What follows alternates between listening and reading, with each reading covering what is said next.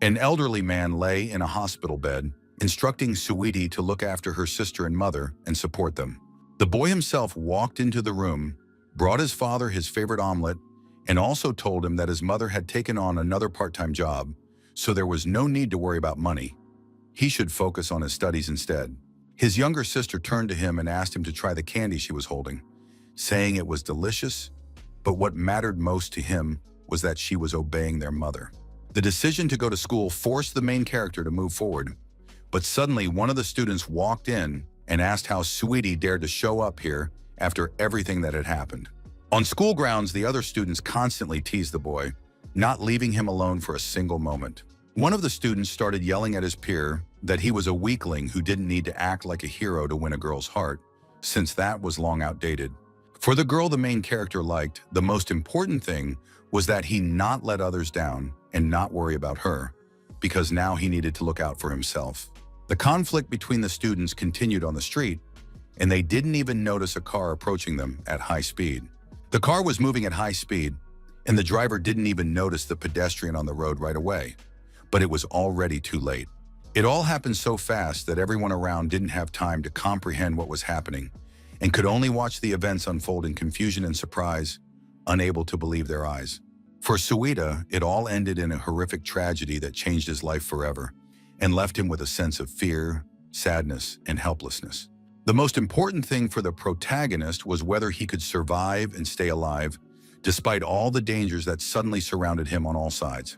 None of those present expected such a turn of events, for everything happened suddenly and radically changed the course of the situation. While everyone present was in a panic and didn't know how to act in this situation, the protagonist silently apologized to his mother and little sister for not being able to protect them. As the young man was about to lose consciousness, he immediately realized that if there was a next life, he would definitely protect those who were most precious to him.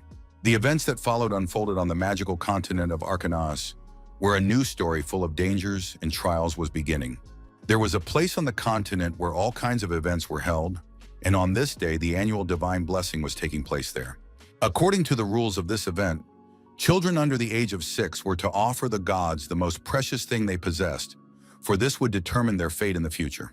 In the center of the blessing site stood a man who explained that after a child offered a gift, the gods would send a messenger who would sense the child's hidden power and grant them the chance to become a mage. Among the crowd of children eager to participate was a boy who asked his mother if his favorite candy would be suitable for the gods. But his mother didn't know, since the gift was supposed to resemble a precious stone, like those worn by nobles. One of the women noticed that Lady Blanca's stones looked very precious and was greatly surprised by their beauty and elegance. The lady herself explained that the more valuable one's status, the greater the chances of success. So the children tried to offer the gods the most valuable things they had in their hands.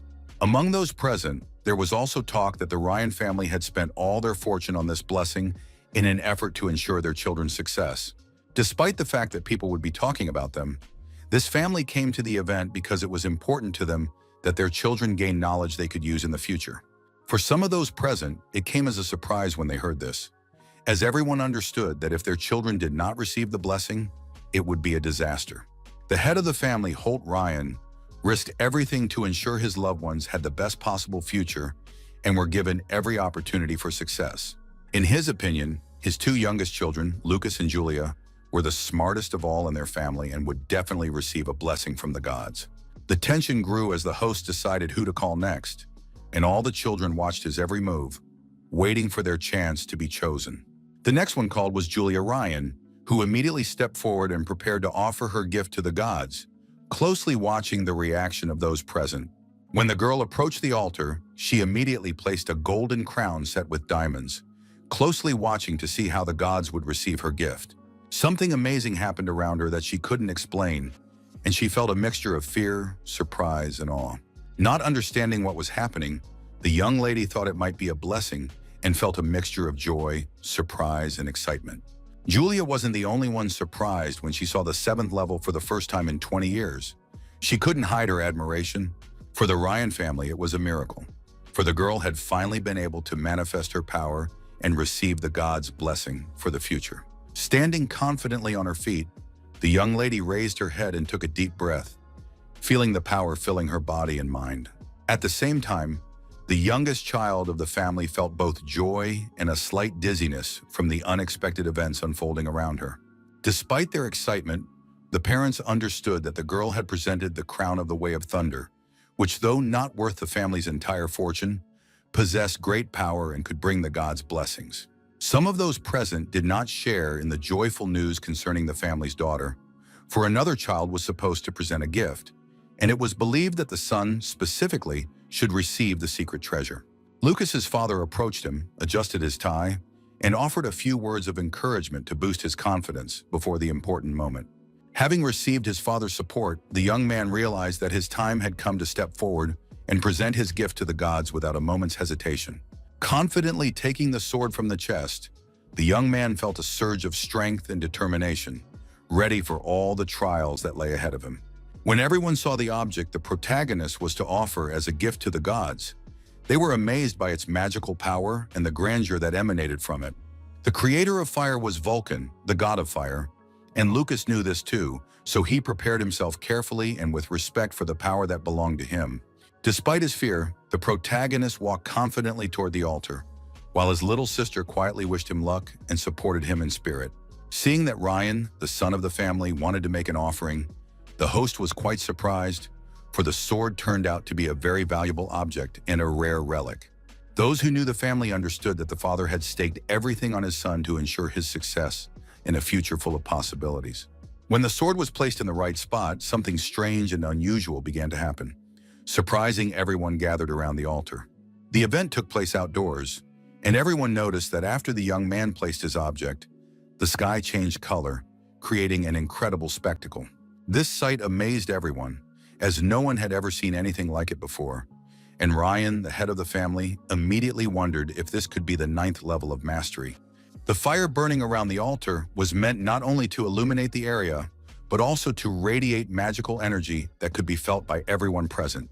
Everything around them instantly turned bright red, as if the flames had engulfed the air and filled the space with magical energy that amazed everyone present. In the center of this spectacle stood Lucas, who couldn't understand what was happening and felt a mixture of fear, awe, and surprise. The young man was overcome with even greater wonder when the sword rose high above him and radiated a magical light that flooded everything around. With every passing minute, the boy grew more and more amazed by the magic surrounding the sword and the incredible changes taking place around the altar.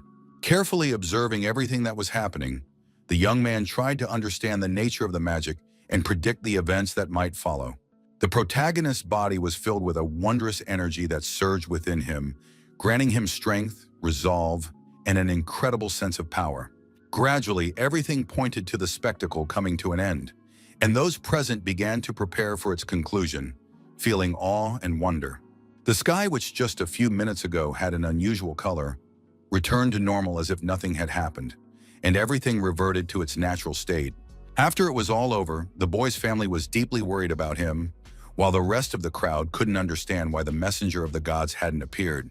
Suddenly, a little girl looked at the altar and asked everyone to turn their attention to it, watching closely what was happening.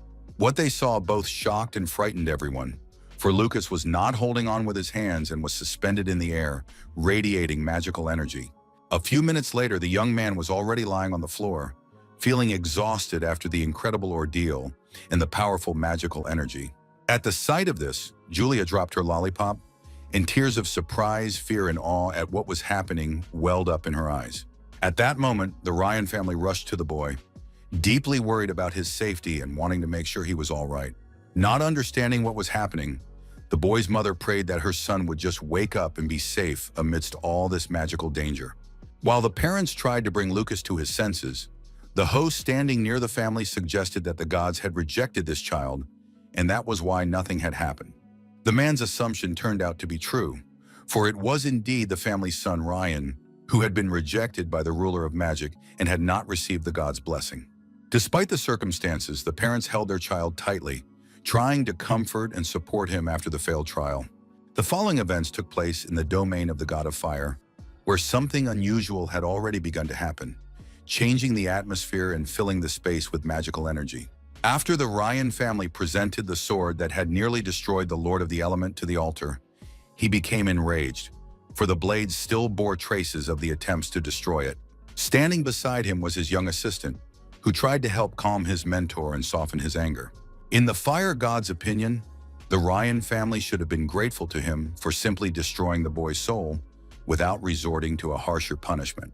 When the assistant approached his master, he immediately noticed that a soul from another world had entered Lucas's body and asked if it should be destroyed again. Despite the messenger's explanation, the man added that it wasn't worth wasting his power on a parasite from the outside world. A certain object appeared before them, and they decided to examine it, as the item turned out to be quite decent and suitable for use.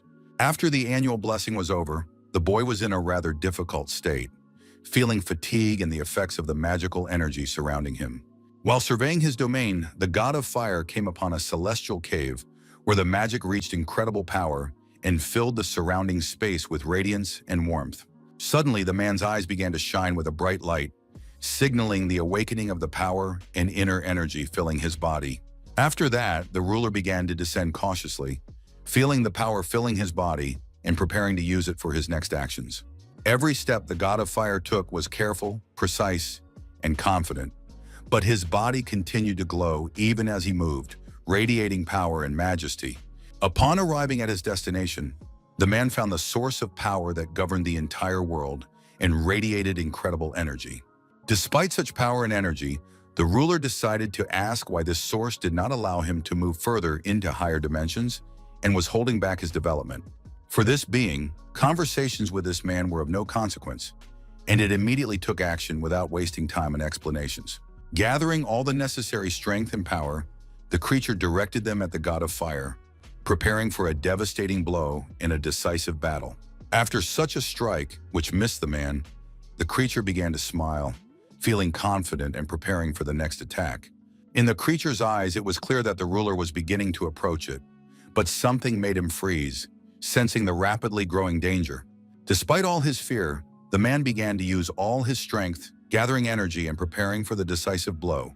Gathering all the energy of fire, he directed it at the creature, pouring all his strength and determination into this decisive blow that would determine the outcome of the battle. With a single powerful blow, the god of fire destroyed the monster, dispersing its energy and ending the dangerous clash once and for all. Despite the fact that the battle had just taken place, the man remained quite calm, feeling in control of the situation and his own power. After destroying his opponent, the ruler confidently moved forward, feeling his power and readiness for the next trials. After traveling some distance, the god of fire decided to test the strength of his energy, feeling it flow through his body and fill the space around him. After testing it, the man realized that the source was not as strong as he had imagined, and its energy was significantly inferior to the ruler's own power. Suddenly, he noticed a strange glow nearby that caught his attention and made him stop to take a closer look. As it turned out, it was an assistant shouting that the god of war himself was approaching, and his power could already be felt in the air around them. Stopping the divine messenger, the man decided to ask why he was disturbing him and what had caused his unexpected appearance. When the god of fire sensed something strange, he immediately asked if his former trainer, Ritsuku, had been destroyed.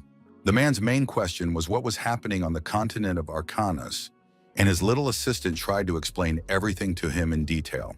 After the messenger's explanations, the man recalled that 1,000 years ago, martial arts were stronger than magic, but now the situation had changed drastically. Hearing the ruler's words, the little assistant said that if he hadn't been obsessed with martial arts, he wouldn't have let the little god escape. The man himself realized that it would be difficult for him to spread the martial arts on his own and find those who could carry on his legacy. As the young messenger watched the fire intently, he suddenly realized that he had no interest in developing this art form and chose a different path. It was important for the master to pass on his knowledge to the next generation and find a worthy student who could carry on his work and preserve the traditions. In the opinion of a creature as small as he was, there is always something to strive for and grow toward by overcoming one's own limitations. Unexpectedly, the protagonist began to hear voices and at the same time realized that everything was fine with him, although it alarmed him. Before his eyes, the young man saw many little men trying to tell him something through gestures and voices, drawing his attention. Trying to come to his senses, the boy did not yet fully realize everything happening around him and felt confused. As it turned out, standing before Lucas was a messenger of Mars, the god of war, who had come to bestow a blessing upon him and inform him of a new power. After the man spoke, the protagonist couldn't come to his senses for a long time, thinking he was hallucinating because he saw several small glowing rays in front of him. From the very beginning, the young man didn't quite understand what was happening, and the assistant to the god of war tried again to explain who he was and why he was standing by his bed.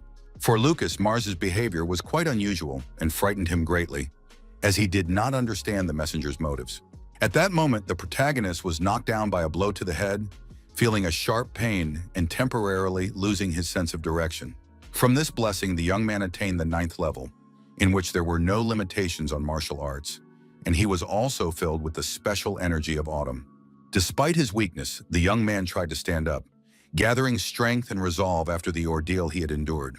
When the protagonist sat up on the bed, he didn't understand what had happened or who this god of war really was, remaining confused and astonished. Another question that intrigued the young man was why these spirits were so powerful and impressive, possessing incredible magical power and authority. For a moment, Lucas pondered what was actually happening and tried to make sense of the strange events unfolding around him. When the young man remembered that he should have been dead, he had no idea what was happening to him and felt a mixture of surprise and fear. The boy's understanding gradually took shape, and he began to realize that what he had experienced was not a dream, but a real magical event that had changed his life. The only thing preventing him from getting the full picture were those memories in which he was just a child in the large Ryan family and didn't understand all the events around him. At that moment, the young man thought the gods were simply mocking him and deliberately preventing him from understanding what was happening and how to proceed. Suddenly, Lucas realized that he had been reborn as a young man whom the gods had turned their backs on, and if his family disowned him, this life would be far worse than the previous one. When the protagonist looked at his hands, he immediately thought of his mother and sister Azusa, who might depend on his support and protection. But when he thought again about the messenger's words, he immediately realized that he knew nothing about martial arts and was not ready for their power and complexity. The protagonist's thoughts were interrupted by the sound of a candy falling to the floor, catching his attention and distracting him from his worries and the few moments he didn't understand. He was even more surprised when he looked at the front door and saw something completely unexpected that disturbed his peace. Standing before him was a little girl with eyes full of tears, and she spoke to him in a quiet, pleading voice. When Julia saw her brother in bed, her eyes filled with tears even more, and she could no longer hold back her emotions. Even though her brother was still weak, the young lady quickly ran to him, hugged him tightly, and was overjoyed that he had woken up. For the little girl, this was wonderful news because she immediately decided to tell her brother what she had heard, that Jeremy and others had said he would never wake up again. The boy immediately decided to calm the young lady down and realized that it was his sister, Lucas, who was very concerned about his condition and happy about his awakening. When the young man recalled the person closest to him from his past life, he could only guess that she was deeply saddened by his death and the hardships he had endured. Seeing how his younger sister treated him, he immediately realized that this time he would do everything to protect his loved ones and rely on the help of the god of war. The following events unfolded at the altar, where magic and atmosphere created a tense and unusual space for such occasions as a divine blessing. It all began quite unexpectedly, for all around was quiet and peaceful, as if nothing foreshadowed the changes and events that were approaching. Just a single drop on the statue's face changed everything instantly, triggering a chain of strange and dangerous events around the altar. Then blood began to flow down the sculpture, flooding its surface with a red glow and creating a chilling and ominous atmosphere around the altar. A creature began to emerge from beneath the ground, slowly breaking through to the surface and filling the space with fear and tension. This strange creature immediately sensed that there were no abominations nearby and that its space remained clear and calm for action. From the reflection the monster saw, it realized that the creature from which it had been hiding had either left this world or been destroyed. At the same time, the creature sensed that it had very little strength left and could barely withstand the events approaching. Despite her weakness, the woman decided to straighten her back and think through her next steps so she could act decisively and with focus. The most important thing for her was that soon the world would belong to them, and everything else was irrelevant and could wait without harming their plans. 9 years had passed since those strange events, and the following events unfolded at the Ryan family residence, where the atmosphere was filled with calm and anticipation. In the courtyard of the estate, the protagonist decided to take a walk, feeling at peace and enjoying the silence and atmosphere around him. The weather in their region had improved significantly, and the young man wondered if Julia's magic lessons were over and if she was already home. It was important for the young man to go meet Julia and spend time with her, enjoying her company and conversation after a long day. Unexpectedly, the young man heard unusual sounds behind him that caught his attention and made him turn around faster than he'd expected. In an instant, the vine grabbed Lucas's hands and lifted him up, forcing him to struggle against its strength and balance. Realizing it was the same person again, he couldn't believe she was capable of such nonsense and acted shocked and surprised. Behind the young man stood Jeremy, watching his actions and ready to intervene at any moment to protect or help him in a difficult situation. For the young man, this encounter was not unexpected, as arguments had arisen between the boys on more than one occasion. But it was Lucas, in his brother's opinion, who was the only one rejected by the gods. In Jeremy's opinion, only the family's mages could be in the backyard of the house. And it came as a shock to the maid that the boy hadn't yet been expelled from the estate. The vine tightened its grip on the protagonist's body even more, but he didn't let his brother know he was in pain and remained calm and focused on finding a way out of the situation. It was important to Jeremy that the boy learn the lesson his brother had taught him and understand the consequences of his actions and mistakes for his future development. Despite all the circumstances, the protagonist did everything he could to avoid being taken advantage of and to protect his dignity and standing. Jeremy looked at the boy with a surprised expression when he began to say that his sister could show up at any moment, since her class was about to end. Calmly explaining that he could be struck by lightning, he asked the fourth child of the Ryan family to let him go immediately without causing any harm. When Jeremy heard threats from the worthless brother, he immediately made it clear that he wasn't afraid of anything, not even a huge lightning bolt, and remained calm. At the same time, just as he refused to believe that this empty talk could be true, the boy was struck by a sudden, bright flash that made him flinch. A few minutes after the powerful discharge, the girl standing next to the young man began to scream and was very frightened, as she was worried about Mr. Jeremy, who was lying on the ground and not moving. Realizing who was behind it, the protagonist understood that his younger sister was standing behind him, watching everything that was happening. The closer the girl got, the more she wanted to strike another blow with her wand and unleash the full power of her magic. With confidence in her voice, Julia said that if he dared to insult her brother again, the consequences would be far worse than what had happened today, and he would feel the full force of her anger and her determination to protect her family. For the young lady herself, this was not just a warning, but something much more serious, a signal that she was ready to act decisively to protect her brother. After that, the sister decided to help Lucas free himself from the branches, carefully untangling them and supporting her brother so he wouldn't get hurt. All the shoots were already lying on the ground, and the young man was exhausted but happy that he had managed to free himself and remain unharmed. When the protagonist was able to move his arms, he hugged his sister tightly, feeling grateful for her help and support in a difficult situation. The first thing Julia asked was whether her brother had learned his lesson, because she didn't want him to get into similar, dangerous situations. Meanwhile, Jeremy, trying to get to his feet, felt tired and in pain, but he gathered his strength to stand up and not give up, since he still had some business to attend to. Although the maid helped the young man get up, he had no strength left, but she took matters into her own hands and they ran as fast as they could, as far away from danger as possible. After their lightning-fast escape, the protagonist wondered if his little sister had really spared him and why she hadn't used her full strength against him. The young girl wondered why her brother hadn't wanted to strike back, but the secret of his abilities was known only to the two of them and no one else. In the boy's opinion, Julia was not only protecting her closest relative, but also honing her skills and improving her mastery of magic. Watching the girl closely, he realized how deeply he loved her and how important it was for him to protect and support her. During a walk with Julia, the protagonist realized that 9 years had already passed since he was reborn and recalled his first conversation with his father. Recalling the moment when his father first entered the room, the boy was certain he would be kicked out of the house for failing to live up to his family's expectations. A few minutes later, the man's cane fell to the floor with a dull thud, and a tense silence fell over the room, a silence that seemed endless and heavy for everyone present.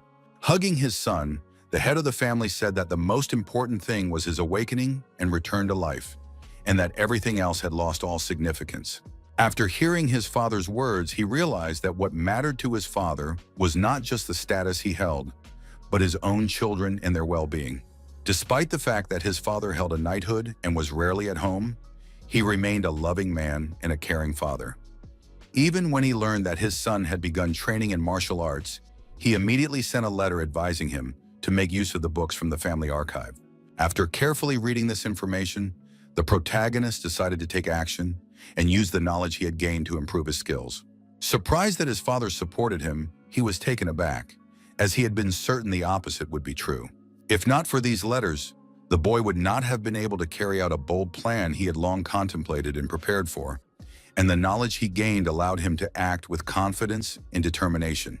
At home, no one could ever figure out where the young master, Lucas, was running off to, since he was too young and his actions seemed incomprehensible and unpredictable to everyone present. According to one of the servants, there was no need to worry about the young man, since he didn't even know how to use magic and would most likely be expelled from the estate. During their conversation, the women sensed something strange, as the atmosphere around them suddenly changed and something invisible caught their attention. In their opinion, the protagonist might be practicing earth magic, since lately it seemed as though the ground beneath their feet was constantly shaking and shifting. Despite his fears, the boy continued to train in secret, improving his skills and honing his abilities away from prying eyes. For Lucas, working out and clearing the area was absolutely essential, as it helped him hone his skills and maintain control over his surroundings. After finishing digging the secret room, the boy realized that this area was more than enough for him, especially since it had taken a full 4 months to create the training ground, and he had put a lot of effort into it. The secret training ground consisted of 4 zones: a classroom, a training area, a storage room, and a bathroom for recovering after sessions. To set up all 4 training rooms, he spent all his savings, so for a while, a cheap bathroom for recovery would have to do. After construction was completed, Lucas began training daily, honing his skills and refining his combat and magical abilities, dedicating time to physical conditioning and developing control over his power. In the protagonist's opinion, taking therapeutic baths was the most effective way to relieve tension after martial arts training, restore his strength, and prepare his body for the next sessions. 3 years have passed since the young man found the book in the archives that he used to train by, and now 5th level magic and below leaves not a single scratch on his body. Realizing that his defenses were improving, Lucas didn't know how he would fare when stronger opponents began attacking him or how resilient his body would be. At that moment, the young man decided to try one method to test his abilities and find out how effective his defense had become. To carry out his plan, the young man would need a sword to help him hone his skills and confidently execute his plan. For some time, the protagonist trained daily, honing his skills and gradually improving his strength, endurance, and control over magic. His confident and determined gaze showed that he had no intention of stopping and was ready to face any trials for the sake of his goal. For his training, the protagonist used not only swords but also spears, honing his combat technique and improving his skill in various styles and at different ranges. With each passing day and every movement, the young man's skills improved, becoming more precise, powerful, and controlled, bringing him closer to true mastery. After one of his training sessions while using a spear, the young man destroyed his dummy with the force of his strike, demonstrating significant progress in his combat skills. Thanks to these sessions, Lucas had already mastered the 4th level of the Thunder Spear, which summons clouds, but despite his achievements, he sought to practice even more complex skills. Over the course of 9 years, the young man's skills continued to grow, but he was preoccupied with a single question that wouldn't leave him alone, even during training. While reading books, the boy learned that when a martial arts master reaches a certain level, they encounter the limits of their own abilities. The only way to transcend those limits is to achieve enlightenment, but those who attempt it often fall into despair, so almost no one chooses this path, even though it is no less powerful than magic. Armed with all this knowledge, the protagonist considered himself different and was convinced that he could achieve more than others despite all the difficulties. With a calm mind, the young man continued to train, focusing intently on honing his skills and moving confidently toward his goal. Assessing all his capabilities, the young man decided to train some more at the punching bag, honing the strength, speed, and accuracy of his strikes. Each of his strikes became stronger, more precise, and more controlled with every attempt, demonstrating gradual progress in his skill. During the session, dust swirled around the punching bag, creating a sense of motion and highlighting the power and intensity of each of the young man's strikes. The dust rose high from the power of the strikes, showing the strength and precision of each of the young man's movements, and his skills grew stronger with every strike. This time, Lucas reached the 5th level of the Exploding Fist of Frenzied War ability, demonstrating significant progress in his skill and combat strength. Realizing that the levels were constantly rising, the young man wondered if there was truly a limit to his potential and how far he could advance in his mastery. In the young man's own opinion, the assumption that wouldn't leave him alone might be true, for he had been awarded a divine blessing, and this gave him hope for great possibilities. The young man's musings on the limits of martial arts were interrupted by the chime of a clock, reminding him of the passage of time and bringing him back to reality. Thanks to the clock, the protagonist remembered that Holt was coming and that a family evening with his loved ones awaited him.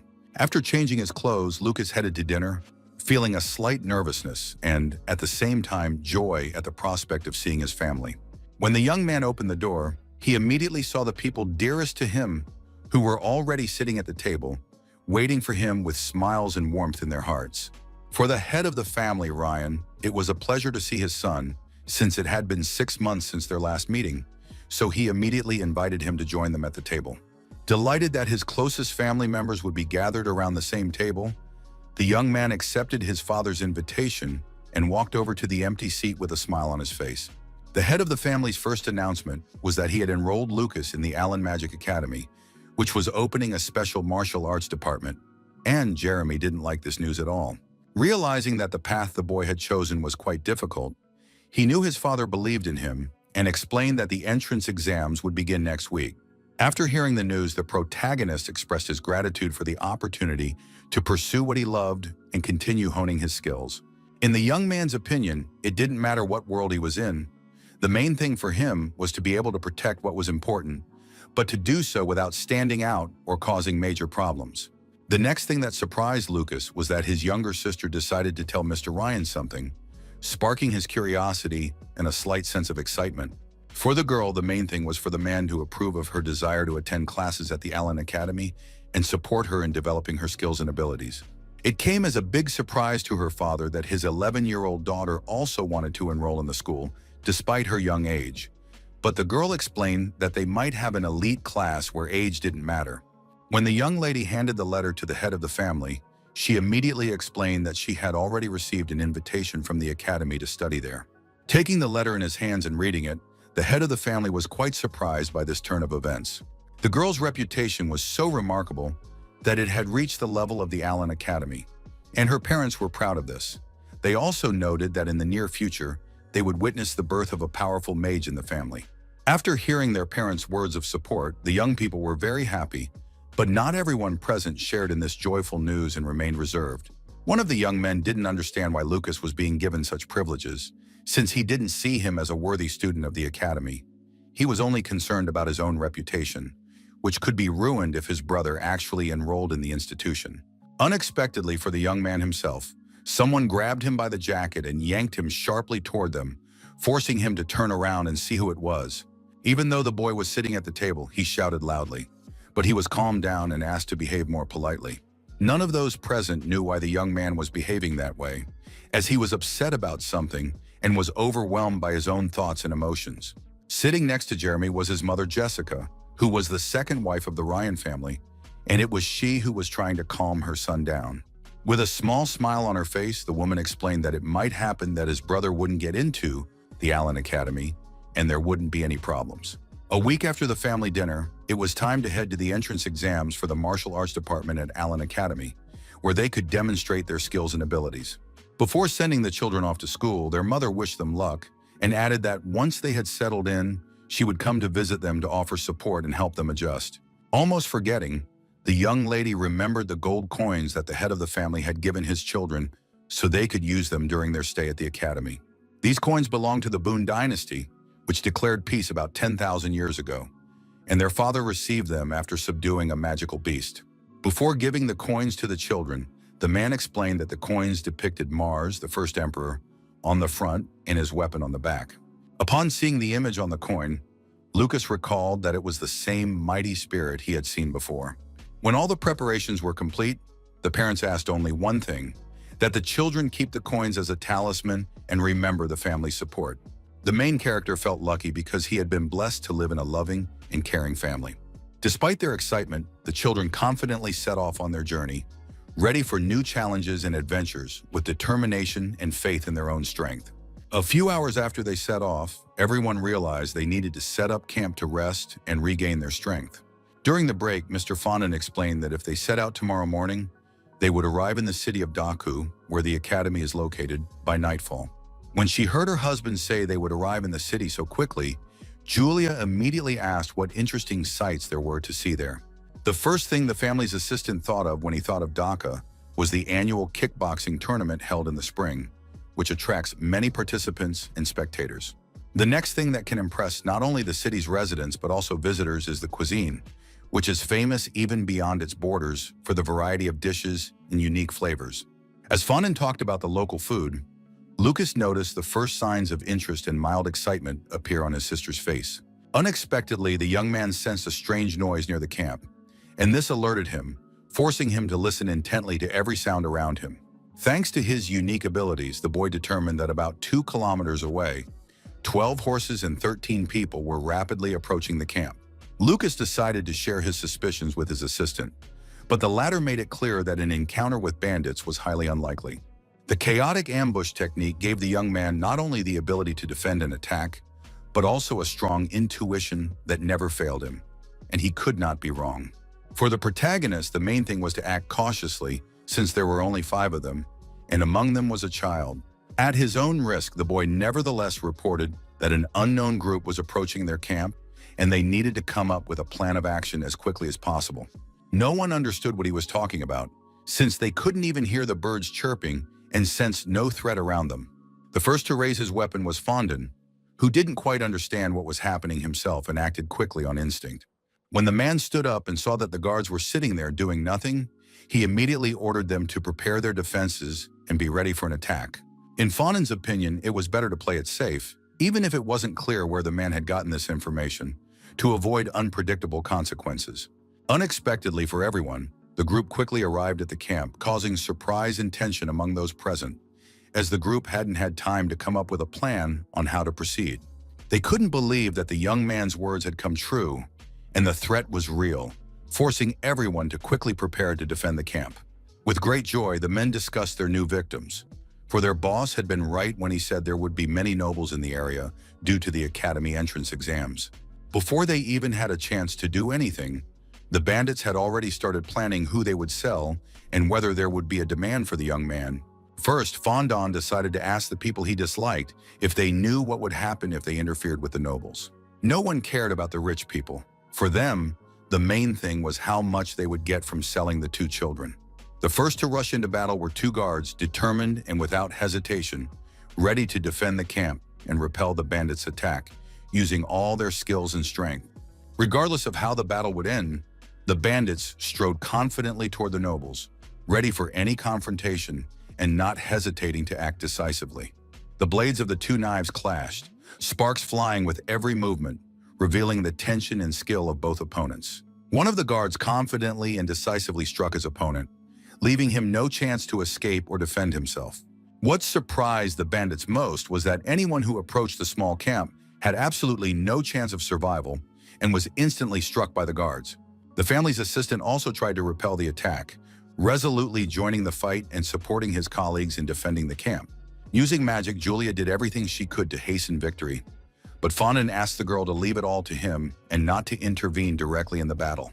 The battle between the 2 small groups was in full swing. Every move and strike determined the outcome of the confrontation. Taking a moment to breathe, the family's assistant Ryan asked Lucas and his sister to flee as far as possible from the battlefield to avoid danger and save their lives. Suddenly, the protagonist heard a strange sound that greatly alarmed him and made him alert and listen more closely. Suddenly, the young man noticed that flames had erupted all around him, instantly engulfing the area and creating a chaotic and dangerous situation. What surprised him most was the behavior of one bandit, who acted completely unpredictably and risked everything for his own gain.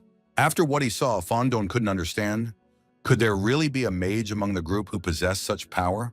Turning away from the unexpected blow, the man shouted at his men to run into the forest as fast as they could and save themselves from danger. The unexpected blow caught the family's assistant off guard, forcing him to react instantly and look for a way out of the dangerous situation. When the protagonist saw what had happened, he felt intense fear and at the same time began to worry deeply about Fondin's condition, trying to figure out if he was safe and how he could help him as quickly as possible.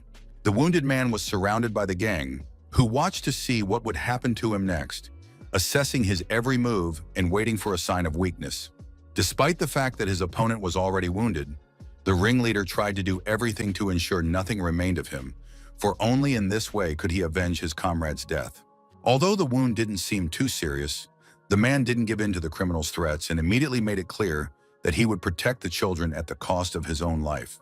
Seeing that the man was ready to do anything for him and his sister, the young man immediately decided that, despite his reluctance to reveal his true power, the assistant was only at the second level of martial arts and would not be able to handle the mage. Everyone knew of Fondin's kindness toward him. Despite his own parents, he regarded him as a true member of his family. The life of his closest relative was at stake, so it was important for the young man to help and do everything possible to save her.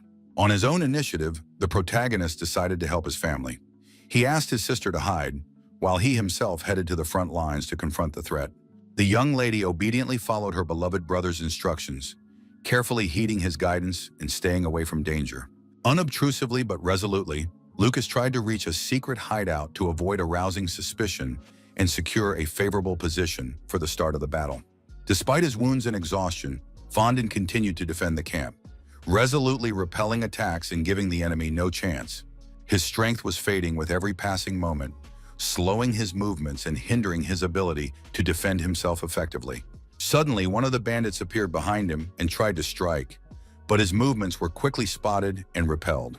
When the man immediately realized that the end had come, he gathered his last strength to protect the children and prepare for the decisive moment.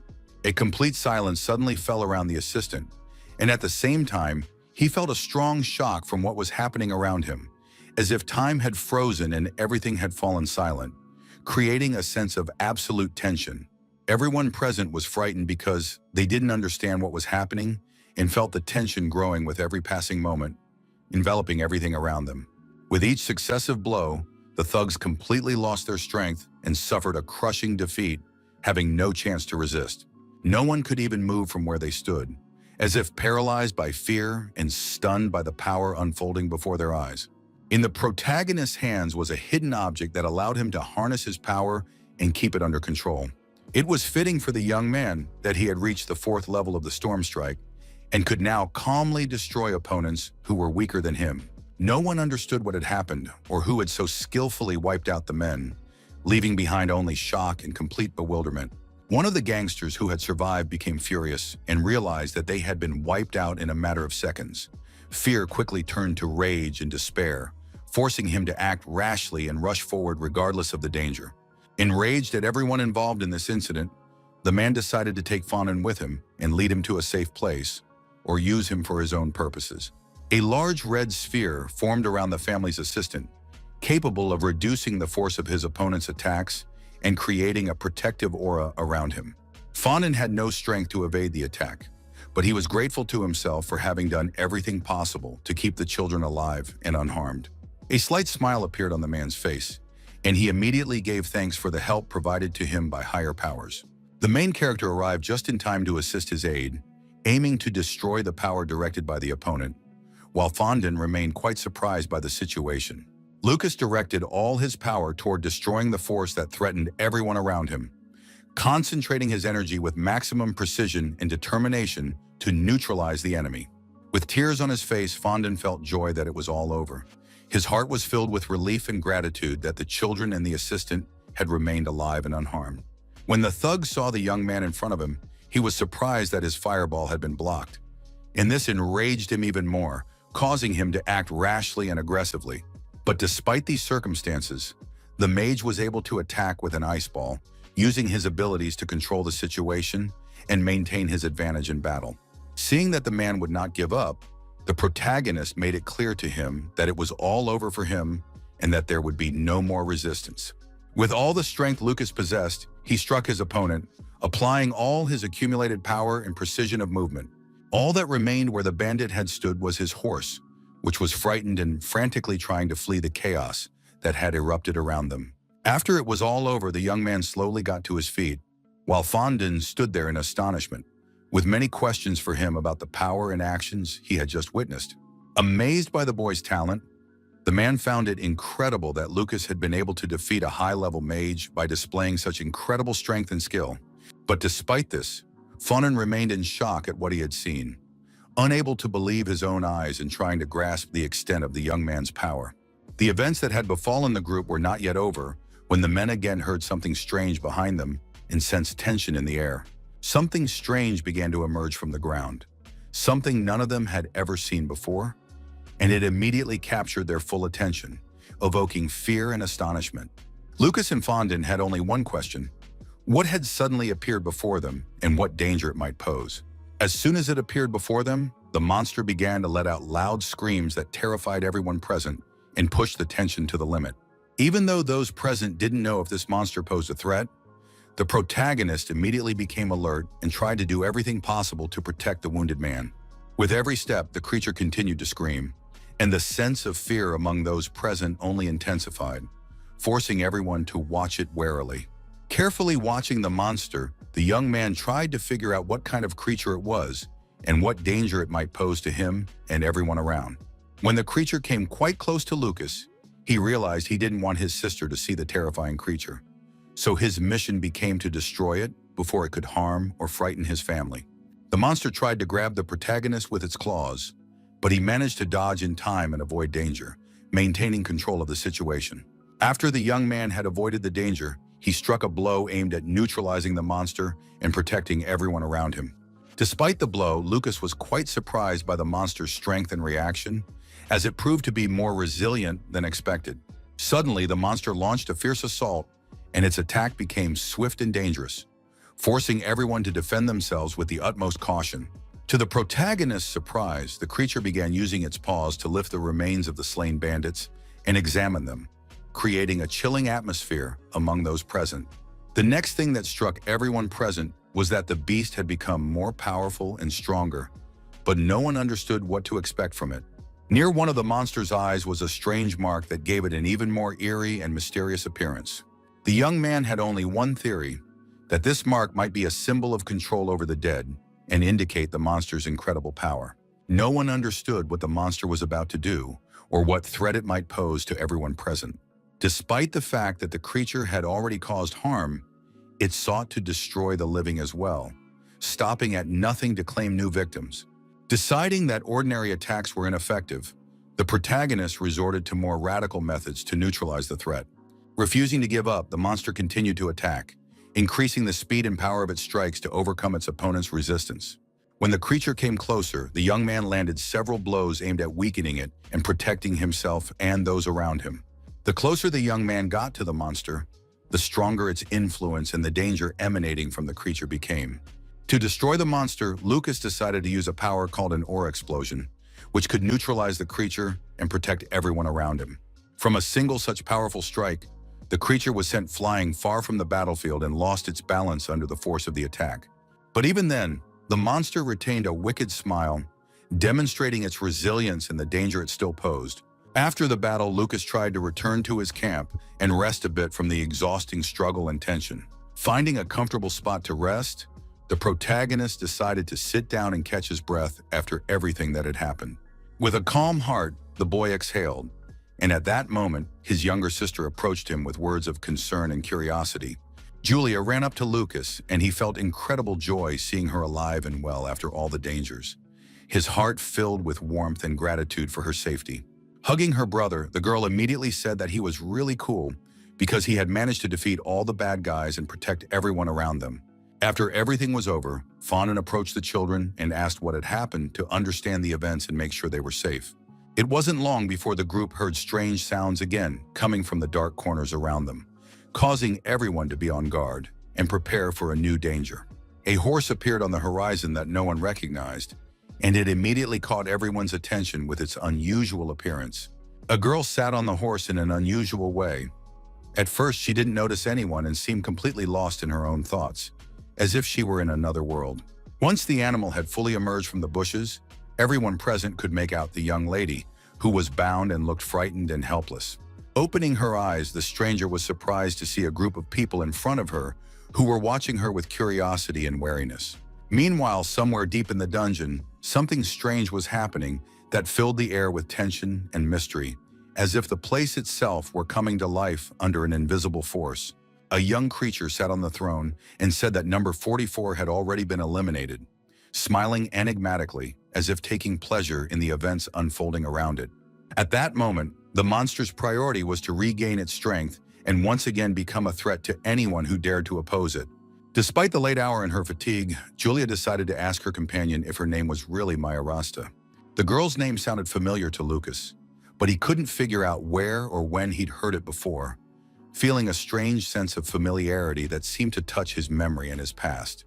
When Julia heard her brother's guess, the name seemed familiar to her as well, and she felt a strange sensation, as if she had already encountered it in her memory or heard it somewhere before. The protagonist recalled that the Rasta and Ryan families lived near the city of Daku, and this brought back memories of past events and familiar people from that region. Another thing was bothering Julia, and she immediately decided to ask how it had happened that she'd been attacked by thugs and why events had unfolded so unexpectedly for her. After the young people began talking about this, tears welled up in Maya's eyes and she felt a wave of emotions she couldn't contain, leaving her stunned and bewildered.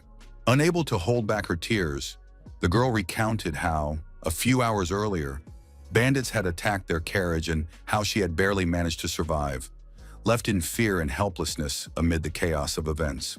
What the young lady said next was truly horrifying, for the scoundrels had killed her guards one by one, leaving her alone amidst the chaos and danger. Even more chilling was the story of the maid who tried to protect her mistress, but failed and fell victim to the bandits, leaving the girl completely alone in the midst of danger. Despite the fact that Maya said she was a noblewoman, they didn't care, and continued their violence regardless of her status or pleas for mercy. For the bandits, the main thing was to carry out the order regardless of the consequences and the fact that their actions harmed innocent people. In the girl's opinion, it was important for them to kidnap noble children specifically to carry out the order or receive a reward, regardless of the danger and suffering of the victims. Seeing how her new acquaintance was suffering from the ordeal, Julia tried to calm her down, explaining that the bandits could no longer harm anyone because they had already been eliminated. After hearing this, Lucas reflected on what had happened and tried to grasp the magnitude of the events, as well as figure out how to avoid such danger in the future. Late at night, after the exhausting events, Fondon and the protagonist sat down to have dinner, and the man immediately mentioned that the girls had already gone to rest, leaving the place quiet and peaceful. It was important for the young man to hear the man's opinion after Mrs. Mai's story in order to grasp the true scale of the events and receive advice on what to do next. Despite everything he had been through, the family's assistant thought clearly and sensibly, realizing that this was not just a coincidence, but something monumental that could have major consequences for everyone around them. Agreeing with Fonen's words, the protagonist realized that these bandits could use magic and possessed incredible abilities to control the dead, making them extremely dangerous. The boy's words surprised the man and forced him to reconsider his own attitude toward the situation and assess the true level of danger. In the boy's opinion, everything was being controlled by a terrible demon that was pulling events toward a dark and dangerous path and directing the actions of the bandits and other forces around them. Immediately after the young man spoke, Fonen said he would definitely tell the master about the events, and also noted that if they informed Mai's parents about the situation, they could begin cooperating with the Rasta family for further protection and coordination of actions. Lucas really liked the man's suggestion and immediately decided to propose his own idea that could help get rid of the problems and turn the tide of events in their favor. The next day, the group reached the Carmina Empire, located in the Carmina region of Baku, and immediately suggestions began to surface to change all their plans so they could explore the city and rest a bit after the journey. For their own safety, the protagonist suggested heading straight to the academy, since the bandits might still be roaming the city, but Julia wasn't too keen on the idea. Although very upset, the little girl still listened to the young man as he tried to explain that it was for their safety. After hearing the young man's words, Maya agreed with him, realizing that safety had to come first right now and that any rash actions could lead to even greater danger for all of them. Despite the events that had taken place that night, Julia was still very upset that she wouldn't be able to see the city and experience its atmosphere as she had dreamed of before. Suddenly, Lucas had an idea that could change the situation without putting everyone in unnecessary danger, allowing them to balance caution with Julia's wishes. Hearing the children's conversation, Fawnin immediately announced that they had already entered the city and could now open the window to breathe in the fresh air and look at the surrounding buildings. Julia's eyes lit up immediately because these were new experiences for her, and she and her brother agreed that they would buy some food at the next stop to keep their energy up during the trip. This trip made a tremendous impression on them and left a deep mark on their memories, filling their hearts with wonder and curiosity. The city impressed with its grandeur and beauty. The narrow streets and majestic buildings created an unforgettable impression for everyone present. The sheer size of the area was impressive, as it was considered the largest after the capital, and its scale and the scope of its development immediately caught the eye. Even to Maya, it seemed fantastic and filled her with awe at the city's scale and beauty, which exceeded all her expectations.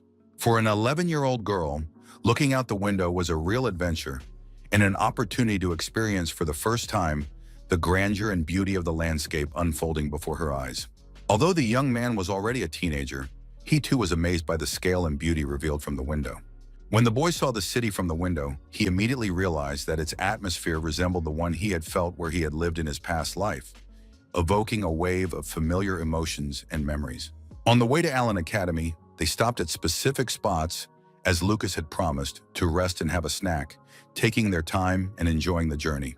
Even when Julia caught the scent of pastries, she couldn't hide her delight and eagerly awaited the chance to try them.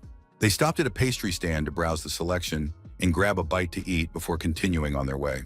Despite the short time they had spent together, the girls had already become friends and were now tasting the local food together, enjoying new flavors and shared moments.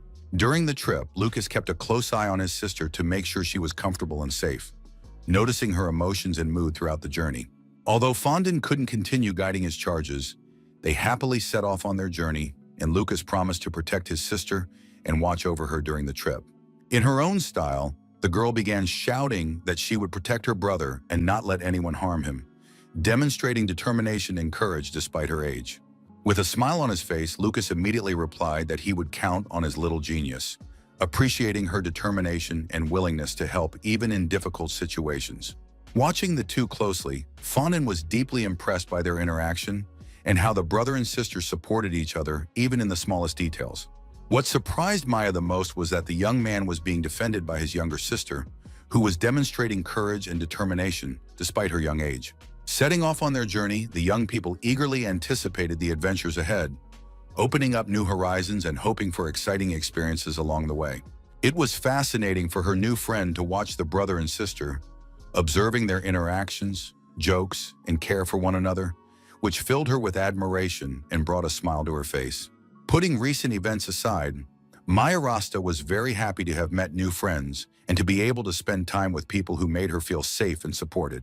Eagerly looking forward to further interaction, the young woman dreamed of exciting adventures and moments she could experience together with her new acquaintances. That evening, after their walk, Fawnin remembered something important and decided to share it with Lucas, hoping the information would help him better understand the situation and the events unfolding around them. Back when Lady Maya and the young man were younger, they were quite a sight to behold as they grew up together, and she was also his fiancée, which created a special bond between them.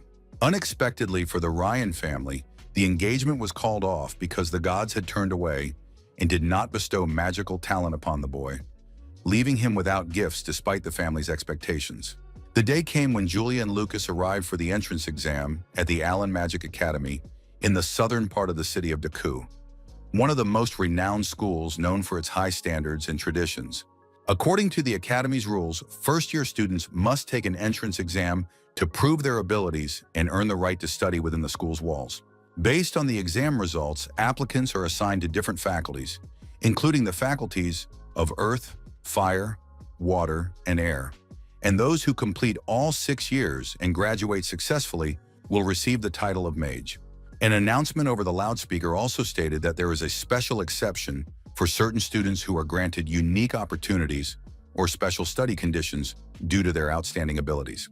The exception was that any student who passed the MAGE certification exam during their studies could graduate early without completing the full 6 years of study. While walking across the square after the entrance exam rules were announced, the protagonist noticed that his sister was upset and decided to find out the reason for her sadness. Julia was curious to see if she could take the entrance exams alongside Maya, as it was important for her to compare her abilities and feel the support of her new friend during the trials. In the end, her new friend went to the entrance exams accompanied by her parents. And that was the most important thing, since they ensured her safety and support during the exams. To cheer his sister up, Lucas said that if they passed all the exams, they would become classmates and be able to see each other every day. But first, they needed to focus on the test. The girl didn't want to give up, so she confidently went with her brother to find the registration desk for the entrance exam, determined to succeed and start a new chapter in her life. After Julia and the main character found the admissions office, everyone started talking about her because no one believed she had come to apply to the academy due to her young age. There was also talk about Lucas himself, because as soon as they appeared, everyone's attention immediately focused on them, sparking surprise and curiosity. Before they had a chance to take in their surroundings and figure out where to go, the young people were suddenly stopped. While the brother and sister were looking for where to register, Mina, the vice president of the Magic Academy Student Council, unexpectedly approached them. The most important thing for the girl was to find out whether Julia and Lucas were strangers on the school grounds. Looking at Mina in surprise, the young lady explained that they had come to take the entrance exams together and were not strangers on the academy's grounds. After hearing Julia's words, the student was very surprised, as she couldn't believe that she had been invited to take the entrance exams for the academy's elite class. Without hesitation, the vice premier smiled, hiding her surprise, and politely continued the conversation with the guests. The next question Mina asked was whether the young lady was indeed the daughter of the Ryan family and whether she had official confirmation of this status.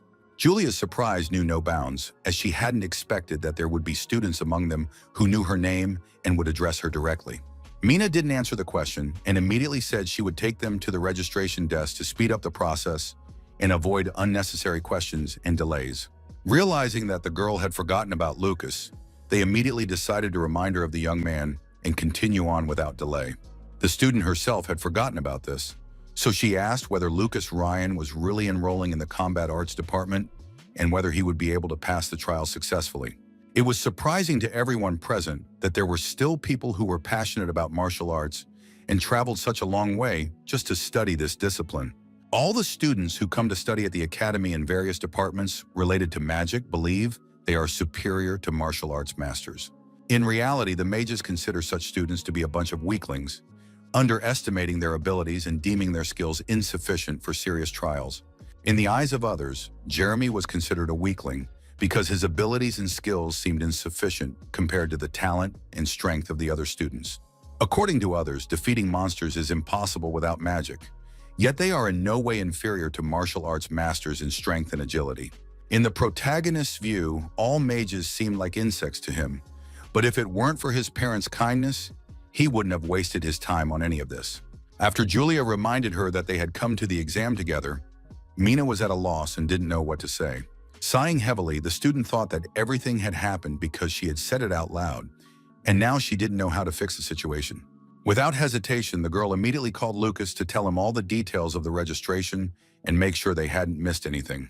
Despite the misunderstanding, the Deputy Prime Minister added that she would escort the young man to the exam hall as soon as he completed all the preparatory steps. In the young man's opinion, this girl was different. She didn't look down on him, and he also thanked her for her help. After filling out the registration forms, Mina told them where to submit them and provided student badges. Following all the instructions, Lucas and his sister took the badges and will be sure to wear them before entering the exam hall, since they have a serial number on them. According to the rules, all applicants go through 3 stages. The first is a measurement of energy potential, and the second is a test of compatibility with the spirits of various elements. The final test was designed to check whether the applicants could control the destructive power of their magic by using a mannequin as a practice object. Another rule of the entrance exams was that all applicants undergo the same test regardless of their chosen faculty, ensuring equal conditions for every candidate. To the protagonist, this seemed strange, as it did nothing to ensure fairness, and it appeared that the organizers were indifferent to creating separate exams for the martial arts faculty. After thinking it over, the young man pretended to understand everything and stopped asking questions, deciding to focus on the upcoming tests. Thinking it over, he decided to show off his skills a bit to avoid the strange attitude toward this field and prove its value among the other students. At the location where magical potential was being measured, the students were told that they needed to place their hands on the magical light one by one to determine their level of power. After the rules for the first test were announced, the man who had come down from where the magical light stood looked at the protagonist strangely, as if trying to understand or sense something in him. Unable to hide his surprise, the man was shocked, for he had never seen anything like this before. Such an occurrence happened only once in 1,000 years and went beyond the bounds of ordinary experience. When Lucas approached his first exam, everyone present was surprised, for his magical potential was 0, and this contradicted all the Academy's expectations and standards. The young man wasn't surprised by what he heard, since he'd faced similar impressions before and had already grown accustomed to others treating him this way. After the boy, his sister approached the magical light, ready to take the test and demonstrate her own magical potential. When they placed their hands on the sphere, the applicants were surprised, as they hadn't expected to see a purple light, which immediately caught their attention and left them in awe. One of the organizers was surprised by the girl's result, as the purple color indicated a potential of 7 out of 10, and she turned out to be one of the strongest candidates. Realizing that everyone was surprised, the young man decided to continue observing their reactions to gauge the audience's impressions. When Julia heard her brother explain that she didn't need to hold back today, she immediately began to act decisively and confidently. After hearing those words, the girl immediately focused on passing the test and set her mind on demonstrating her abilities to the fullest. When the young lady brought her hands even closer to the sphere, it immediately shone much brighter, as if responding to her touch. Throughout the hall, the bright light dazzled everyone present, creating an atmosphere of magical grandeur and thrilling anticipation before the exam began. None of those present even suspected that such a young lady could possess such immense power, capable of astonishing everyone around her. One of the organizers was shocked, for Julia had proven herself completely, displaying a golden light that was only 1 level below the 10th. The staff at Allen Academy recalled that a similar incident had occurred 2 years ago, but back then the girl was older, whereas this girl was younger and possessed incredible talent. After passing this stage, the young lady exhaled and felt a sense of relief, taking her first success as confirmation of her abilities. As she descended, Julia immediately began calling out to her brother, which surprised the applicants even more and drew their attention to the pair. Among everyone present, the young man was the only one who knew about his sister's unmatched talent and immediately decided to support her, because in time she could become a great magician. The two boys began discussing the brother and sister. One of them couldn't understand how she could have such talent while he remained a failure, but the other asked him to keep quiet because no one knew what would happen if they found out. No one wanted to stop the discussion, but one of those present explained that it wasn't worth making an enemy of a genius because of some loser. But despite this, the main character didn't care about their opinion. They didn't realize that Julia was standing behind them and had overheard their conversation. She politely explained that anyone who dared to mock her brother would feel the full force of her power. Recalling all his efforts in training, aimed at fulfilling a single dream, the boy felt a sense of determination and a desire not to stop on the path to his goal. The efforts to develop his sister's talent were not in vain, for she is only 11 years old and already possesses unmatched abilities. The loudspeaker once again announced the start of the second stage of the exam, which would take place in the Spirit Hut. After the next tasks were announced, the young people confidently moved on, paying no attention to those present and calmly prepared for the new stage of the exam. The next task takes place in the Ability Testing Hall, where students have already gathered and are preparing to demonstrate their skills and talents. The spirits who would assist in conducting the exam were already present on the grounds, and the applicants were preparing to demonstrate their abilities and control their magic. The presence of the spirits immediately caught the attention of everyone on the grounds and sparked interest and awe at their magical power. To the youngest student, these creatures seemed beyond the realm of fantasy and evoked in her both sincere admiration and anxious wonder at the same time. With a smile on her face, the young lady watched these beings intently, marveling at their magical beauty and extraordinary abilities.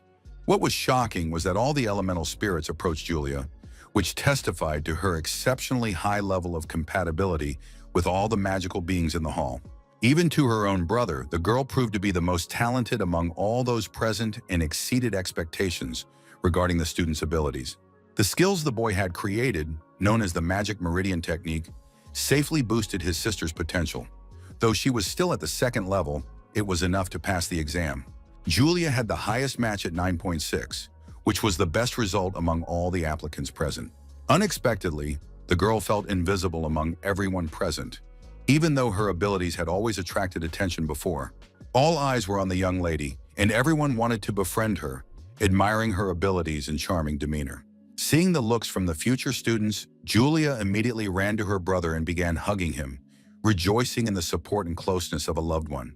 It was important to the boy that his sister felt confident and remained safe, and he tried to support her and create a calm atmosphere around her. In reality, Julia felt uncomfortable when people looked at her that way, as she felt fear and awkwardness in front of everyone present. Trying to calm his sister down, the young man explained to her that she was a genius and that she would see such looks from others more and more often with each passing day. In Lucas's opinion, she shouldn't pay attention to other people's opinions, but should simply do what she truly enjoys. In the end, the young lady agreed with her brother's opinion because she wanted to gain experience so she could defend him in the future. It came as a surprise to the young man that his sister cared so much about what others thought, so he decided to help her become more confident and courageous. When the boy walked past, people were talking about him again, but it seemed like he didn't care what others thought and wasn't paying any attention to it. No one understood why Lucas had come to apply to the academy, since his skills were at a very low level and didn't meet the academic requirements. The protagonist hadn't checked his compatibility level yet, so he could only guess what his result would be in the next stage. In the second stage, the spirits tried to flee from the young man as soon as he entered, and some students believed that the creatures found it repulsive to be near him. As they continued discussing the second test, one of the students felt that something strange and incomprehensible to everyone present had happened. According to the young man, when Lucas left, the fire spirit almost vanished, and it seemed that his presence had a strong effect on the creature. One of the applicants explained that since the creatures were quite small, their actions might have gone unnoticed by those around them, and no one had noticed what had happened to the spirit of fire. The conversation piqued the protagonist's interest and made him reflect on what was happening around him and what consequences it might have. Without even realizing it, the young man had no idea that during the stage, there might have been witnesses to certain events, observing everything that was happening. During the first test, the main character noticed something unusual that caught his attention and made him think about the events around him. The boy thought that the spirit of fire might hate him, but he couldn't figure out why, and this made him anxious during the test. Constantly acting restless, the creature displayed disruptive behavior that made it difficult to complete the test. After the test was over, and just as he was about to leave the room, the spirit spat fire in Lucas's direction. The only thing that could have provoked such behavior from the spirit was an insult to the boy himself, which caused the spirit to display aggression during the test. During the exam, he was holding a small, almost imperceptible stone that did not attract the attention of those around him. The fire spirit noticed the small stone in Lucas's hands and took offense at him because of it, displaying aggression during the exam in front of everyone present. It was offensive to the protagonist that a servant of God behaved so unacceptably in front of everyone present. Taking his sister by the hand, they set off together for the final stage of the exam, preparing to pass the last test and demonstrate their abilities. Despite all the trials, the young man decided to ask if Julia could take first place again in the final test and repeat her success. The most important thing for the young lady was that her brother be safe, and the young man himself tried to protect his sister from all misfortunes. The final test will take place in the Hall of Destructive Magic, where participants must demonstrate all their abilities and control over their power. Metal mannequins were placed throughout the hall to serve as training targets and to test the participants' magical abilities. As Lucas and Julia walked to the exam, they again heard people talking about them, which caught their attention and made them pause to think. As it turned out, some of the exam participants didn't like that a little girl was taking the top spots, so they decided to take out their anger on the mannequins. What surprised the young lady most was that the boys were more worried about the exam device than the tasks themselves. This mannequin is made of a special metal hardened by defensive knowledge, so it can withstand any attack below the curse class. In the boy's opinion, the equipment seemed sturdy and reliable, ready to withstand serious stress during the exam and the participants' trials. For the protagonist, this was his only chance to test his 6th level skills and demonstrate his mastery during the exam. What Lucas liked most was attending the academy and using such cool tools that made learning interesting and exciting. Unexpectedly, for the applicants who were already in the final exam hall, someone started shouting not to enter without waiting in line. A rude girl started ordering people around, telling them where to stand and how long to wait in line, creating chaos among the applicants in the exam hall. Trying to figure out what was going on, the prospective student assessed her rival and her behavior before the exam began. At first, she could only scan the situation, assessing her surroundings and her rival's possible actions. Upon seeing a silhouette from inside, the young lady instantly realized what was happening, and her heart skipped a beat from unexpected anxiety. Despite the shouts of those around her, the student stood calmly, waiting for her turn and observing what was happening around her. At one point, Iva Mirinda noticed Julia and watched her actions and behavior with interest as she prepared for the exam. Deciding to move closer to her, the girl tried to strike up a conversation to get to know her better. The question about the highest level of compatibility surprised and frightened the little girl, making her anxious and unsure of what to do next. Not only the question, but also the girl's gaze was very menacing, making the little girl feel fear and uncertainty about her actions. Julia immediately said that this student was very scary and that she was afraid of her, not hiding her emotions and seeking support from her brother. Hiding behind her brother, the 11-year-old girl was too scared to say a word and waited for the incident to end. It was important for Lucas to assess the entire situation before taking any action, so as to avoid mistakes and proceed cautiously. With great disrespect for the other exam participants, the girl introduced herself as the granddaughter of Emperor Iva Mirinda to emphasize her status. This girl's family lives in one of the 3 houses in the northern part of the empire and wields influence that underscores their high status among others.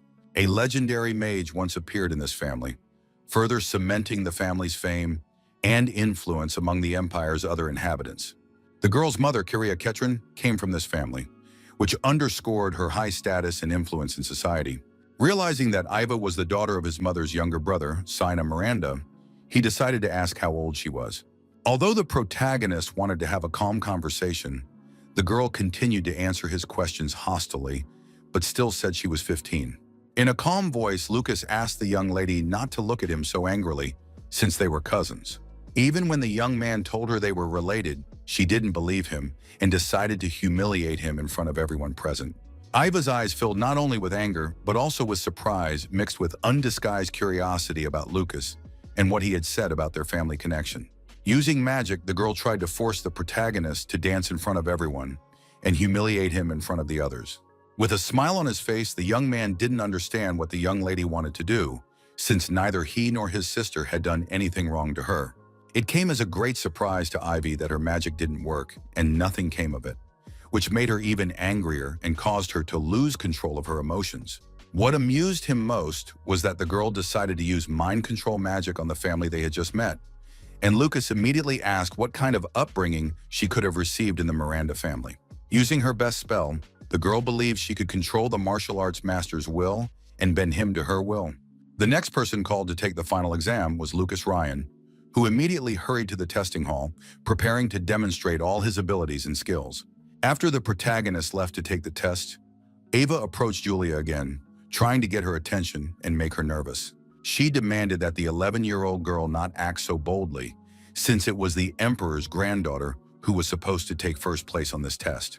When the young man saw the list of top applicants, he noticed that Iva was in second place and Julia in first, and realized that it was his cousin who had come to declare war on his sister. For the sake of his peaceful life, the young man will do everything possible to ensure his sister tops the Academy's rankings and takes first place. The boy was holding a special piece of candy, which he offered to Julia because he knew she loved sweets. The young lady was curious about what exactly her brother was giving her, and especially whether the treat he had prepared for her during recess was delicious. With the help of the candy, Lucas managed to boost his sister's self-confidence a little and make her feel more relaxed and at ease. Realizing that it was a super bitter medicine her brother had given her after lying to her, the young lady started coughing and felt an unexpected bitterness in her mouth. Leaning in, the young man quietly explained that it was a special potion made from rare ingredients, the effects of which Julia would soon see for herself. Despite the promise the boy had made last time, the girl decided not to believe him anymore and began to cry. The main character confidently headed to the exam, firmly believing that he would be able to showcase all his skills and abilities and demonstrate his true level of mastery. One of the organizers, who was explaining what to do, ordered Lucas to strike the mannequin with all his might, and then they would calculate the force of the blow and determine the final score. In a calm voice, the man told the participant to begin, but in response heard that he couldn't use magic. This answer greatly puzzled the organizer, but he tried to figure out what the young man meant. The next thing the protagonist asked was whether he could simply hit the dummy to complete the task and test his skills without using magic. To the applicants waiting for the results, it came as a surprise that Lucas had to destroy the mannequin by hand, and they also believed that martial arts were barbaric to him. Julia overheard the conversation between the boys again and became so angry that her heart began to beat faster, and she could barely contain her anger in front of everyone. Remembering that her brother had asked her to behave well, the girl stuck to this as her only rule and tried to keep her emotions in check. With curiosity but without aggression, Iva asked if Julia's brother really didn't use magic, since her spell hadn't worked on him. To her, her brother remained a good person regardless of whether he used magic or not, because his actions and behavior always showed his sincerity and kindness. The power of a martial arts master cannot exceed the power of magic, so the girl believed that the protagonist would easily switch between them and handle any challenge. When everyone present looked at the screen, she was very surprised and couldn't understand what exactly was happening before her eyes. Even those who practiced magic couldn't make out what was happening on the screen and were left completely astonished by what they saw. On the screen, the boys who had passed the test began to appear one by one, demonstrating their results to everyone present. But just 2 minutes ago, the most interesting part began when Lucas asked if it was possible to simply strike the mannequin without using magic. According to the rules of the final stage of the exam, no one restricts the method of attack, so everyone can act as they see fit. Having understood the rules announced by one of the organizers, the young man prepared to take the test, focusing on his strengths and abilities. Knowing that with every 3-level increase, his flash skills significantly increased in speed, he was confident in his advantage. Having now reached the 6th skill level, Lucas felt a significant increase in power and was confident he could handle this trial. Therefore, in this trial, the protagonist will be able to fully prove himself and demonstrate all his capabilities. Using all his strength and skills, the boy impressed everyone with his abilities during the exam, demonstrating a high level of mastery. Concentrating all his strength into a single strike, he struck so hard that the dummy flew to the side, demonstrating the power and precision of his technique. As the exam tool lay on the ground, a current emanated from it, indicating its activation and dangerous energy. Without even noticing that the test was already over for him, he continued to watch the mannequin intently and assess his own strength. The speed Lucas used was on par with high-level wind magic, and the dummy glowed gold, meaning the attack had reached the level of a curse and was quite noticeable to everyone. Surprised by what she saw, Iva was the only one among those present who could discern the protagonist's true power and understand what he was capable of. Watching Lucas closely, the girl realized from certain actions of his that the boy was trying to hide his skills. For the first time in 1,000 years, someone had managed to break the mannequin and receive a high score.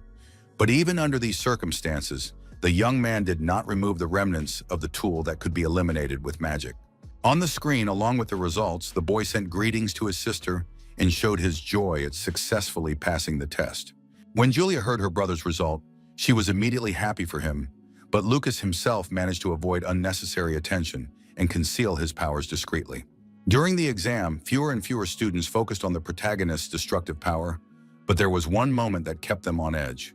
At the moment Julia was taking the exam, everyone present was amazed by her extraordinary talent and skill.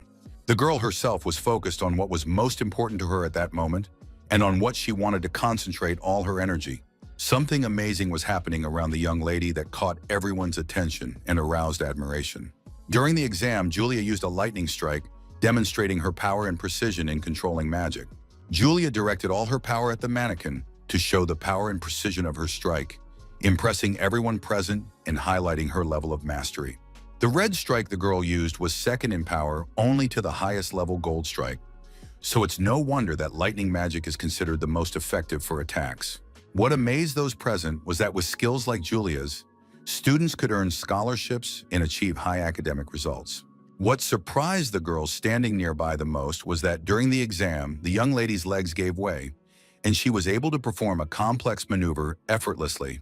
This situation also surprised Julia, who was sitting on the ground and watching the young lady's actions.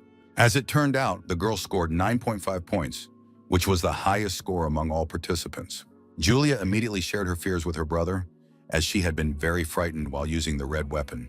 Previously, the girl had been able to generate only purple lightning at full power, and this greatly unsettled her, causing her to doubt her own abilities.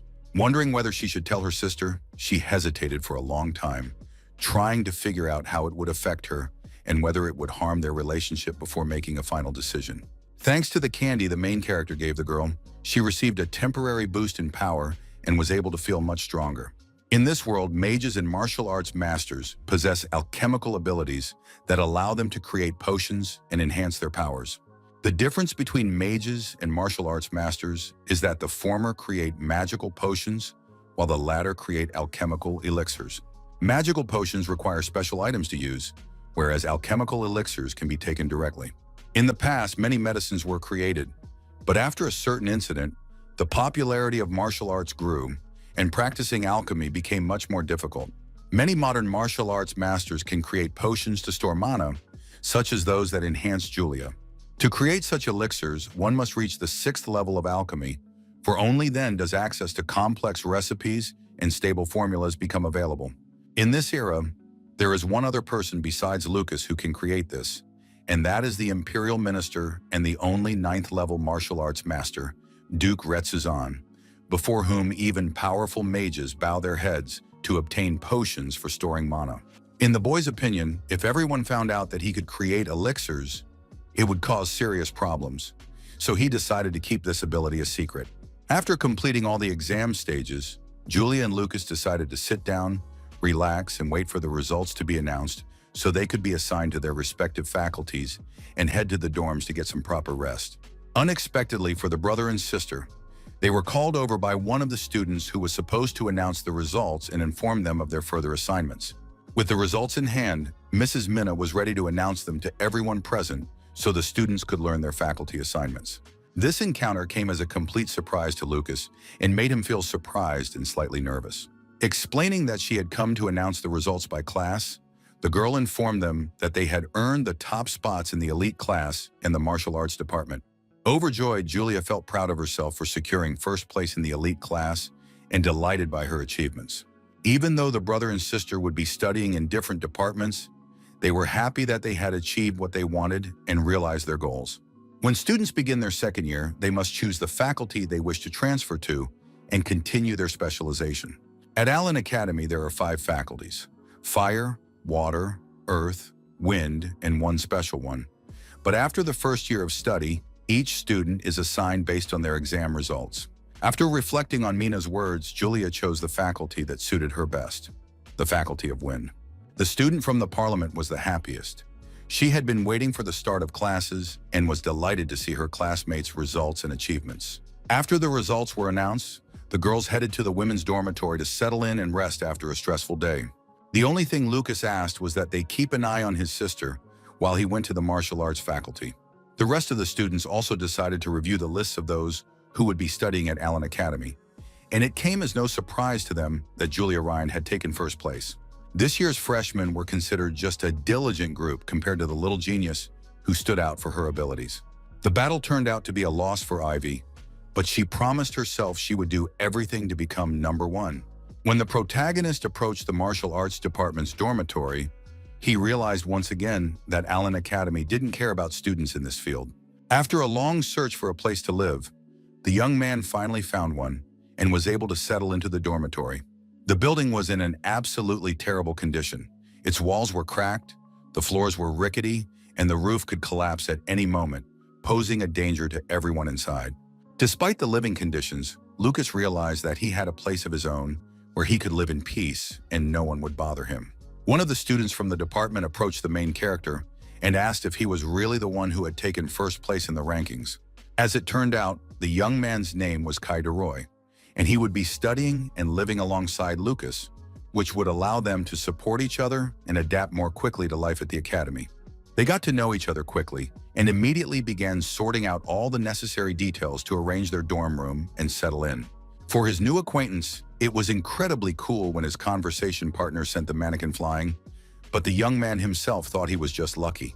The dorm supervisor interrupted their conversation to inform them that their room was on the second floor and immediately handed them the keys.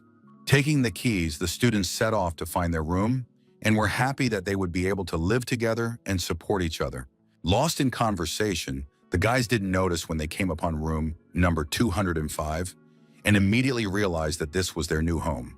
Upon opening the door, the young men noticed that two other people would be living in the room with them and realized they would have to share the space and set up their shared living quarters. Their neighbors turned out to be Kalina and Sharp, who were happy to meet new people and start living together in the room.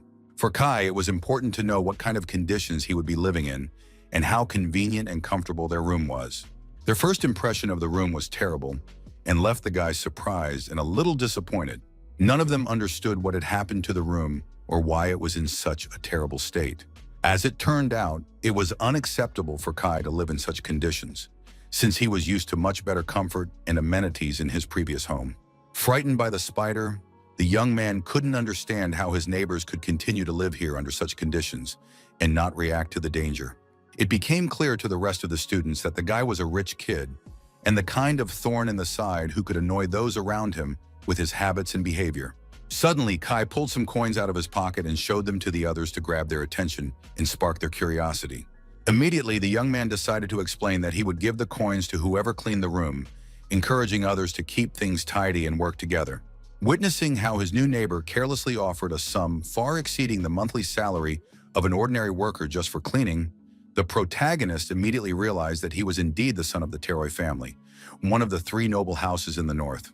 It came as a great surprise to the young man from a noble family to see such conditions, since he had enrolled at the Allen Academy, which was supposed to provide a decent education and living arrangements. Convinced that he could still manage without it, Kai had no idea that a spider had appeared before him again. Even after cleaning, there were still many arachnids in the room, which one of them really disliked and found extremely uncomfortable. After a while, the boys entered the room and saw the cleanliness that literally shone and pleasantly impressed them with its appearance. As promised, Kai held out his hand with the coins and explained that this was their reward and that he would protect them from now on. Delighted with the reward they received, the young men beamed with joy, feeling the satisfaction of a job well done and the pleasant tiredness that comes after cleaning. The only thing the protagonist understood about one of his neighbors was that, although he was not a priest, he was the true god of wealth on the continent of Arcus. The commandant entered the room and brought each of them a uniform so they could prepare for the start of classes. The next thing the man announced while the students were examining their uniforms was that the opening ceremony would take place in the hall, so they needed to change and proceed to the designated location. When Kai saw his uniform, he immediately thought it was a rag and that wearing it would make him look unattractive and sloppy. In Lucas's opinion, the Academy's administration would be able to explain this during the opening ceremony, but it seemed the school had a system for reviewing student requests and complaints, so they could try asking to improve the conditions. One of the guys added that perhaps they could at least get the uniform changed so it would look more presentable and comfortable. Once everyone had gathered, the students headed to the hall to take part in the orientation ceremony and meet the Academy's administration and their classmates. When the students arrived in the hall, they gradually found their seats while taking in the size of the room and its decor. The hall looked very spacious and was impressive in its size and grandeur. To some students, the room looked luxurious, while to others it felt just like home, evoking a sense of comfort and coziness. For the first time, the main character wanted to find his sister among the students to make sure she was okay and hadn't gotten lost. The girl was fine. She was sitting among the elite class students in the front rows, watching the ceremony intently. One of the Academy students, Alan, noticed that the elite class uniform differed from the martial arts faculty uniform and immediately explained to his neighbor that if he wanted to talk to Julia, he needed to go now. Seeing that his sister was fine and looked great in her uniform, the boy immediately suggested they take their seats. The martial arts class seats were quite far from the stage, and the attitude towards students in that department also left much to be desired. Once everyone had taken their seats, the protagonist noticed a girl from his program and was quite surprised by her appearance. The opening ceremony began with the spectacular entrance of one of the Academy's representatives, which immediately caught the attention of everyone present. A man appeared on stage amidst a bonfire, which immediately captured the attention of everyone present and lent the ceremony a sense of solemnity. The welcome for the students was truly spectacular and created a festive and solemn atmosphere in the hall. On this day, the president of the student council, future mage Theo Folomitz, will familiarize the freshmen with the Academy's grading system. As the young man appeared, everyone present felt his aura, which made a simply amazing impression on everyone in the hall. Hearing those present say that Theo was a genius and had already reached the 6th level before finishing his studies, Lucas began to ponder the extent of his abilities. At the Allen Magic Academy, almost everything is based on a point system for evaluating student performance. Each student can use their points to acquire magical skills, rare books, magical beasts, rare materials, and even the mentorship of the great master who teaches them. There are many ways to earn points on campus, but the grades for completed work are quite low, ranging from 1 to 5 per assignment. The most effective way to earn extra points is by participating in each faculty's events rather than just doing assignments. The young man also added that mentoring new students provides a great opportunity for current students to earn the necessary number of points. After hearing this, Lucas understood why Mina had been so kind to his sister and how she had looked after her during her studies.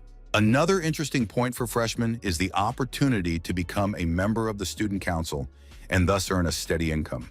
The students also learned about risky ways to earn credits that can simultaneously help or hinder their academic progress. Speaking of risky methods, one of the suggested options was hunting monsters that inhabit the school grounds. In simple terms, Theo explained that behind the school lies a mountain known for being home to magical beasts, and if someone hunts monsters and brings back materials, they can earn a corresponding number of credits. After pondering the boy's words, the protagonist immediately devised a plan of action and decided how to proceed. In Lucas's opinion, the area the student council president had mentioned turned out to be the best place for training and honing the students' skills. A few hours later, when all the students returned to their rooms, they lay down to rest after a busy day. In the room where the main character lived, there was a candle that gave off a soft, warm light and created a cozy atmosphere. Since the young man had lit a candle scented with silence, his roommates would sleep soundly, and he would be able to go hunting in the very spot they had told him about. Knowing that the martial arts department was located behind the academy, it was clear to the young man where to go to begin his training and the hunt. To get to the mountain with the monsters, Lucas had to climb over the high wall behind the dormitory. Using a method he had never tried before, the protagonist managed to climb over the wall.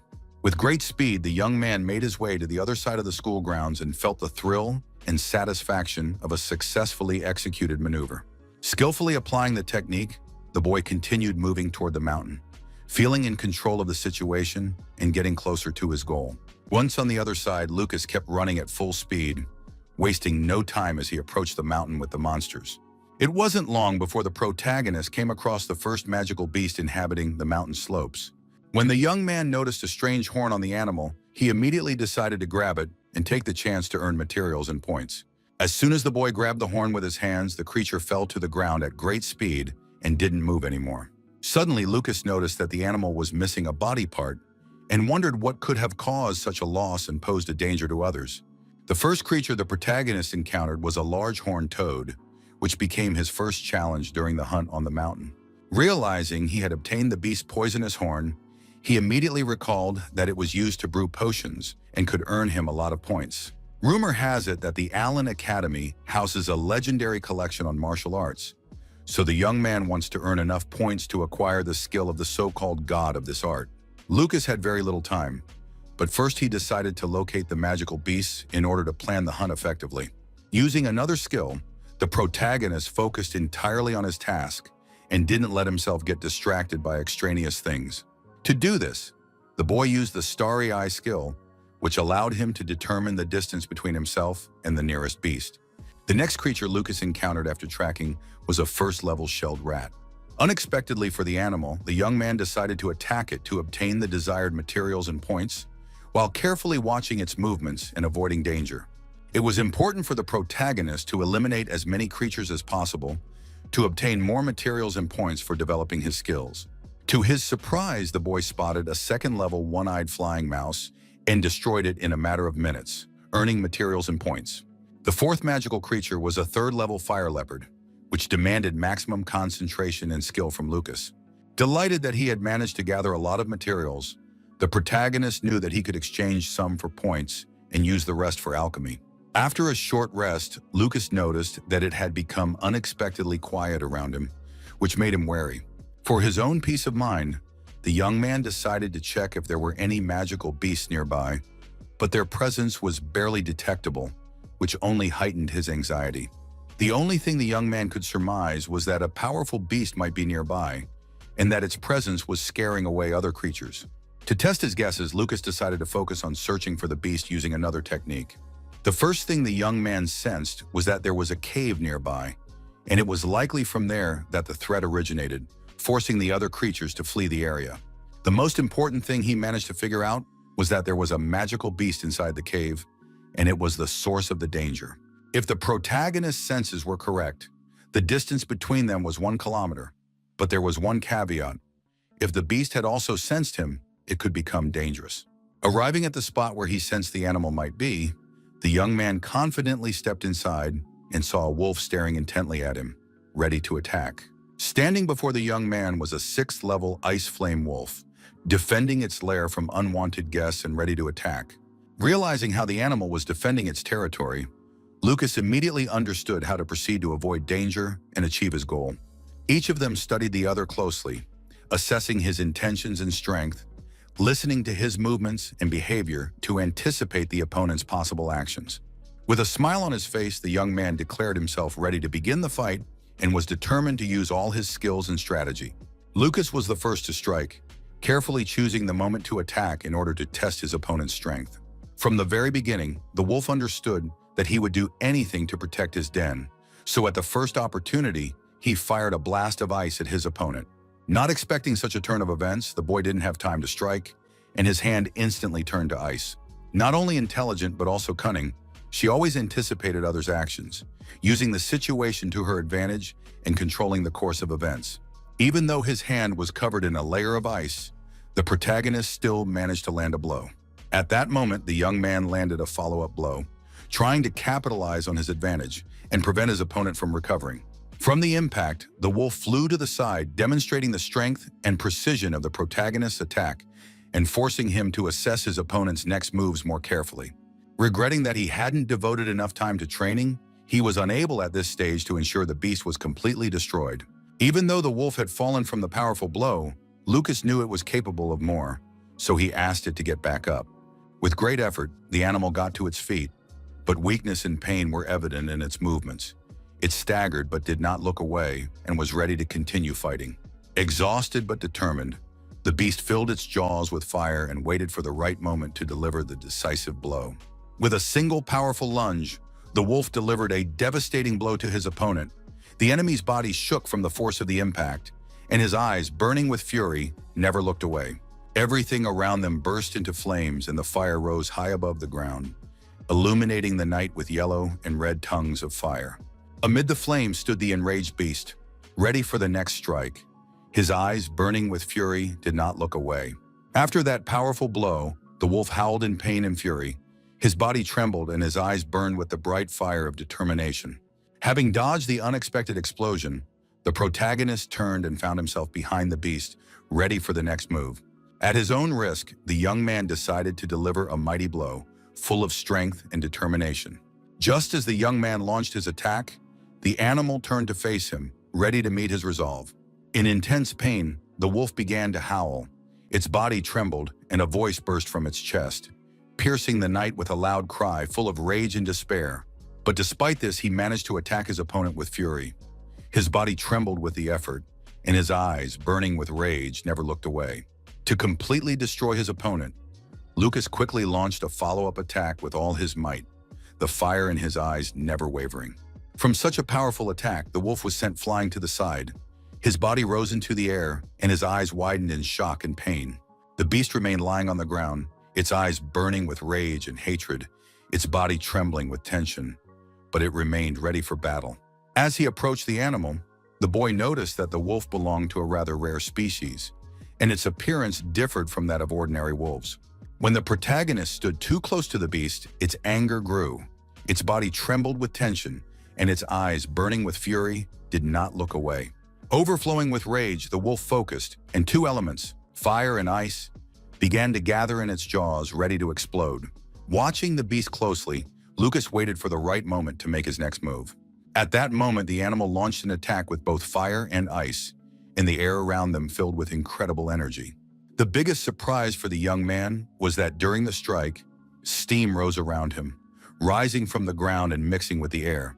Trying to protect himself, the protagonist simultaneously didn't understand what was happening and was preparing for the enemy's next attack. With frenzied aggression, the wolf stood in place, its eyes burning with rage, its body tense and ready to pounce on the enemy at any moment. Unexpectedly for the boy, the beast lunged forward at great speed, its muscles taut and its eyes burning with rage, never taking their gaze off him. To the protagonist, it looked like an escape, which he tried to stop with all his determination and quick reflexes. At the last moment, Lucas grabbed the wolf by the tail and tried to hold it back with all his strength. With a single movement, the young man threw the beast aside to prevent its escape and maintain control of the fight. Reflecting on how much he enjoyed fighting a strong opponent and earning lots of points for it, he was unaware of the danger. The boy didn't realize the unexpected danger right away and only began to understand the seriousness of the situation as he watched his opponent's movements. With great effort, the wolf managed to deliver a powerful blow, after which the boy was sent flying to the side. His body rose into the air and his eyes widened in shock. Even after such events, Lucas was able to gather his strength and finish this battle with determination and an unbreakable spirit. Without wasting a moment, the beast delivered a powerful blow of fire. Its flames rose high and enveloped everything around them in intense heat. After delivering the blow, the wolf noticed his opponent was gone, and his eyes filled with surprise and tension. Noticing this, the beast, which was much higher than where it had aimed the previous time, repeated the attack with all its might. At the same time, the protagonist also wanted to make an impression, so he ordered him to stand still and prepared for the next move. From the powerful lunge, the wolf fell to the ground. Its body trembled, and its eyes reflected shock and pain. Without wasting a moment, the young man tried to deliver a second blow as quickly as possible to prevent his opponent from retreating and recovering. Of course, the animal hadn't expected such a turn of events, and its eyes widened in surprise and shock.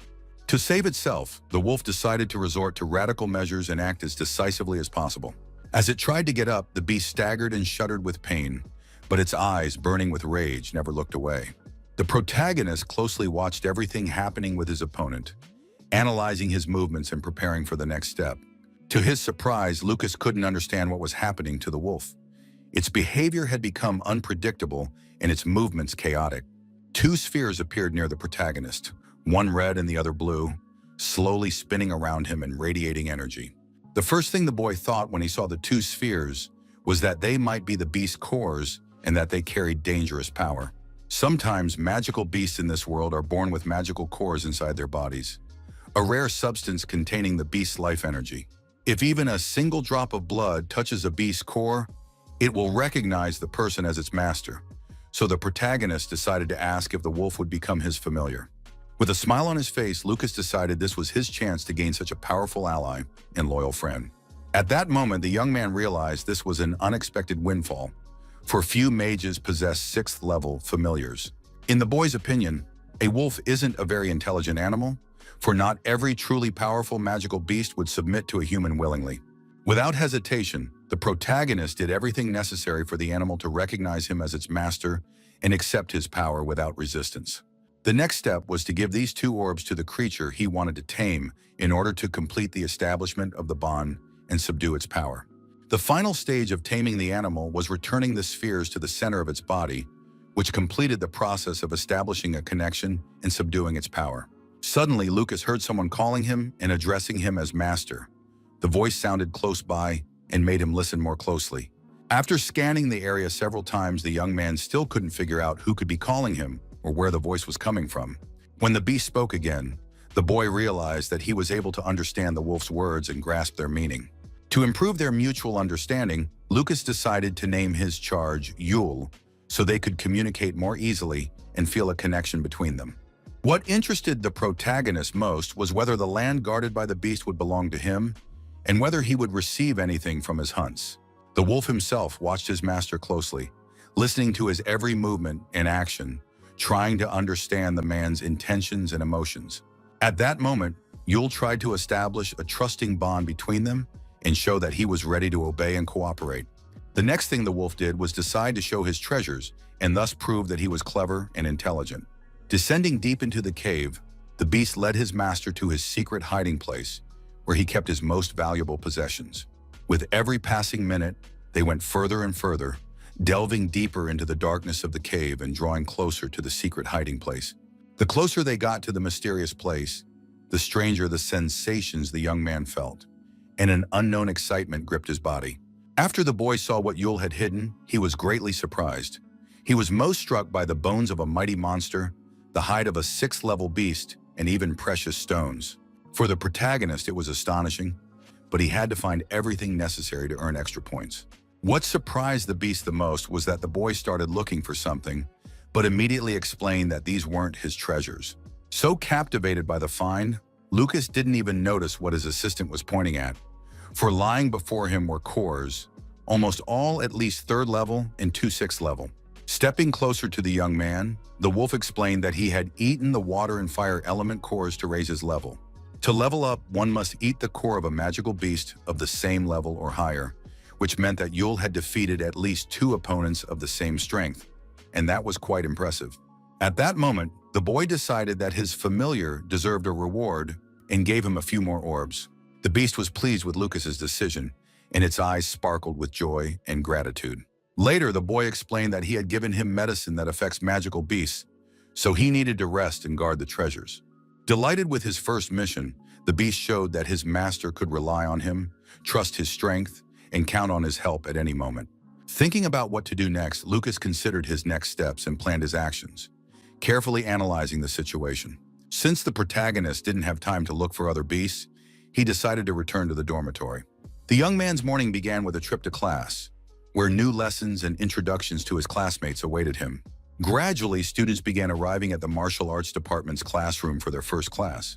After a whole night of adventures on the mountain, the boy felt tired, but thanks to the soothing scent of incense, he felt rested. While Lucas was in the cave, he tried to count the number of treasures, but Yule wouldn't leave him alone. In the building where classes were held, the first bell rang for the students, and they waited for their instructor. The students didn't understand why there was still no teacher in their classroom, since he was supposed to be waiting for the freshmen to get to know them. Kaya was the most dissatisfied. He believed that everyone had forgotten about the martial arts department and the appointment of a teacher for it. Alan, the teacher, was walking down the academy hallway, barely able to stay on his feet. His steps were heavy, and every movement required great effort. When the teacher finally reached the classroom door with great effort, the students were sitting there, not understanding what was happening or why everything was taking so long. Although something strange was happening to their teacher, no one dared to ask what was going on, and everyone sat silently watching him. Holding his head, the man explained that his name was Sigurd and that he was the department head of the martial arts faculty. When Lucas noticed the teacher, he pondered his condition and tried to understand the reason for his strange behavior. The first thing the man did in class was write his last name on the board so the students could remember it and know who their teacher was. The next step was to take attendance and make sure no student was missing from the class. When Kai saw his teacher, he immediately felt a dislike for him and realized he wouldn't like him. Considering his homeroom teacher a slob, the young man vented all his dissatisfaction to his neighbor during class. Unexpectedly, just as the boy was talking about Sigurd, he was struck, and he barely managed to dodge the blow without losing his balance. But what worried the student most was why the man suddenly shouted and at the same time clutched his head, not understanding the reason for such behavior. Assessing the speed of the object flying toward his neighbor, the protagonist immediately realized that something was wrong with the teacher. After the strange incident, the man immediately realized that talking during class without his permission was not allowed, and promptly began checking attendance. The man called out the name of the first student, a girl named Tasha, who was in class, and everyone present listened attentively to his words, watching the class's reaction. Next, the man called out the name Lucas, and he was also present in class. After his response, the protagonist immediately recognized his classmate, having seen her at the ceremony. The protagonist noticed that during the concert, everyone was thrilled by what they saw, while the girl sat quietly, which made her stand out from the rest. Closing his notebook, the teacher took attendance and decided to get straight to the point. Trying to recall the topic of the class, Sigurd realized he had forgotten his textbooks, so he immediately decided to appoint Teishi as class representative and instructed her to bring the materials from his lab. Taken by surprise, the girl was flustered and couldn't figure out what was happening. Her gaze wandered around the classroom, and her heart was beating faster than usual. When the girl asked if she would really be the class representative, the teacher confirmed her words, and all the students watched the class's reaction closely. Kai didn't like this decision, and he explained that the class representative should be chosen through a fair election among the candidates. In the boy's opinion, he could have been the first candidate since he had the right background and abilities. After the boy spoke, an object was thrown at him again, causing him to lose his balance and nearly fall. Pointing at Kai, the man decided to remind everyone once more of the rules for his classes. With a serious expression on his face, Sigurd repeated that students were not allowed to talk to each other in class without his permission. Before leaving the classroom, the teacher informed the class monitor that after the textbooks were distributed, all students were to study the given topic on their own.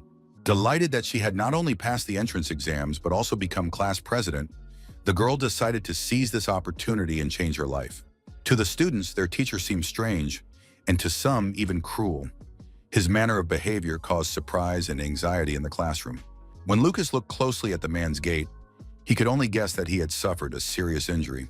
One can only guess how strong Sigurd had been before his injury and what abilities allowed him to control the martial arts class. A disagreement arose between Lucas and Kai over whether they should report the teacher for his actions or not. A few hours later, the boys decided to take a walk near the cafeteria, but during class, the protagonist realized that with a teacher like this, things would be much more interesting than he had imagined. Despite what happened in class, Kai still didn't understand why they had to work on their own all morning. As the boy was explaining that what he disliked most was the teacher's decision to appoint a class representative based on his own criteria, Lucas's sister approached him at that moment. The most important thing for the main character was how Julia was feeling and how her first day of school had gone. As she recounted her day, the young lady noted that her homeroom teacher, Miss Linda, was a very pleasant woman and had encouraged her to become class president for the coming school year. Suddenly, Julia asked if the martial arts department had already chosen a class representative and if her brother would be it. With a smile on his face, the young man said he wouldn't be in charge of the class since they'd chosen another student, and immediately suggested they go to lunch because everything at the cafeteria was delicious. As it turned out, at the academy, even meals are subject to strict evaluation, and this policy meant that freshmen could exchange funds for credits only once, with the amount depending on the department. Despite the information about the credit system, the protagonist decided to treat his sister to a delicious meal. The girl's eyes lit up when she tasted the food and immediately offered her brother a taste as well. Not understanding what the two were talking about, Kai watched their actions closely, trying to make sense of their conversation and figure out why they were behaving that way. Another source of the boys' outrage was that everyone had paid the same fee, yet the elite class received 100 points while the martial arts department got only 10. One of the martial arts students approached to complain about why so few points had been awarded, but he was told to go outside the building and vent his anger there.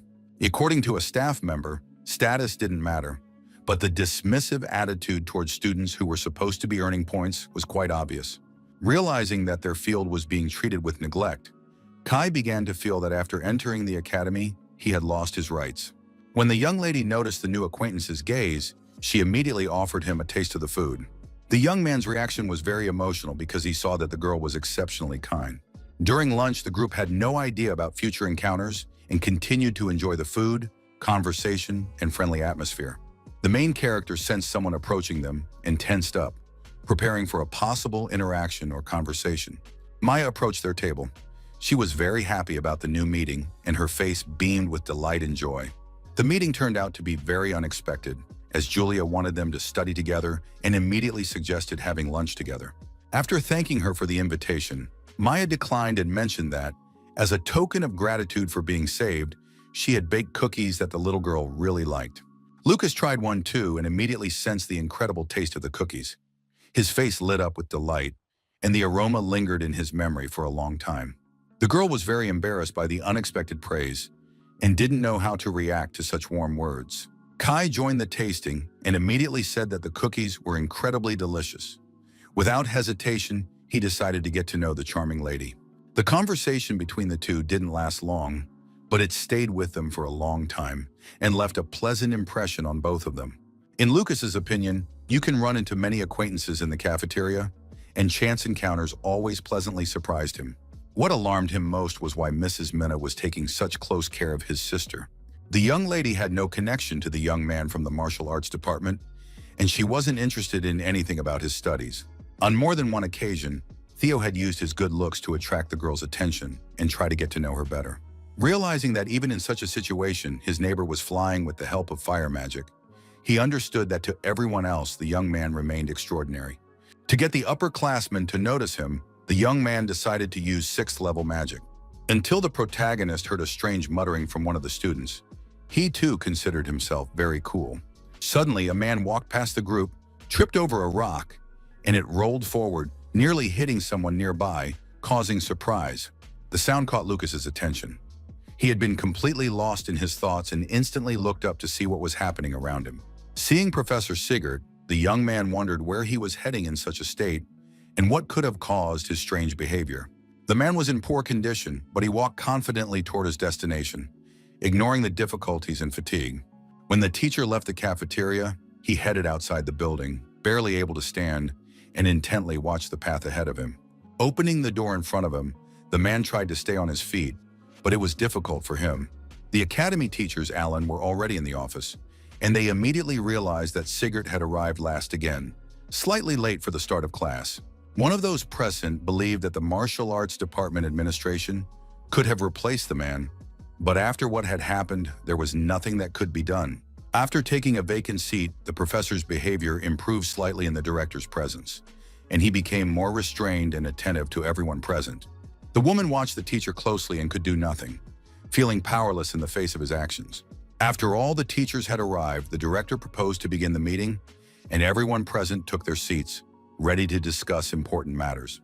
As the Academy's president, Alan, reported, today's event was a training tournament, and all participants were preparing for it with great excitement.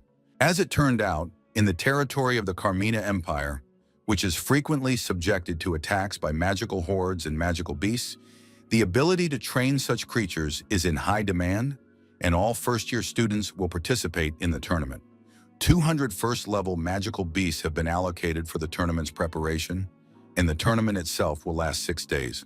One of those present asked why waste time if the martial arts department couldn't handle the task at hand, since they wouldn't be able to deal with the magical beasts anyway. Not expecting such a reaction from Sigurd, the man who had just voiced his opinion was startled and felt a sudden wave of fear. The teachers strongly disapproved of the unfair treatment of their department, so they wanted everyone to be on equal footing. In a calm voice, Mrs. Linda expressed her support for the head of the martial arts department and emphasized the importance of equal conditions for all students. Even though everyone is against this department, they are first-year students at Allen Academy and therefore must participate in the tournament. Some teachers supported Mrs. Linda because it is necessary to treat all students equally. In Herge's opinion, were there really any teachers left who could agree with the head of the martial arts department? To the professor's surprise, it turned out that Sigurd was indeed at the 8th level, and his abilities far exceeded expectations. Despite their doubts, everyone agreed, but some believed that the martial arts students would run away out of fear at the first opportunity. The final decision rested with the Academy's director, Alan, and he announced that all faculties would participate in the tournament. After the meeting, some of the professors left the conference room and headed to their offices or other areas of the Academy. 2 teachers approached Mrs. Linda to make sure her decision was the right one. In the opinion of these 2 teachers, although martial arts involve a lot of training, the conditions of the tournament remain quite harsh. But despite all their persuasion and arguments, the woman remained steadfast and did not change her decision regarding the participation of all faculties in the tournament. Many years ago, someone said that a coward who lacks the spirit to overcome setbacks has no right to call himself a martial arts master. And a student who refuses to participate in the tournament will definitely be expelled from the department. In the next class following the meeting, Professor Sigurd informed the class that the tournament would begin in 6 days and that after class they would go outside to train so that the students would become strong enough to defeat the magical beasts. Deciding to ask, Kai inquired whether the tournament for training magical beasts was an event for electing a class representative, since they already had someone appointed to that position. The teacher didn't answer that question, so the class started pretty quickly, and some students felt that the rich kid often annoyed everyone present. During practice, the main character decided to be as careful as possible so as not to knock his sparring partner out of the ring. After class, the students headed to practice as the teacher had promised, preparing to hone their skills and build strength for the tournament. Teishi was standing in one of the training pairs. After a blow, she flew to the side, nearly losing her balance. Despite the blow, she quickly regained her composure and without hesitation, continued training, demonstrating determination, endurance, and willpower. In the protagonist's opinion, the martial arts students had shown fairly good results after the entrance exams, though he considered them weak. Recognizing Teishi as one of the best, Lucas placed her second in his rankings and praised her skills and endurance. With a single blow, the young man knocked out his sparring partner, but he understood that Sigurd had a well-trained eye for such talents. During training, everyone present heard the teacher's voice announcing that they needed to rest and that the session would continue the next day. As always, Kai began to annoy everyone around him with his behavior and restlessness during training.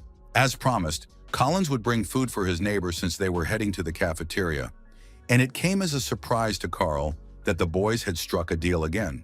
Kai turned out to be the craftiest, as he used his neighbor to avoid spending his own points and asked him to bring food for 2 points, promising coins in return. To the main character, his neighbor's behavior seemed quite strange, since this rich kid was willing to do anything to stick to his own opinion. In the boy's opinion, Collins was quite smart, since he would both make money and keep his relationships on good terms. Lucas's thoughts were interrupted by Kai, who decided to ask if he considered him smart and waited curiously for the answer, closely watching his reaction. At that moment, the young man added that his neighbor should watch and learn from his experience, carefully observing every action and decision. With a casual gesture, the protagonist tried to push his classmate away so that he would stop imposing himself and leave him alone. For Lucas, this way of keeping his grades wasn't appealing because he didn't see any benefit in it for himself. In Kai's opinion, his neighbor shouldn't worry about grades since his sister is in an elite class and can help if needed. During a hike up the mountain behind the dormitory grounds, the main character realized that his friend mistakenly believed he depended on Julia, but even without her, he wasn't worried about food. Thanks to nature's bounty, Lucas can provide for himself not only with points, but also with food, and feel confident even without outside help. This night was no exception, and the boy managed to find a way to get a nutritious dinner using his knowledge and observation skills.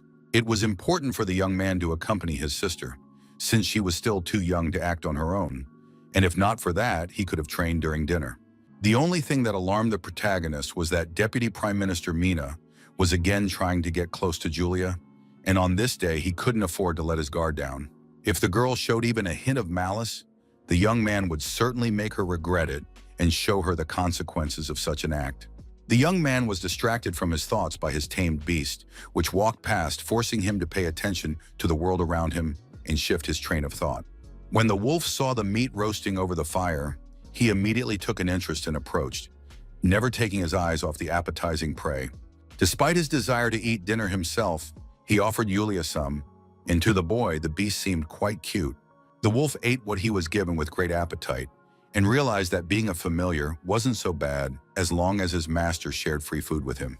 When the beast heard about help with training, he was very surprised, for he knew well how strong his master was and saw no need for it. Meanwhile, events were unfolding at the Ryan family estate, where a tense atmosphere reigned and everyone sensed that important changes were approaching. The head of the family's wife was sitting on the terrace, calmly breathing in the fresh air as she gazed at the surrounding landscape. Looking sad, she seemed deeply troubled, though she tried to hide it and quietly gazed at the surrounding landscape from the terrace of the Ryan family estate. Her husband approached Catherine and stood beside her, observing her behavior and trying to understand her mood.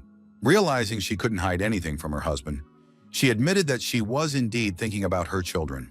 Her husband tried to comfort Catherine, explaining that their classes had already begun. When the woman heard that they could go and visit the people dearest to them, Tears immediately welled up in her eyes. She immediately thanked him for his support, since he would be taking her along on his business trip. Overjoyed, Catherine realized that she would see her children again very soon, and thoughts of them filled her heart with warmth and happiness.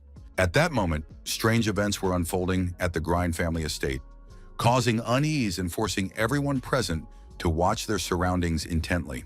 A woman in a black cloak entered one of the rooms and cautiously surveyed the space around her. Upon seeing her, everyone present began to smile, unable to hide their surprise and slight admiration at her appearance. Jessica also arrived at the estate, and her presence greatly delighted the hostess, who warmly welcomed her and embraced her with joy. Being a hospitable woman, she offered her guest a comfortable seat and invited her to make herself at home in the cozy room. Gladly accepting the invitation, the guest settled in comfortably and began to observe her surroundings.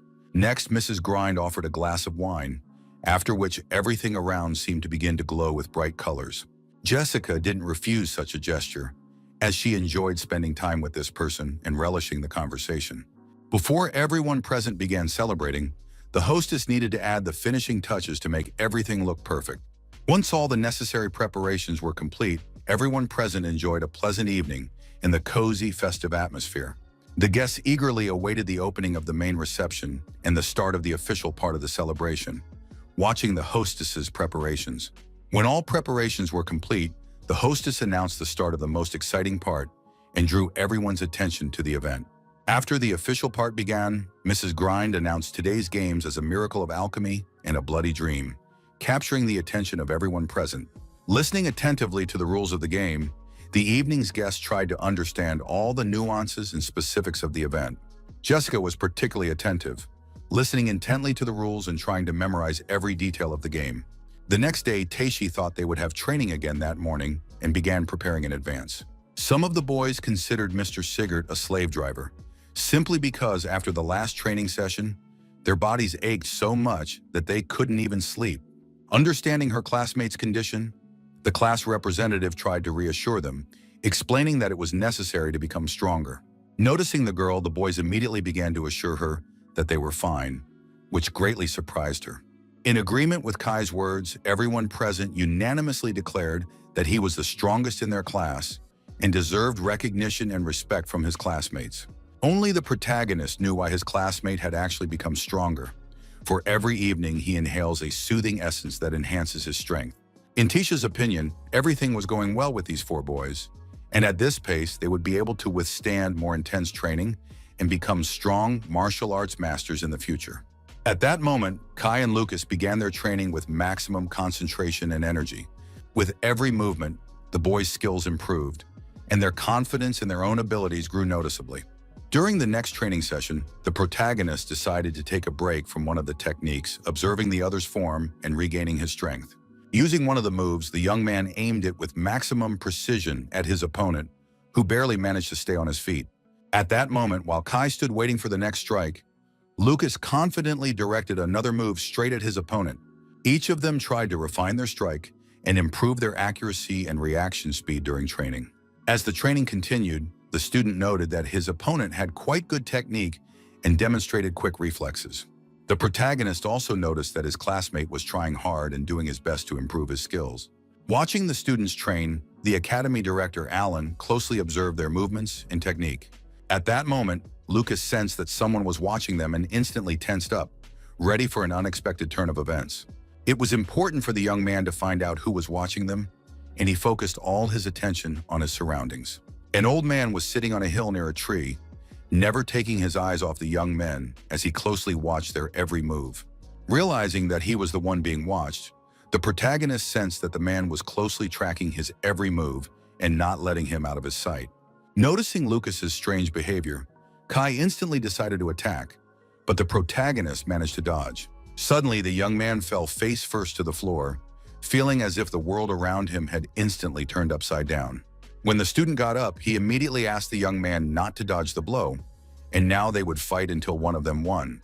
Agreeing to his classmate's words, the young man waited for the next blow, preparing to block it with his whole body. After briefly observing the martial arts department, the man got up and headed to his workplace. Mina approached Director Austin, offering to help him get to the library, but he decided to take a short walk. Noticing the main character, the man carefully assessed his efforts in training and felt respect for his perseverance. He also noticed that the young man was hiding his true strength and not showing his full potential during training. Without even suspecting how strong the boy was, the academy director, Alan himself, was unable to discern the true strength of the talented student. A few hours later, the students finished their training and went their separate ways. In today's class, Mr. Shigert taught massage techniques and explained that they are very important and must be learned. During the lesson, he not only explained, but also demonstrated all the nuances of massage, and afterward, no one in the class had sore muscles. Thus, the whole group forgot that only the four of them had been energetic from the very morning, and the main character decided to build a new training area. From the very beginning, the young man decided to go buy everything necessary for it so that it could use everything it needed without any problems. The Academy's magical shop, Alan, was one of the 3 great schools of the Empire and had many rare items that were in short supply in society. And when the main character entered it, he was immediately surprised by its enormous size. Even in this shop, you had to pay with credits. Despite the wide selection, everything was quite expensive, and Lucas realized he would spend over 100 credits. Immediately thinking of his sister, the young man realized he couldn't count on her since she didn't have that many credits. To start with, the boy wants to buy some magic potions to use in the bathroom, and next time he might trade the materials from Yulia's cave for money. Approaching the cash register, the protagonist noticed that the saleswoman was asleep and decided to wait quietly until she woke up. When the woman opened her eyes, she noticed the customer standing before her, looking a bit confused. In a calm voice, the young man explained that he would take only this and handed her his card to pay. When the saleswoman sat up, she looked at everything carefully and said that the total was 5 points. To pay for the item, he had to hold the card up to the magic sphere and wait for the transaction to complete. After the woman noticed Lucas's uniform, she realized he was a martial arts student who initially received only 10 credits. As soon as the payment went through, the saleswoman handed back the card and gave a brief nod before returning to her work. Thinking about it, she still wondered if the young man would regret spending his earnings so freely. Confidently replying that he would be back, the young man calmly headed for the exit without looking back. Hearing the young man's words, she grew wary, for in her opinion, a student who knew nothing of potions didn't need that much. Recalling these strange habits, the woman became even more convinced of why she disliked the nobility. When evening came, the protagonist decided to restore his strength and prepare for new trials. In Lucas's opinion, it was wrong to throw away the potion just because its medicinal effect didn't disappear immediately after the bath. There was another option. The children could drink this water, but the boy couldn't force anyone to drink it. After Lucas took a bath, he immediately felt relief and decided to trade the ingredients for points. In the boy's opinion, the best way not to stand out is to take only standard second-level tools. Suddenly, Lucas heard strange sounds that alarmed him, and he tensed up, preparing for the unexpected. Noticing that Yule had come to him, the main character decided to ask what exactly he was doing. Suddenly, the boy realized that the wolf had drunk all the water from the tubs, and he would have to act quickly. Feeling guilty for his actions, the animal felt ashamed and lowered his head as a sign that he regretted what he had done. Approaching Yule, the main character said in a calm voice that the water had strengthened his body. Without hesitation, the young man decided to exchange materials 6 times a day every 3 days, and then carry everything he bought at the store to the cave. The first thing the young man was able to buy at the store was a training dummy, which the saleswoman considered heavy and offered to help with using magic. According to the shop owner, the boy is quite talented, and his family helps provide him with all the materials he needs for training. A magical creature training competition is coming up very soon, and Mr. Shigert was dissatisfied with his students' preparation. The teacher believed that his students were not taking the competition seriously enough and did not realize the importance of this test. First of all, during the final preparation for the tournament, he noted that Sharp was leaving himself open when lifting his leg, after which he turned to Kai. Despite the victory over his friends, the curator believes that his techniques remain imperfect and require further refinement. Noticing that Sigurd had struck a student between the eyes, the protagonist heard him continue to explain the mistakes made to everyone. First of all, the man said that Lucas strives to avoid problems, while Sharp and Collins are afraid of upsetting the god of wealth. In the man's opinion, the noble boys are a constant source of trouble, as their pride and stubbornness hinder discipline and learning. At that moment, the curator announced that Teishi must step forward to duel against Kai and prepare for a serious test. The other students watched closely what was happening on the field. awaiting the start of the duel and the unfolding of events. Although the young man has to fight a girl, he immediately warned that he would not give in and intends to prove right away who deserves to be the group leader. Teishi also has no intention of giving up. She is determined to fight to the end and showcase all her skills in the match. Each of them launched an attack simultaneously, demonstrating determination and speed, ready to use all their skills to gain the upper hand in the match. Despite his confidence, the boy couldn't figure out what was happening around him or how to react to the situation. Setting a fast pace, the group leader instantly struck, trying to outmaneuver her opponent and control the fight. Responding to the girl's attack, the young man stood his ground, demonstrating resilience and determination in the fight. At that moment, Teishi paid no attention to the fact that she was considered fragile and fought resolutely, demonstrating strength and confidence in the fight. The girl's next attack took Kai by surprise, forcing him to quickly assess the situation and find a way to parry the blow. From the force of the collision, the young man barely kept his balance and struggled to stay on his feet so as not to fall under the impact of the blow. With a smile on his face, the young man did everything he could to show that he was fine and fully in control of the situation in the fight. But at the same time, the student tried to show that he shouldn't be underestimated and that he was ready to withstand any blow. With her final attack, the group leader sought to demonstrate all her abilities and strength to show what she was capable of in combat. Unexpectedly, Kai was knocked aside by the powerful force of the strike, losing his balance for a moment and forced to quickly regain control of himself. It was surprising to the rest of the students and the instructor himself that their classmate, who had all the physical advantages, had lost since no one would give in to an opponent during the tournament. At that moment, Sigurd was doing everything possible to ensure his students won and could demonstrate their skills to the fullest. Although the girl had won, she still approached to see if the young man was all right and to check on his condition after the fight. Finally, the instructor asked them to make an effort at tomorrow's tournament and try to tame at least one magical beast. It came as a shock to Kai to learn that he could be expelled from the martial arts department if he failed to complete the task. This was the man's final warning, as he wanted all his students to arrive at the tournament in full force. Suddenly, Lucas's friend approached him and began sharing important information that he felt needed to be conveyed immediately, without delay. At that moment, the protagonist explained that the young man's defense was significantly weak and needed to be corrected so he could win. But first, he had to identify his opponent's weaknesses. Kei's confession that he had fallen in love with Teishi greatly surprised Lucas and forced him to rethink his attitude toward his friend. For the first time in his life, the young man had been beaten by a girl, and while he continued to speak, his friend couldn't understand what was happening. The next day, the students arrived at the tournament, where they were immediately told that they would have to enter one at a time as soon as the gates opened. Seeing the huge stadium, the students were very surprised because they couldn't even imagine how many magical beasts were hiding beneath it. At that moment, students from another department began discussing their opponent's arrogant behavior, though they were certain that martial arts wouldn't stand a chance.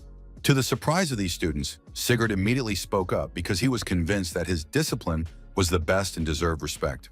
No one could have imagined that their mentor would come to the student's defense, so Lucas even began to respect him more. At that moment, the young man sensed something strange around him, as if the air had changed and filled with an unknown energy that unsettled him. Seeing how Kai was struggling, the boy suggested imagining magical beasts as their mentor, to make it easier to focus and not worry.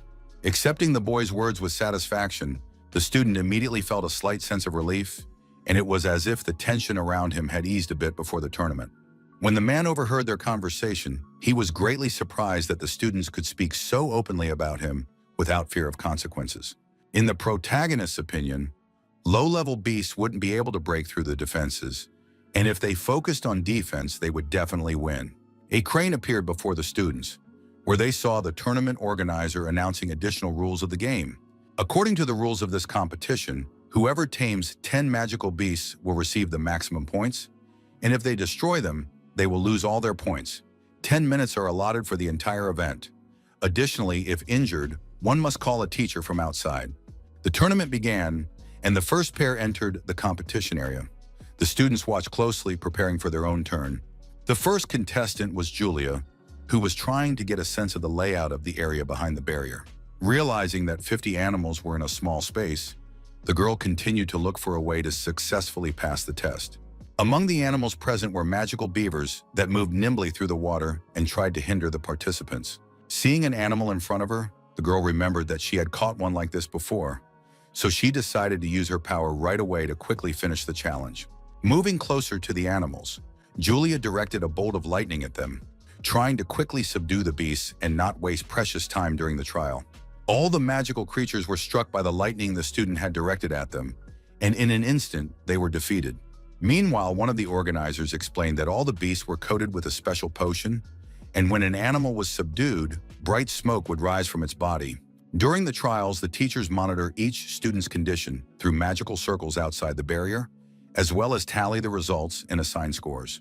Suddenly, the man was surprised to see that the little girl in Group 5 had already finished her task, and the tournament was over for her.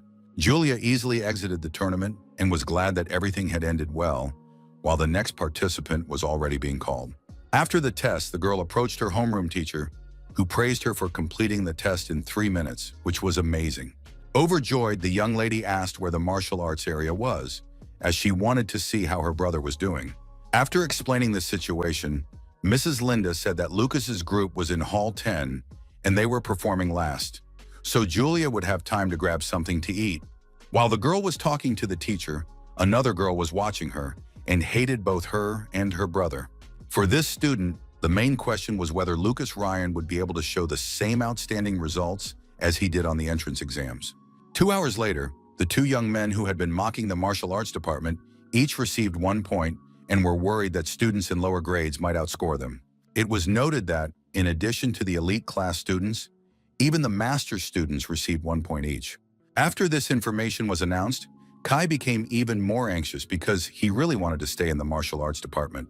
As he began to explain, the protagonist said that their field was in no way inferior to that of mages and deserved respect. Confirming Lucas's words, Mr. Shigert explained that no one should underestimate their abilities, since there were no injuries and first-level beasts wouldn't harm them. In terms of physical endurance and technical skills, the martial arts department even surpasses low-level mages, so they must believe in themselves. When the students heard that their advisors supported them, it seemed strange, since they had never heard words of encouragement from him before. The class representative returned to her group and reported that she had just confirmed there were no injuries. Continuing her explanation, Teishi noted that many students were exhausted because they had used up all their mana, and added that she had important information.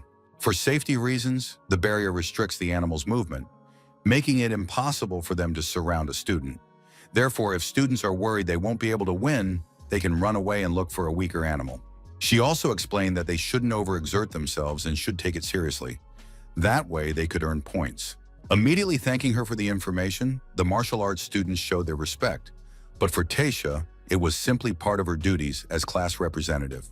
With a smile on his face, the man thought he noticed imitators from their class, who had begun to copy their mannerisms and confidence. In Herg's opinion, the martial arts department lacked talent and could therefore only resort to underhanded methods to secure grades. When asked what he wanted, the man replied that he had come to warn them that their program's turn would soon come. As the instructor was leaving, he said with a laugh that the students in the department should try their best.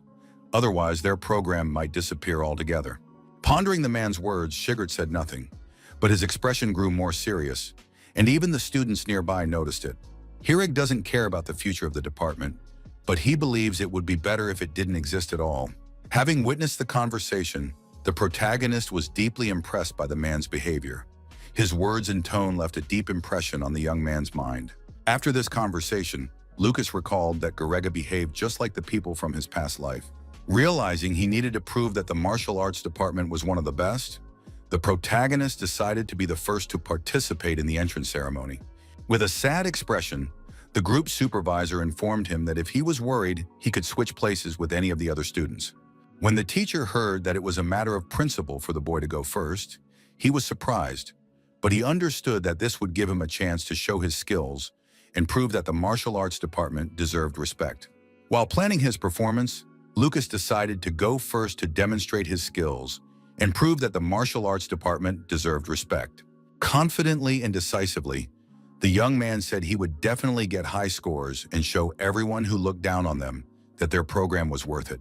The whole group supported the young man's words, and this gave him even more confidence because he felt that like-minded people were nearby and ready to support any decision he made. After Lucas spoke, The atmosphere changed dramatically, and even Shigert was surprised by his students' determination and confidence. Watching his students, the man didn't understand what was happening, for they were acting as a single team and supporting one another. 10 minutes later, the main character was the first to enter the space. He was determined and ready for the trial. When the young man entered the trial, he first tried to figure out how to proceed, assessing the situation and the behavior of the magical beasts around him. The first thing the boy saw was a magical detection circle, through which the teachers could see what was happening inside the barrier. According to Lucas, if he avoided these circles, he wouldn't have to worry about being watched during the tournament. When a magical beast recognizes a person as its master, their souls merge, allowing them to communicate and briefly borrow the animal's power. At that moment, as the protagonist was undergoing the trial, Yule sensed his master's presence. Not understanding why Lucas was using his power, since he was much stronger than the wolf, he felt surprise and dissatisfaction with his master's actions. At first, the boy decided to explain that this made it easier for him to defeat a low-level magical beast and achieve results faster. The first thing he saw during the tournament was a bird approaching the protagonist. Deciding to help his master, Yule immediately explained that they were facing a high-level magical beast and needed to proceed with caution. Noticing that it was being watched, the bird immediately stopped and began looking around nervously. At that moment, the beast realized it was trapped in a magic circle from which it couldn't escape, and its movements were completely restricted. Next, Lucas decided to strike to test the opponent's strength and determine if he could defeat it. To create a situation where it would be easier for the other students to subdue the animals, they needed to capture their souls so that they would lose the will to fight. Suddenly, the bird plummeted to the ground, catching everyone off guard, and a tense silence hung in the air as everyone waited for what would happen next. Immediately after the tournament began, the young man realized that the aura of a high-level beast frightened a low-level one, and that's when Yulia's power came in handy. The first beast was subdued, and the boy pondered what to do next while observing the rest of the magical beasts in the arena. Thanking the bird for submitting so easily, the protagonist continued to tame the other magical beasts in the arena. To continue the tournament, Lucas took measures to ensure the smoke from the beast didn't escape and didn't interfere with the other students during the battle. Slowly coming to her senses, the owl tried to understand what had happened and what was going on around her. Looking at itself, the bird couldn't figure out what would happen next, while the young man went off to tame other magical creatures. It was time for the protagonist to say goodbye, and even though he had done everything to make things easier for the other students, he felt sad. Although Lucas was strong, Kai was still worried because half the time had passed and his friend still had 0 points. One of the teachers was walking by and decided to check out the tournament to see how the students were handling the magical beasts. In the man's opinion, for a martial arts master, a 0 score meant he was incapable of defeating even the weakest beast.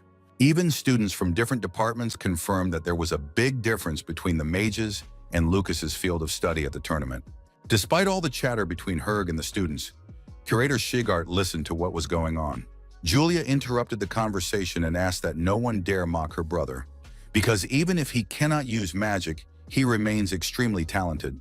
The girl's words greatly annoyed the man, and he began to consider everyone around him out of their minds and incapable of serious action. Despite her convincing arguments, the teacher explained that the young man's score proved the opposite and did not justify his actions. Just as the students were arguing with the professor, an announcement came over the loudspeaker that Lucas Ryan had received only 1 point, which surprised everyone present.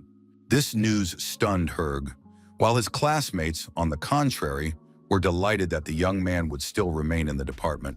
Although the young people were happy with this result, the man still compared him to his students, whose highest score was a 5.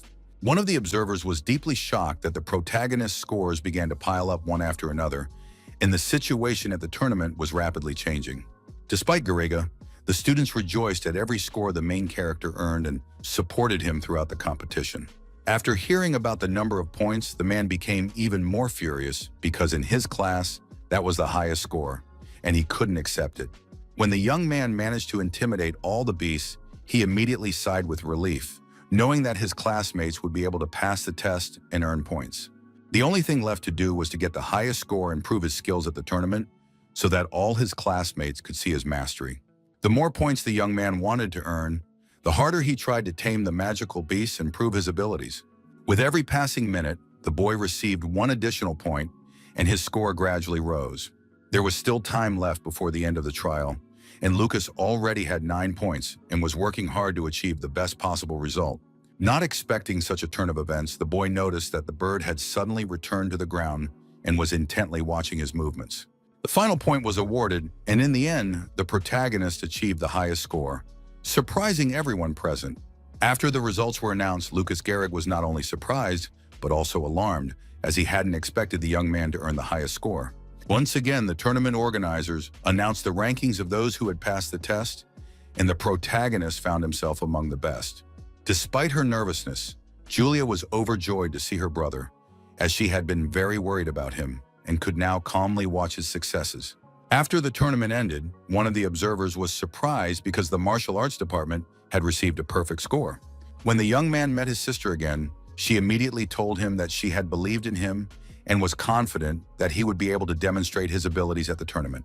Upon seeing the protagonist, Gehrig began shouting that he couldn't imagine a first-year martial arts student defeating 10 magical beasts. Then the man turned to Shigart to ask if he had substituted someone for his student. Hearing this, the brother and sister looked at the teacher in surprise, as if he were crazy, and couldn't believe he actually thought that. With a calm voice and demeanor, the dean of the martial arts faculty stated that he had done nothing and had not interfered with the tournament's results. One of the commission members interrupted the conversation, asking if Gehrig truly believed that, as an examiner, he accepted bribes and could tolerate cheating. At that moment, the man completely forgot about the people overseeing the entire exam process, and he didn't want to make enemies of them. Although the teacher confidently defended his opinion while speaking with the examiner, he began to make excuses and recalled that during the entrance exam, the mannequin had unexpectedly broken, and because of this, he decided that the situation was quite strange. When the students heard that an investigation was being launched because one of the students had received a high grade, they were shocked. Despite all the warnings about the martial arts department, Lucas had nothing to hide. 10 minutes later, the bird noticed a beam of light cutting through the darkness, which caught its attention and prompted it to move cautiously toward it. When the animals saw that the barrier had opened, they were both shocked and delighted, causing them to react cautiously to the new situation around them. The first to realize they were seeing the outside world was the bird, who cautiously looked around and assessed everything happening around him. After the barrier opened, all the animals began to scatter in different directions, trying to quickly leave the danger zone. It was important for the organizers to catch the animals, so they decided to use magic to control their movements. First, the examiner pointed his staff at the bird, which was to be bound by a tiny chain. Soon the animal was chained up, and they began to control its movements using magic. According to the examiners, the animals were usually frantic, but in this case, they were so weakened that they could not move around. One of the men asked the other whether the student had truly earned a perfect score honestly, and whether there was anything suspicious going on. There was no answer to the question, but the only thing that alarmed everyone was that the animals were behaving strangely. Perhaps something unusual had happened to them. The only solution the men could see was to send the animals for inspection, and only then could they continue working. After hearing that the inspection had found no violations, Lucas couldn't understand why no one trusted him. In the protagonist's opinion, there would be more surprises ahead, but at the same time, he observed Shigart's instructions regarding actions during the tournament and the old man's advice. The time had come for the exam, and Tasha strode confidently toward the barrier, closely observing everything happening around her. The girl tried to psych herself up to get the same score as Lucas and show off her skills during the exam. The first thing the young lady saw was a magical wolf that was watching her closely and moving cautiously around the arena, preparing for action. Unexpectedly for the animal, Teishi began striking at it, forcing the wolf to retreat and react to her rapid movements.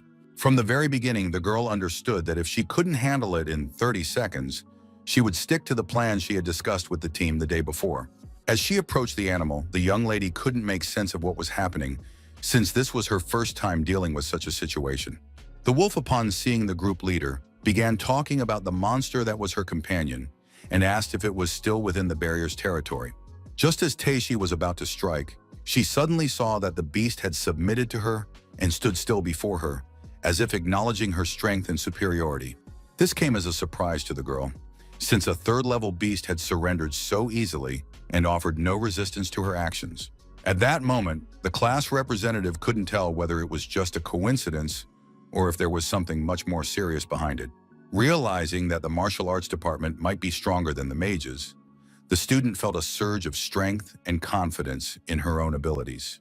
With each subsequent beast, Teishi's score rose, and she moved with increasing confidence in the arena, closing in on a high score. Even higher-level beasts could not stand against her and gradually succumbed to her strength and confident actions in the arena. When her classmates and mentors saw the girl's results, they were once again convinced that they were doing the right thing and that the path they had chosen was yielding results. Meanwhile, the young lady moved confidently toward her goal, undeterred by difficulties, and with every step she drew closer to the desired result. There was very little time left until the end of the test, and Teishi already had 9 points, with the final beast standing before her, the one that would determine her result. After the final strike, the beast submitted, and the examiner announced that Teishi Himmel had received a perfect score. Rejoicing for their classmate, all the students in the martial arts department realized that things weren't as bad as they had seemed earlier. When the girl returned to her group, the examiners were surprised that a perfect score had been achieved in this discipline once again. On the way back from the tournament, the young lady recalled Lucas's words that the beasts weren't as scary as they seemed, and that the martial arts department was in no way inferior to the others. Sharp participated in the third match, skillfully striking his opponent and demonstrating speed and precision in every movement in the arena. It came as a great surprise to the young man when he too received the maximum number of points for his performance in the trial. The next to take the test was Collins, who prepared for the fight by closely observing the beast and carefully planning each of his moves. The boy's efforts in training were not in vain, as he was able to excel in the tournament, demonstrating skill and confidence in his actions. The last of the 4 friends to compete in the match was Kai, who had already shown good results and confidence in his actions during training. When the young man subdued the first beast, he realized that he had worried needlessly before the tournament began and that his anxiety had been unfounded. Despite all his fears, the martial arts student also received a perfect score. When the first results were announced, everyone who had performed well was very happy to have completed the task. In the cafeteria, it was announced that during the competition, the students of the martial arts department had risen to the top of the rankings and achieved a perfect score. This news pleasantly surprised Shigart and gave him even more confidence in his students' abilities and the correctness of his chosen teaching approach. Despite this, he decided to celebrate the occasion with his students and honor their achievements in the competition. After the tournament concluded, the organizers conducted a re-examination of the beasts, which revealed no unusual phenomena in either the animals or the barrier. The only thing that concerned everyone present was why the results of the martial arts faculty turned out to be so unexpectedly high. One of the examiners thought that the animals had been frightened by the mages who had participated earlier and their stands during the tournament. During the conversation, the man heard them talking about this competition, which was held every year, but nothing like this had ever happened before. This tournament was the first of its kind since the Faculty of International Relations was established. Upon hearing this conversation, Director Austin realized that next year the martial arts department would come in first, and the results of this test would remain unchanged. When Herg spoke these words, he was annoyed because, if everything remained as it was, the program that had earned the highest scores would surprise the class of mages from the very first month and rival the elite. The other teachers strongly disapproved of the man's behavior and did not understand what he was trying to achieve. Alan, the head of the academy, confirmed Gehrig's words and decided to ask if there were any objections. The teacher himself had no objections, but doubts remained, since the martial arts department had likely won thanks to luck. Director Austin's words that luck is part of victory surprised Gerega quite a bit and forced him to reconsider his own attitude toward the tournament results. In this situation, the students were not at fault, and therefore it was impossible to annul their results regardless of any doubts regarding the circumstances of the tournament. Despite his pride and desire to prove that something was wrong, the instructor agreed to announce the students' tournament results. When everyone present had gone about their business, the man still could not come to terms with the fact that it was not his students who had received high scores. Realizing that he would not see justice done, the man decided to focus on his own teaching methods and the further development of his students. After all the checks were completed, the 2 most experienced members of the academy, Alan, continued the conversation, carefully discussing the tournament results and the students' behavior. This situation remained serious and concerned the very existence of the martial arts department, so one of them decided to ask the 9th-level expert in this field if he knew the real reason. His colleague's words were true, for Director Austin knew the main reason, but did not want to reveal it to avoid trouble. Not much time had passed since the end of the competition, and Kai couldn't calm down because he was so happy and wanted to tell his family about his achievements. On their way back to the dorm, the young people discussed how taming magical beasts wasn't as difficult as they'd been told, perhaps because they'd become significantly stronger since the entrance exams. In Lucas's opinion, it was all thanks to Mr. Shigert and his special training, but he calmed down anyway because he knew no one suspected him of helping his classmates. When the young men returned to their room, Kai decided to ask what they would spend the 20 bonus points they'd earned for winning the tournament on. At the table, Sharp explained that he wouldn't spend the points but would save them for something more necessary, carefully considering the future use of the reward. Hearing these words, Kai decided that the points should be used to purchase high-level materials to prepare for next month's close combat training. When the protagonist heard about the tournament, he immediately became interested in it and wanted to learn more details about the conditions and participants. The competition will take place on the grounds of the Iran Tower, as it serves as a unique testing ground for the Allen Academy of Magic. Inside the building, a virtual world has been created, filled with various creatures such as magical beasts, chimera humans, and giants. But they are not real, so a person will not die but will be able to learn how to fight them. Deciding to ask right away, Sharp clarified whether 100 students could actually enter and whether they would get in if all 12 from the elite class were definitely participating. After hearing this, Kai explained that participants are usually selected based on their rankings in training competitions, but given their perfect scores, they would definitely be accepted. Unexpectedly, Sharp and Colin stood up and said they were going to the store to buy training gear. As expected, all martial arts masters strove to become stronger by training constantly and honing their skills in every match. In the protagonist's opinion, it was the right thing to do to ensure that all students in their program received perfect scores. In his excitement, Kai tried to persuade Lucas to go to the store with him, but his roommate refused, deciding to stay in the room and rest after the tournament. At one point, the protagonist decided to show his neighbor a pendant that held a special power and could influence future events. After explaining why he didn't want to go to the store, the young man added that he wanted to take a closer look at the item Mr. Shigert had given him. When Kai saw the pendant, he realized it was the very item awarded to the top 3 finishers in the competition. For Lucas, the pendant was his greatest achievement and a symbol of good luck, but his neighbor also wanted to get a similar item. Feeling a little disappointed, the student decided to join Sharp and Collins to go to the store and buy the necessary training equipment. After a while, the overall rankings for the Magical Beast Tournament were announced, and all the students closely watched their faculty's results. Some students were shocked that the entire martial arts faculty had received perfect scores and exceeded everyone's expectations. A student of Mr. Garriga entered the room where the list was posted to check her faculty's results. In Lila's opinion, their class was supposed to outperform the elite for the 3rd year in a row and achieve the best results among all faculties. No one knew how long the girl's father had been preparing her for this important moment or what efforts he had made to ensure her success.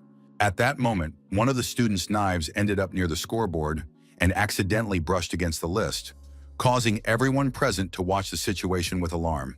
Another of Garriga's students added that the martial arts faculty had received an additional 26 points for the Aaron Tower. In his opinion, these spots belonged specifically to them, the mages, and no one else had the right to take them, so all decisions regarding the distribution of points should remain with them. After that, the young man added that the teachers who had inspected the beast confirmed that the martial arts department had not cheated and had done everything fairly. Upon hearing that their rivals had bought up the last supplies at the store for Lila, it came as a shock. So the girl decided to suggest adjusting their path to success in order to outpace their rivals and ensure the best results for her class in the future. Unexpectedly, a group of students from the Faculty of Magic attacked 2 other people, creating chaos and a tense situation around them. Among these students was Sharp, who had to endure the most terrifying moments and trials during the clash. When Collins saw the state his friend was in, he wanted to help him immediately and heal him. At that moment, the young man decided to do everything he could to buy more time to save his classmate and offered the points he had earned for winning the tournament. But in response, the young man received only an unexpected blow, which forced him to retreat and reconsider his plan to save his classmate. After such a blow, the martial arts student was injured and needed immediate help to avoid serious consequences. Those who inflicted these injuries didn't even try to do anything to save the victims, leaving them helpless and in danger. According to Lila, they were quite loud, but she explained that they didn't need their points and could keep them to themselves without disturbing the other students. Despite the pain, Sharp decided to ask why Herg's students had treated them that way and tried to understand the motives behind their actions. For the girl, the demands were quite simple and easy to fulfill, so she could handle them without extra effort or unnecessary stress. The young lady's first demand was that the wounded boys crawl to the martial arts department and receive the necessary care to recover from the battle. With a smile on her face, Lila said that once they arrived at their department building, they were told that their lives were worth less than those of insects. A few hours later, Lucas and Kai began searching for their friends throughout the academy, carefully examining every corner to find them and help them. In the young man's opinion, there was nothing wrong with them returning from their part-time job later than usual, and it wouldn't affect their duties or success. When the protagonist heard these words, he immediately explained that today was not like any other day and was different from ordinary events. Unexpectedly, Lucas sensed a strong smell of blood on the street and immediately became alert, searching for the source of the scent. Then the young man tried to figure out where to go next to find the source of the smell and avoid danger. Realizing where the scent was coming from, the protagonist ran as fast as he could toward the source, trying to find out what had happened and who needed help. When his friend ran off, Kai tried to catch up with him to figure out what was going on and why this situation had arisen. The closer the boys got to the source of the scent, the clearer it became to them what was going on and what was causing the smell. Lying before him were his injured friends who needed immediate help and support. Kai tried to quickly assess their condition and figure out what to do next. Seeing this scene, the boys tried to figure out who had done this and why their friends were in such a state. First and foremost, Lucas decided to examine the boys' condition and figure out how quickly they needed to be taken to the doctors. With all his might, Collins tried to say that it was Lila from Gariga's class and attempted to explain why she might have been involved in the incident and what had happened. After hearing that they had severed his friend's meridians, the protagonist became furious and couldn't contain his anger. Kai approached Lucas and immediately tried to figure out what had happened to them, but the young man reported that their friends were unconscious. The first thing to do was to stop the bleeding, and for his friend, he needed to bring a potion to stabilize his condition. As quickly as possible, the student tried to find everything necessary to help his wounded friends and ensure their safe transport to doctors for treatment. Next, the protagonist checked to see if the rest of his friends' bodies were okay, but it turned out there was a possibility of a curse. Realizing that Lila had used a bone-breaking technique employed by black market assassins, the young man couldn't understand why she had used it against the martial arts students. In the young man's opinion, it was an attempted murder, and he couldn't understand why Lila from Herga's class had decided to use such a deadly technique against the martial arts students. Unexpectedly, Sharp came to his senses and said he was in pain, trying to inform his friends of his condition. When Lucas heard these words, he immediately became determined, for leaving this unpunished was impossible, and demanded an immediate response. Promising right away that he would punish those responsible for this situation, the protagonist intended to do everything to save his friends and restore justice. Kai returned to the scene, and with him was Teishi, who, upon learning of this, immediately ran to help save her wounded friends. Returning to Lucas, the young man explained that he had met the girl on his way back, and she had immediately agreed to help the wounded without a moment's hesitation. The young man immediately reported that their friends' lives were not in danger, but they needed a few days of rest to fully recover. Thanks to the protagonist's first aid, the students will be able to continue their studies at the academy and do everything to ensure that justice prevails. When Teishi found out about this, she decided to go to the student council. But the young men tried to dissuade her because some teachers were ignoring the events and the student parliament wouldn't listen. But unexpectedly, Lucas was very angry and could barely contain his rage, deciding to act decisively and not let this go unanswered. After the protagonist spoke, the class president was surprised as she had never seen her friend so angry and determined. Despite the young lady's surprise, the boy decided that everything must be done to ensure the perpetrators were punished. With a fierce look in his eyes, the young man said again that he would definitely take revenge. He would not stop until he had recovered everything that had been taken from him and left this place. The next day, following the night's events, students from the martial arts department came to the student council to discuss what had happened. After listening to his friend's explanations, Theo calmly reflected on what everyone had said and tried to understand what each person meant. The first thing the student council president asked was whether Lucas really wanted to hold a duel with Master Gehrig's students and what his specific demands were. The specific terms of the duel were as follows. If the martial arts team wins, the opponents must apologize, and if they win, they will receive an S-class bonus. In Theo's opinion, the martial arts department had no evidence against Master Gehrig's students, and he was curious about what exactly the S-class bonus entailed.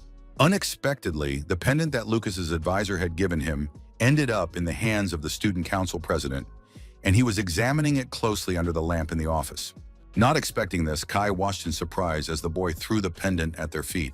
After the pendant fell, Theo began mocking the students and claiming it had happened by accident. By putting on such a show and risking a cheap piece of jewelry, the student council president felt that this was too much and went beyond what was acceptable. After the boy's words, Lucas held back his anger, especially when his gaze fell on the pendant lying at their feet, and his heart tightened with surprise. Not everyone could control themselves, for such fury was evident in Kai's eyes that even the calmest felt the tension. When the young man was about to lunge at Theo, the protagonist stopped him, for now the conflict needed to be resolved by other means.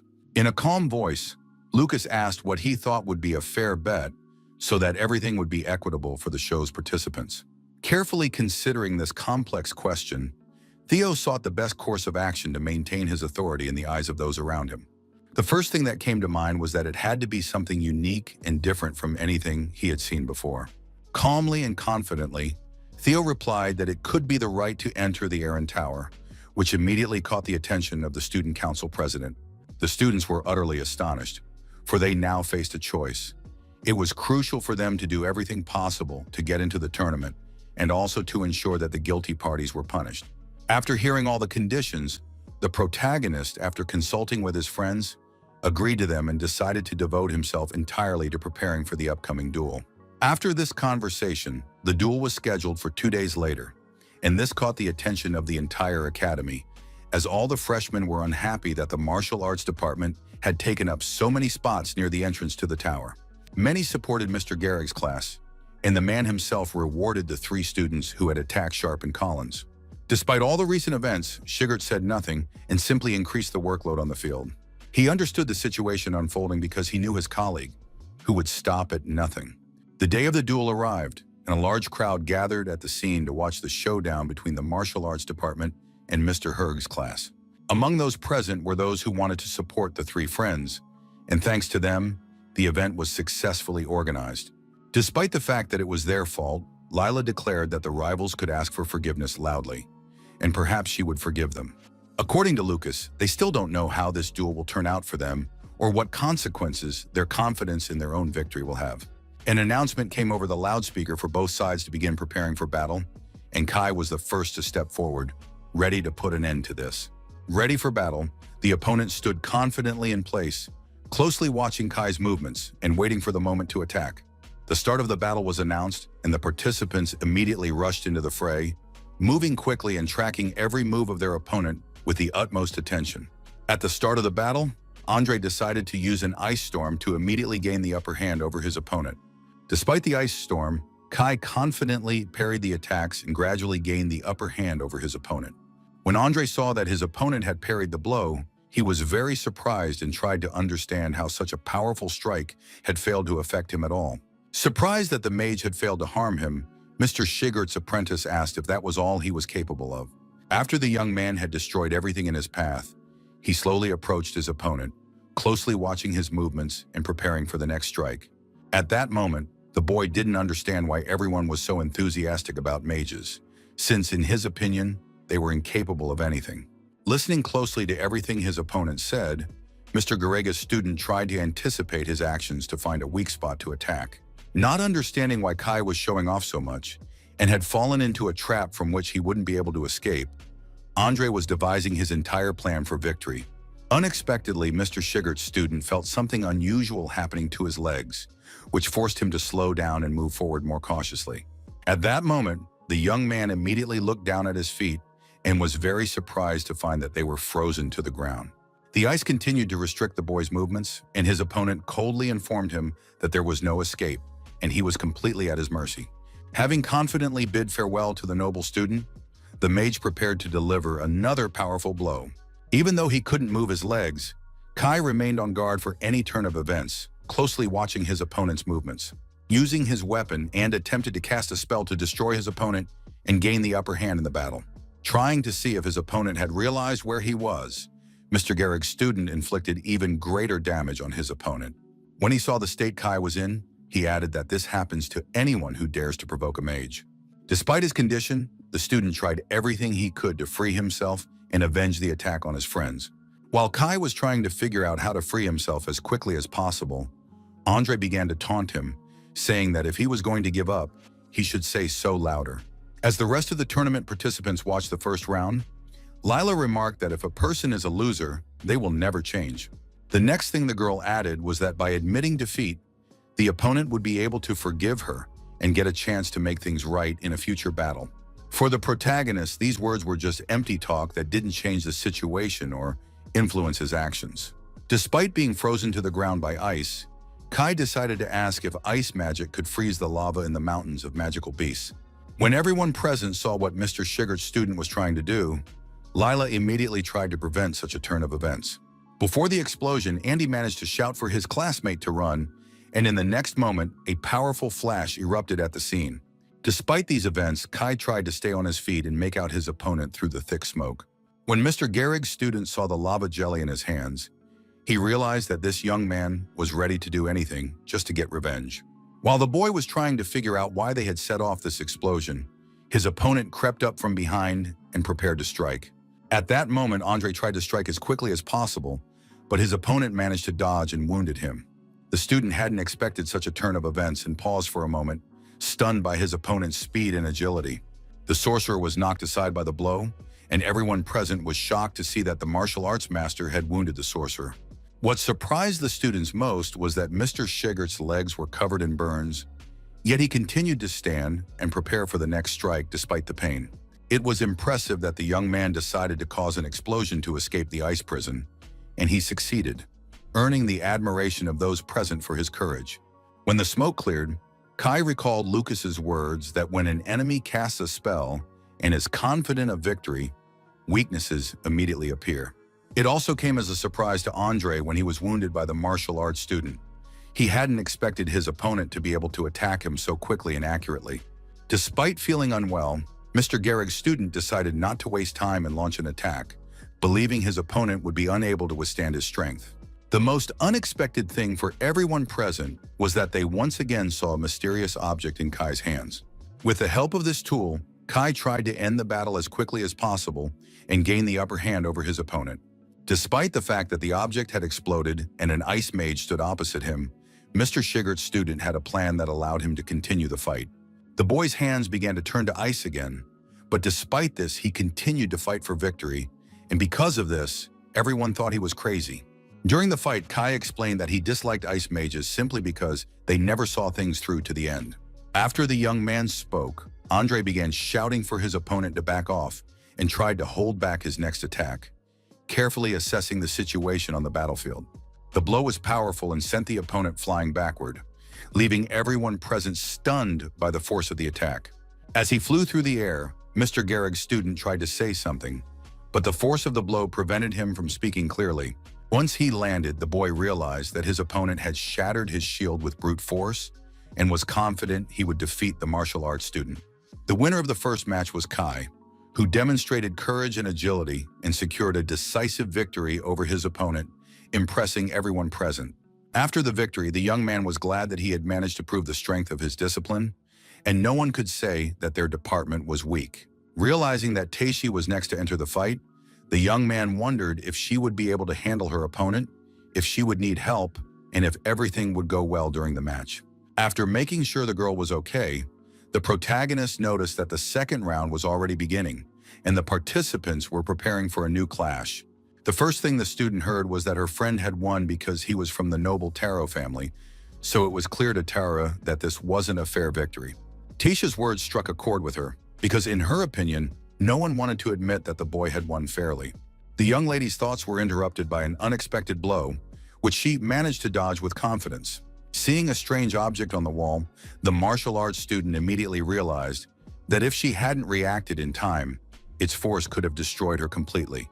In Lila's opinion, Mr. Shigart's students are deeply attached to their principles and because of this, rarely change their decisions, even when circumstances force them to act otherwise. The next thing the girl said was that, for mages, the result is what matters, and she struck her opponent again. Despite the vines appearing before her, Teishi confidently overcame the obstacle and calmly approached the mage's student. Once the girl had made her way through the plants, she tried to close the distance as quickly as possible to force her opponent into close combat. Lila was surprised that the martial arts student was so fast and had launched an attack, even though she was only at the first level. After the attack, Mr. Garega's student tried to use her strength, but her opponent beat her to it and grabbed her arm. Closing in, Teishi decided to recite the motto of their school to demonstrate her confidence and moral superiority over her opponent. Before launching a powerful attack, the girl said that scientists consider human life to be the highest value and that it must be protected under any circumstances. After these words, Lila began to scream and use plant magic, directing vines at her opponent to restrain her movements and seize the initiative. But the magic hadn't even had time to take effect when Mr. Shigart's student launched a series of attacks, successfully deflecting all of her opponent's magical streams. A few minutes later, the girl stopped with a calm demeanor and surveyed the battlefield, assessing the results of the clash. Surprised, Kai couldn't understand how the young lady had managed to end the battle so quickly, while his friend was impressed by her result and skill. After landing her strikes, Teishi, returning to her group, remarked that one should not provoke the pride of the martial arts faculty. The second round ended with a victory for Mr. Shigart's student, who secured a decisive win over her opponent. A few minutes later, members of the student council noticed through an open window that the girl had used poisonous needles which might be prohibited. In Theo's opinion, his interlocutors were exaggerating the situation, since nothing serious had happened, and he believed that everything had gone without consequences for the combatants. When Garrig heard that Teishi was a very talented person and that it was no surprise her advisor had appointed her as group leader and that she was now asking for help because of the insults to their department, he became very angry. Looking closely at the last participant in the fight, the man believed that they were the ones who should have taken the spots near the Aaron Tower, and now they had lost their dignity. For Mr. Garrig's student, this was his last chance to use a certain technique again during the fight to turn the tide in his favor. As he prepared for the final round, the protagonist had no idea of his opponent's true intentions and didn't know what moves the opponent might use to surprise him during the fight. For Break, this was the last chance to prove they were ready to go all the way and earn a spot in the next tournament by demonstrating all their strength and agility. On high alert, everyone present immediately heard the announcement of the start of the third round and watched the events in the arena with bated breath. As soon as the trial began, the protagonist started closely observing his opponent's movements and looking for weak spots to attack. Some mages, like Break, have mastered effective close combat techniques to combine magic and physical strength during battles. In the young man's opinion, his opponent would be helpless against his high-speed cloning technique and unable to react in time to dodge the blows or defend against the attacks. Worried about Lucas's fate, his friends couldn't understand why he wasn't attacking, but instead kept his distance, focusing on defense and assessing his opponent's moves. The young man himself no longer wanted to show off his skills and concentrated on precise movements, assessing his opponent and using every opportunity to gain an advantage in the fight. The most important thing for the young man was to teach his enemy a lesson, so he managed to catch him at high speed and seize the moment to deliver a precise and powerful attack. Once the opponents were face to face, the tension between them grew, and they cautiously sized each other up before the next attack. What surprised Break the most was that Lucas missed and failed to hit his opponent during such a crucial attack. This situation was unexpected because the young man considered his rival a strong opponent and did not expect such a miss. Stepping away from the protagonist, the young man thought that he was starting to lose his mind from the tension and his opponent's unpredictable actions. At that moment, as he moved away from his opponent, Break noticed a very terrifying aura emanating from him and sensed the danger in every subsequent move. Mr. Herg's student felt very sorry for him, but he still decided to deliver a powerful blow without even hesitating in the face of a moral dilemma. Unexpectedly, the protagonist was wounded and felt a sharp pain that forced him to instantly reassess the situation on the battlefield. At that moment, the young man realized he needed to change something to take control of the fight and turn the situation to his advantage. In Break's opinion, no one could withstand his bone-breaking technique or withstand the power and speed of his attacks. As the boy struck again, the protagonist tried to dodge as quickly as possible and find an opening for a counterattack. Unexpectedly, Mr. Herg's student froze in place and lost his concentration for a moment, unsure of how to proceed.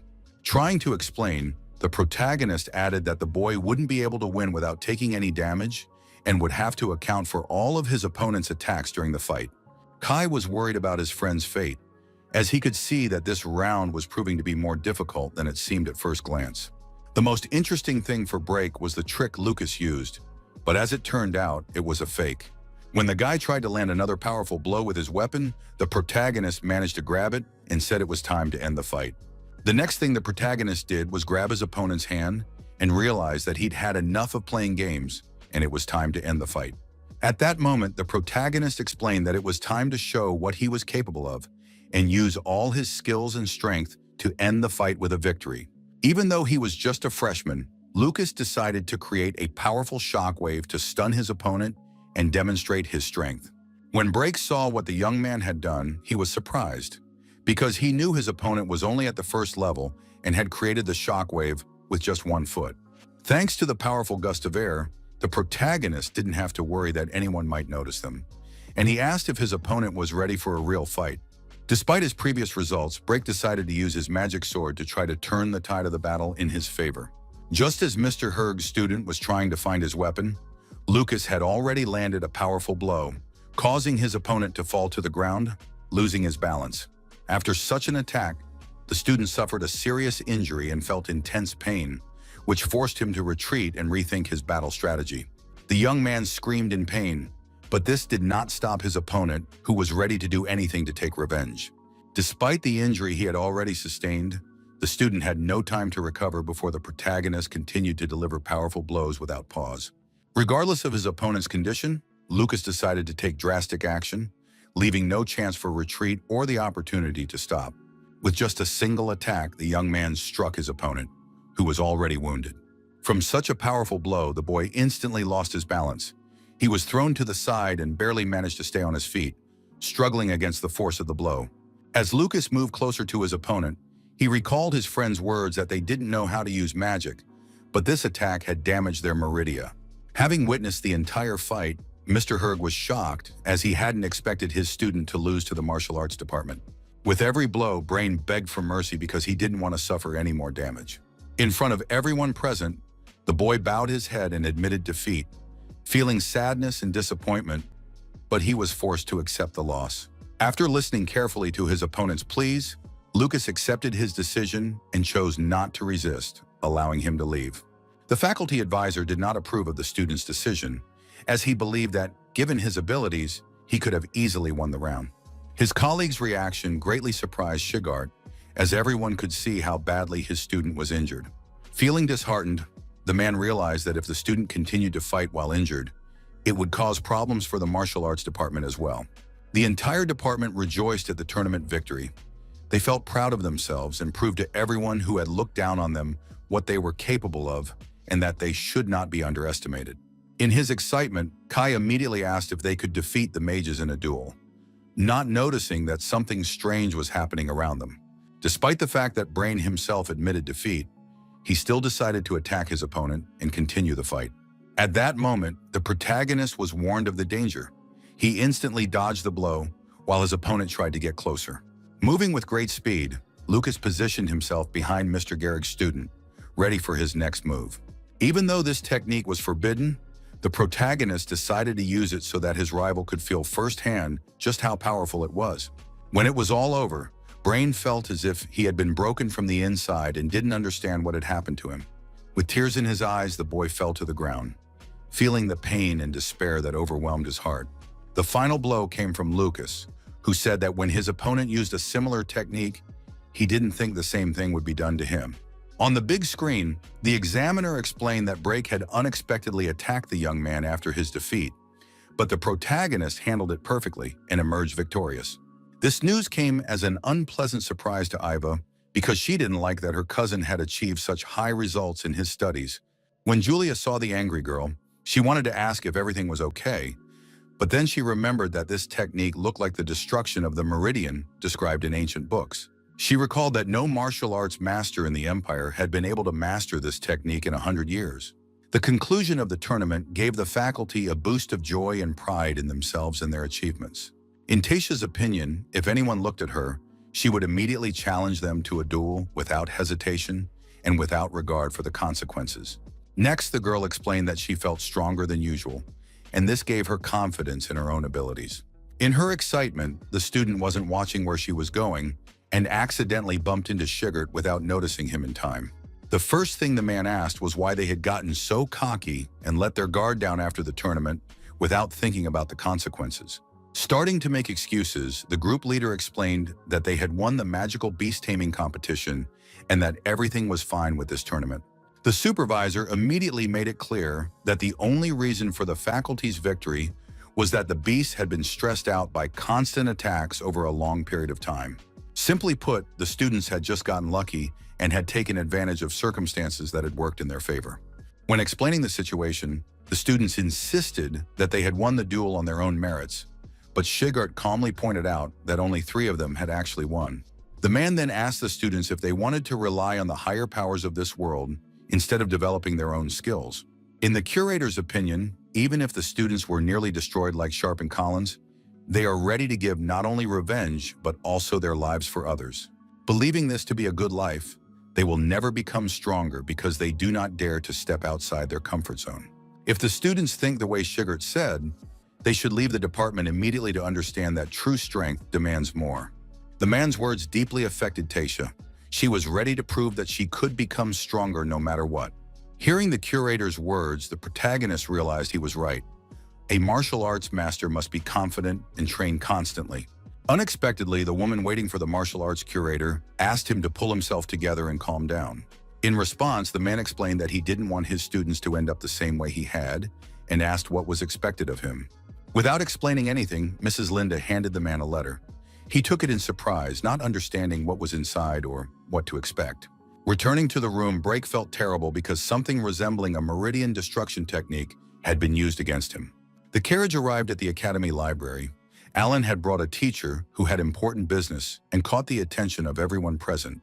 Among those present at the meeting was a man who was extremely angry and struggling to contain his rage. Brain's father arrived at the academy director's office, furious that his son's meridians had been severed and he would no longer be able to use magic. In the man's opinion, the criminal must be punished and the martial arts department disbanded to prevent such incidents in the future. Suddenly, Shigert entered the office and asked if they truly intended to severely punish the criminal and disband the department. The man immediately stated that this technique matched the one that had harmed his students, Sharp and Collins, and that 3 of Herge's students were involved in the incident.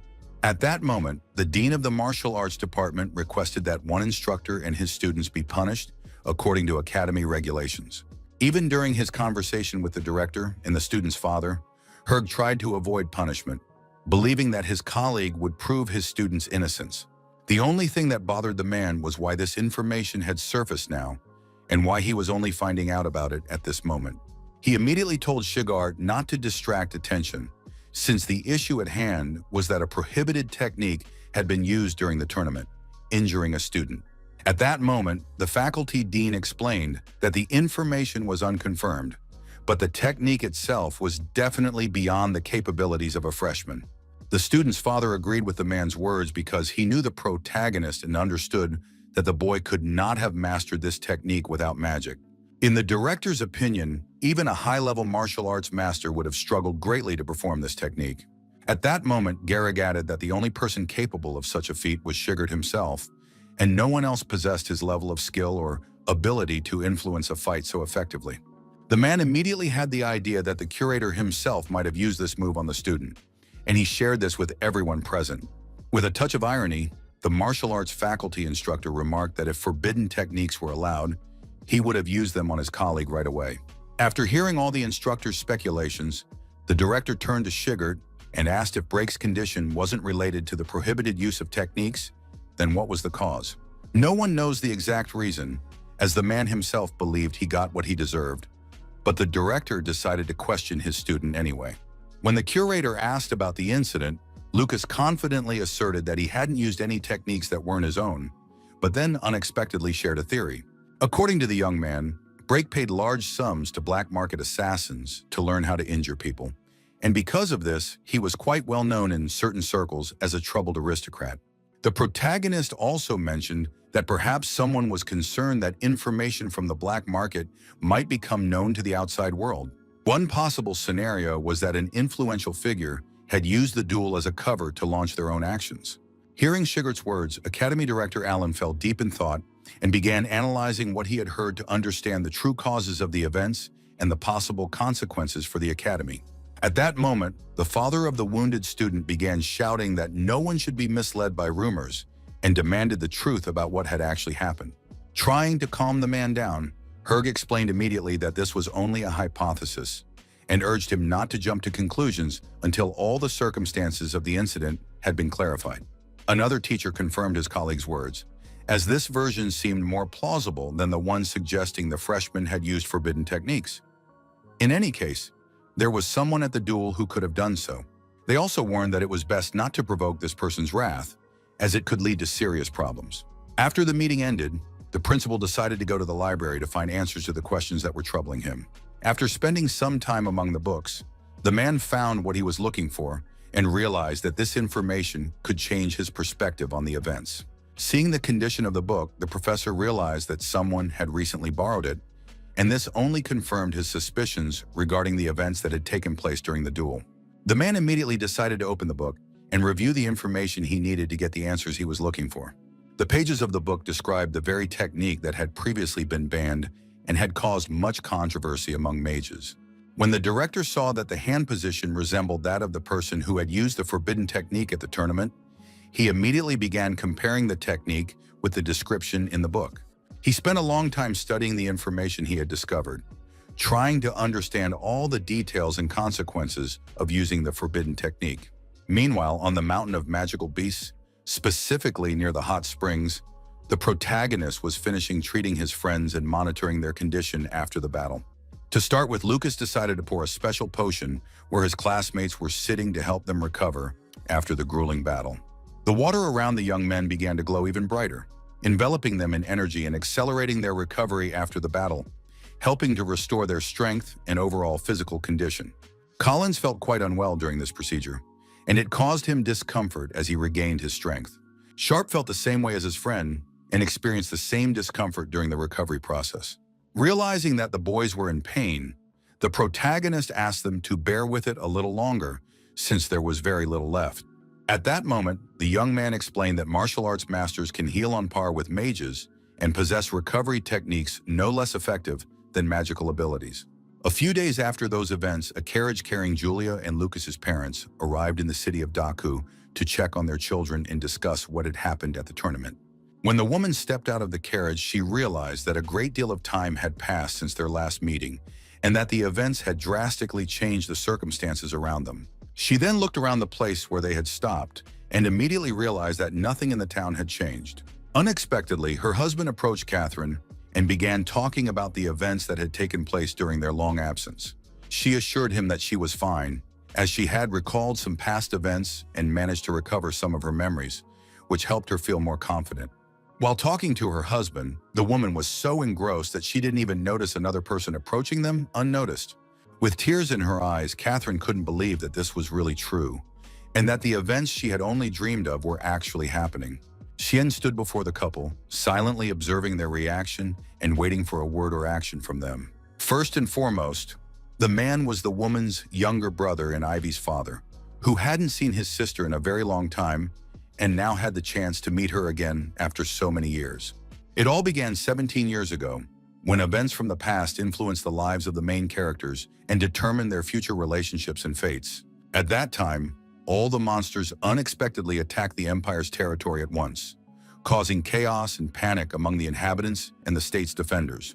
Uniting, the people fought against the army of creatures for 3 days and 3 nights, but both sides suffered enormous losses and destruction. During this war, there were not only losses among their own fighters, but love also blossomed between some of the participants.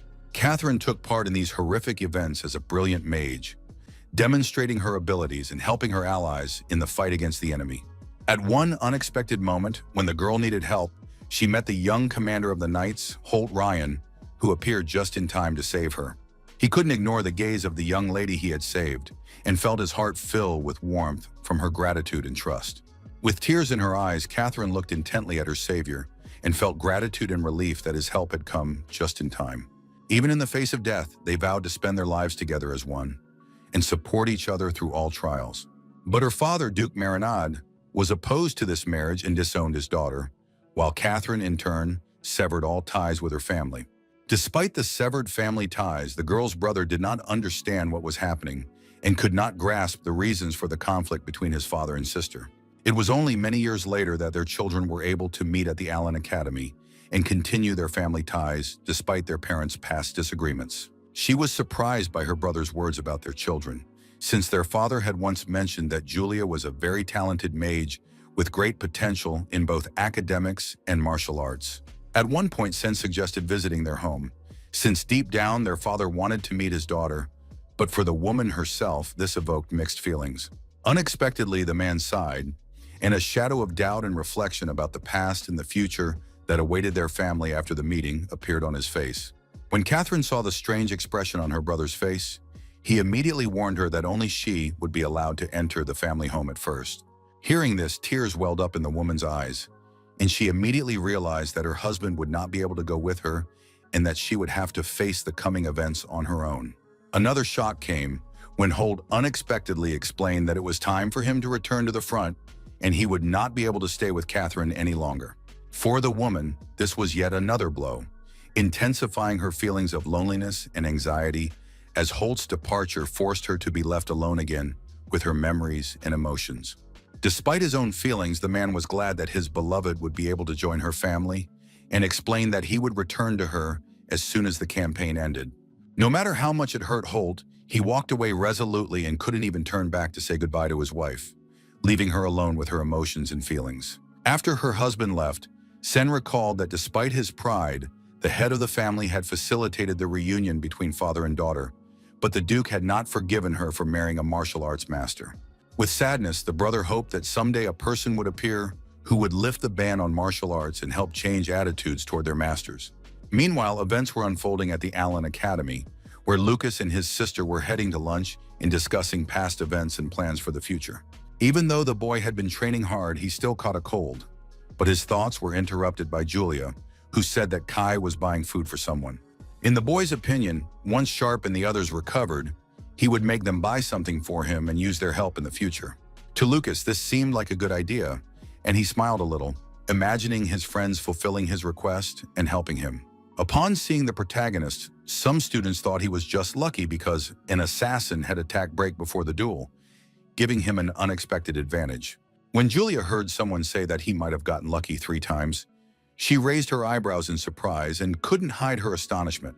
At that moment, the girl approached the young men and asked whom they were humiliating and why they were treating the other students that way. After the young lady walked away, Kai decided to suggest that he take the bento with him and his friend have lunch with his sister. After Julia spoke with the boys, she returned to her brother, smiling sweetly with satisfaction and in a good mood. Watching his sister closely, the protagonist noticed that she was wearing a new hair clip, and it turned out to be a gift from Ivy. Surprised by what he heard, the young man realized that she was a brilliant magician, so it was no wonder that everyone admired her abilities and behaved cautiously around her. The most important thing for Lucas was for Julia to be able to get along with her for their mother's sake and feel the warmth of family support. Unexpectedly, the boy heard his sister shouting to someone that she congratulated them on being appointed class president, and he was delighted by her enthusiasm and sincerity. At that moment, Mina approached their table and announced that the girl would soon become the star of the academy, and everyone would admire her talents. Despite her brother's support, the vice president assured her that she would always be there for her and support her through all her endeavors and difficulties. The next thing the young people noticed was the attitude of those around them and how they behaved in their presence. The strangest thing was that Iva was furious and didn't notice anyone in front of her, focusing only on her own emotions and anger. The girl herself was lost in her thoughts and didn't notice anything around her, immersed in her own feelings and memories. Shortly before this, the young lady had spoken with her mentor, Linda, who said that her skill level was almost on par with Julia's, especially in mind control magic. In the woman's opinion, in all other aspects, the girl clearly surpassed Iva, and for this reason, the 11-year-old was better suited for the role of head girl. Trying to explain this to the student without offending her, the mentor chose gentle words and emphasized the girl's strengths without belittling Iva. The girl didn't like the curator's words and decided to prove that her rival was simply the teacher's favorite. As they watched the young lady leave the cafeteria, everyone present was at a loss as to what was happening and why she was acting so strangely. After seeing this, Lucas realized that she was very angry, and her anger could be felt even from a distance, causing everyone around her to be wary of her behavior. According to Julia, it was all because Iva wasn't eating properly, so on the way to the dorm, she would buy her some food to help her regain her strength. Mina was surprised when the conversation turned to the young lady, and she hadn't expected everyone to discuss her abilities so enthusiastically. In response, the 11-year-old girl said that they were roommates and that her mind control was simply unmatched and also quite rare. Hearing these words, Mina was very surprised and decided to press a button to test what the girl had said. A magical sphere formed around their table, shielding them from prying eyes and sounds, making the conversation completely private. This situation surprised Lucas, because he knew that this was a sound-dampening magic circle that contained any magical energy and prevented the leakage of harm. The girl also explained that it could benefit the mind by helping one focus and control magical abilities more effectively. Even though no one could hear her, Mina tried to say that wind magic was also very interesting and deserved attention for training and research. But unexpectedly, the girl froze in place because the protagonist had strangely addressed her, causing both surprise and excitement. In Lucas's opinion, the girl hadn't just come to chat. She must have had some important purpose or request for him. For the girl, the young man wouldn't be a problem as long as his sister respected her, even though he didn't trust her. Despite the fact that the young man was quite sharp-tongued, the vice president decided to get straight to the main issue and discuss it openly with him. Starting with the fact that the girl was sure Lucas knew that the mountains of magical beasts were quite dangerous, but lately there had been changes in the ecosystem, and the number of low-level beasts had significantly decreased. Continuing her story, Mina added that the cubs of the crested leopards had completely disappeared, and their population had significantly declined. She also reported that 3 days ago, the Imperial investigation team had discovered traces of a high-level beast. It was upsetting for Julia to hear this, as she believed they were talking about Yule and couldn't hide her anxiety and concern over the situation. At that moment, the protagonist decided to warn his sister not to say anything about the wolf and not to put herself in danger. Only after her brother's warning did the young lady realize she had said something she shouldn't have and immediately felt ashamed of her carelessness. With a smile on his face, Lucas decided to ask if he had understood correctly that Mina wanted them to complete this task and what its difficulty level was. As it turned out, the difficulty level was 100 points, and this immediately made Lucas think about how they would carry out the task. The brother and sister were shocked by what they heard, but at the same time, they understood that this task would be simple for them and that they would be able to complete it easily. Meanwhile, events were unfolding at the Miranda family estate, where tension was mounting and everyone was preparing for an important meeting. Seated at the table was Duke Cien, the head of the family, who watched those present closely, maintaining a stern expression. Although the head of the family's children were also seated at the table, they did not speak to one another for some time, maintaining a tense silence. When Cien had prepared a room for his sister, their father still forced her to stay in the guest room, thereby demonstrating his character. The next thing he noticed was that Catherine hadn't touched her food, and a terribly tense atmosphere hung over the table. The Duke broke the silence and addressed his daughter, starting a conversation after a long silence and trying to hide the sternness in his voice. The first thing the man said was that he wanted to acknowledge Julia as his granddaughter, as he saw great potential in her as a mage. Thanking her father, the woman tried to explain that Lucas had also proven himself as a martial arts master and had earned high scores in competitions. But to the head of the family, people like her son were worthless. These words about one of her children were not just a surprise to Catherine, but a real shock, and they made her think about the family's future. In the Duke's opinion, his family needed someone with the potential to become a holy mage and secure the family's future. The thought of convincing her father about martial arts was not easy, but at that moment, the family assistant distracted her.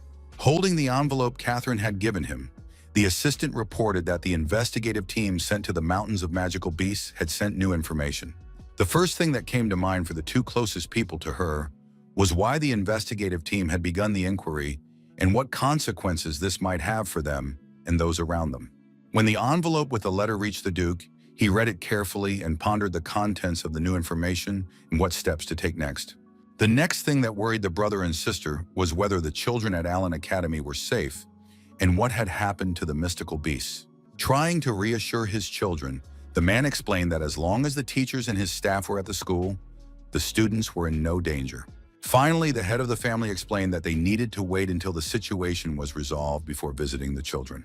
Despite the sad news, the woman tries to calm down because she misses her loved ones so much. Meanwhile, at the academy, Mina tried to arrange a mission to the Mountains of Magical Beasts. But according to the rules, 5 people and at least 1 member of the student council are required, and this information came as a surprise to her. The night before, she had seen that there were no restrictions on the number of participants, but as the student council president explained to her, he had changed the conditions because something could happen in the mountain cave.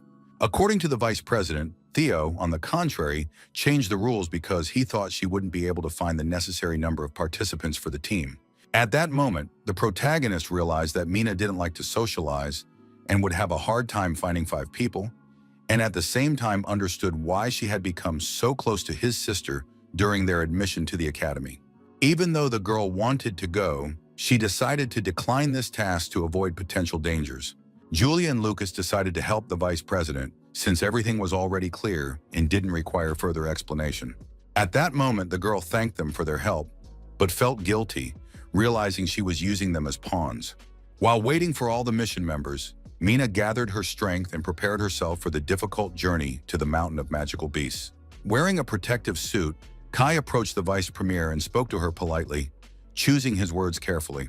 Despite the fact that his friend was going on a mission, Kai tried to contain his excitement and not show his true emotions. The most important thing for the young man was to help his classmates and to use the high-level armor his parents had given him. Maya joined the group. She was delighted to meet them, considered the water element her strength, and was confident she could help. It was important to Mina that their mission be successful, and with the newcomers, it would become much more difficult. The first thing Lucas asked his sister was why she had called Maya and not Iva. But in response, he heard that her neighbor didn't want to talk to her. At that moment, the vice president thought that some of the participants were just there to make up the numbers, and that she and Julia would be enough for the mission. Even though the girl didn't like the team's composition, she announced that they were setting off, since the journey would take half a day, even with the acceleration spell. After traveling for several hours, the students finally arrived at their destination, ready to begin their task.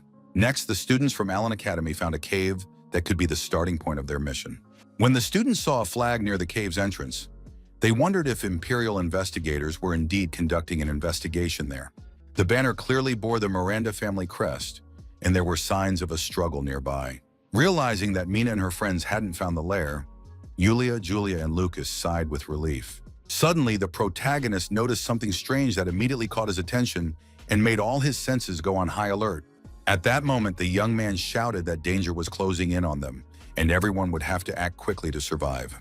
The vice president rushed to Lucas's aid, deciding that she could destroy the monster with magic. The girl directed her spell toward the creature and asked for it to become a signal for the attack.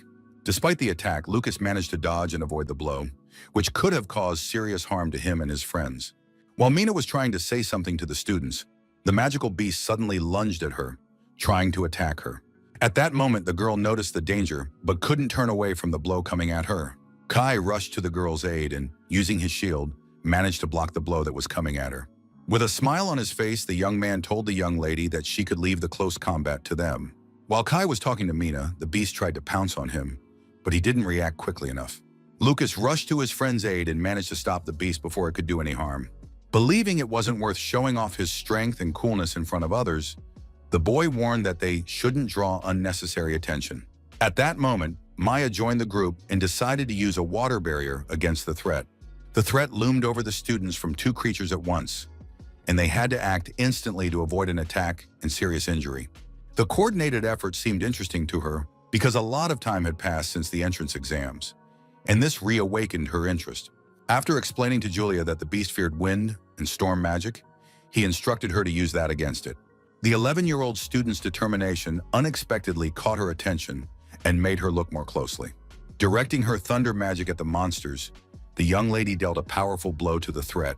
To protect herself from the dangerous creatures, Julia activated a magical barrier that blocked their path and stopped any attempt at an attack. Directing all her power at the beasts, she surprised everyone present with the power and precision of the strike, which forced the creatures to retreat. Hearing the blow, everyone present held their breath and watched in amazement as the beasts retreated. A few minutes later, Julia's staff fell to the ground and, with a loud thud, caught everyone's attention, forcing them to turn around. She thought that the thunder magic performed by her friend's sister looked unbeatable and was impressive in its power. At that moment, she stood there, not understanding what was happening, when her favorite student interrupted her thoughts. Julia was curious about what the girl wanted to say to her, because during the attack on the beast she hadn't heard a thing and was now listening intently. After the battle, everyone set off, and she didn't answer the little girl's question. Having underestimated the abilities of the academy students, Alan was surprised by their determination and confidence in their actions. After a while, the students decided to rest and help Kay heal her arm after the battle. Thanking Maya, he said she was a true sorceress and that he was incredibly impressed by her skill and determination in battle. Although the young man's words were an exaggeration, she dreamed that Lucas would call her that, and at the thought, the girl blushed. The student's shyness immediately caught the eye of everyone present, and her flustered behavior did not go unnoticed. Looking at Maya, the protagonist immediately became curious about what she was thinking and tried to read her facial expression. The events that followed unfolded in a cave that looked incredibly large and mysterious and held many secrets. Julia's staff illuminated the path through the cave and helped everyone find their way amid the darkness and stone walls. Everything that happened within these walls amazed everyone present and evoked both awe and anxiety at the same time. What surprised her most was that the further they went into the cave, the more spacious it became, and it seemed as though there was no end to it. Kai confirmed Julia's words, for there was enough space for even a small army to pass through.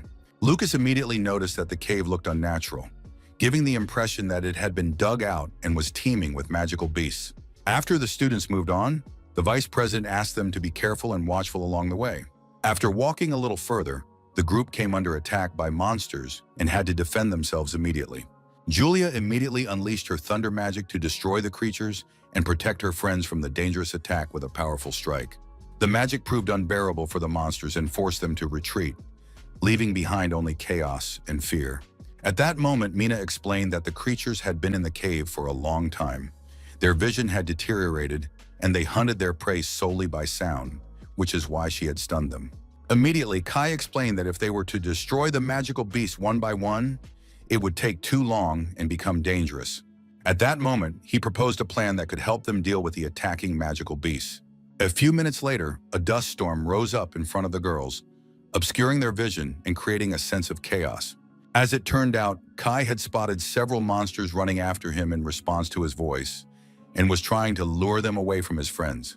Preparing for battle, Julia carefully readied her wand to fend off the enemy's attack and protect her friends from danger. Mina also began to prepare to help the young lady so they could repel the attack together and protect everyone present. As Kai tried to quickly reach a safe place, his attention was drawn to one detail that seemed suspicious to him. At that moment, the girls were already ready to strike and were waiting for the signal to attack the enemies in unison.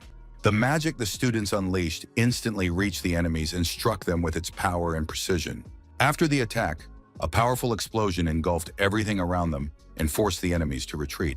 When he saw that Kai's plan had worked, the protagonist was surprised because such tactics are common in video games, and he didn't understand how his friend had learned about them. Suddenly, a young man who had been among the slain beasts appeared and explained that he would lure the creatures while Mina and Julia defeated them. Following the plan devised by the protagonist's friend, their group easily defeated all the magical beasts that crossed their path. Deciding to rest a bit, the young man once again marveled at the magic the girls possessed and its incredible power. After a few minutes of rest, the group gradually approached the center of the nest and prepared for the next battle. Suddenly, Lucas noticed that the students were tired and realized they needed a short break to regain their strength. The next thing he noticed was Kai, who was pretending not to hear and continued searching for magical beasts despite the others' need for rest. A few minutes later, the young man returned and announced that he had brought more beasts, and the rest of the task fell on the shoulders of the other members of the party. Suddenly, he noticed his friends were gone and tried to figure out where they had gone while continuing to move forward.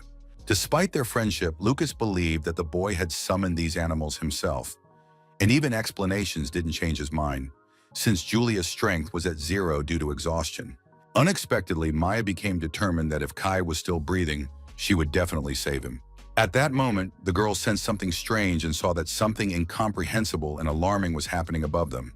Listening intently to every sound, no one understood what was happening and could only guess that the investigation team might have reached the center of the nest before them. Mina immediately decided to suggest going to see for herself what was happening ahead. Unexpectedly, the protagonist sensed a strong smell of blood, which instantly put him on guard and made him cautious. When Lucas realized that things would get more difficult ahead, he gave everyone a potion to restore their strength, which he had brought with him. Given the investigative team's skills, it wasn't certain the students would be needed, but just in case, they decided to check if everything was okay. When the academy students, Alan, stumbled upon the source of the smell, they were greatly surprised by what they saw.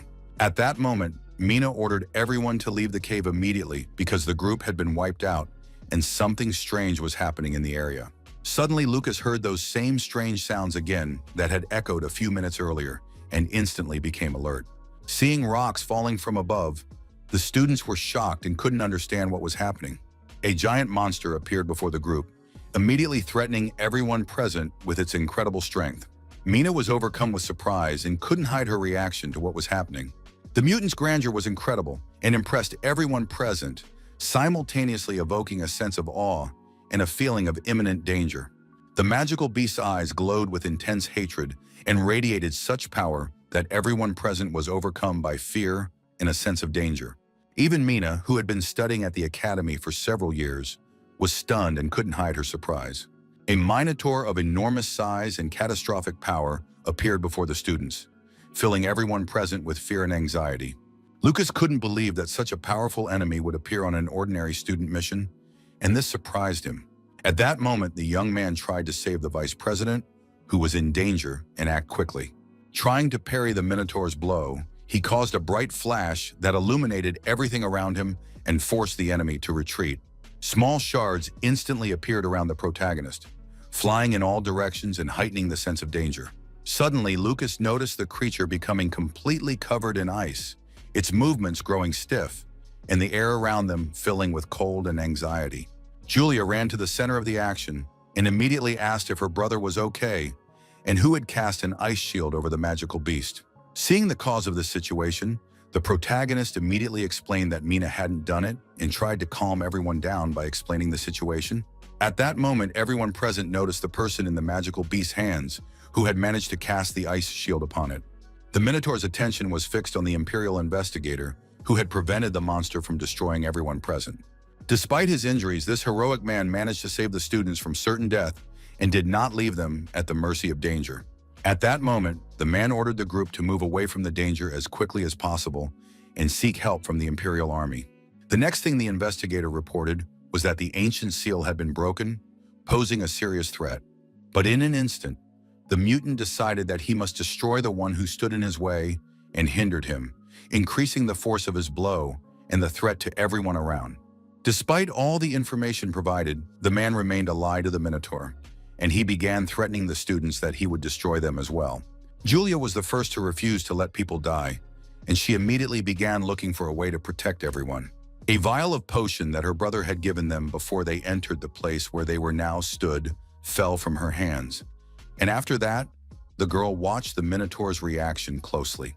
A bright blue glow began to shine around the beast, illuminating the entire cave and filling the air with tension, fear, and a sense of imminent danger. Despite the danger, the man declared that the beast was babbling nonsense and sought only to destroy him, no matter what. Immediately using ice magic, the mage directed it at the creature, and it instantly turned into a solid block of ice. While the monster was encased in ice, the investigator tried to order the students to flee as quickly as possible and report the situation. Without hesitation, the girls agreed and began looking for a way to escape, trying to quickly come up with a plan of action. For the protagonist, it was important to save the man, but he understood that he couldn't help and had to fulfill his request first. Watching to see if the young people would manage to get out of the cave, the wizard realized that his end had come and there was almost no time left. With his last ounce of strength, the investigator did everything in his power to give the young people a chance to save themselves. Unexpectedly, the mage felt the beast trying to break free from the thick layer of ice, and cracks began to spread. When the mutant shattered the ice, he immediately screamed that the pathetic insects had dared to attack him and promised brutal revenge. The Imperial investigator was the first to feel the force of the vengeance and realized that the blow was aimed directly at him. But unexpectedly, someone behind him struck the beast with a thunderclap right in the back, causing it to shudder in pain. In agony, the Minotaur released the man from his grasp and began to scream furiously, filling the cave with a terrifying roar. Fearless Julia used her power and immediately declared that he was a human, not an insect, and that he was a true warrior. Meanwhile, using her magic, Mina carefully rescued the investigator and lowered him to the ground, saving him from danger. Next, using her magic, the girl launched a wind bomb at the enemy, intensifying the blow and increasing the danger to him.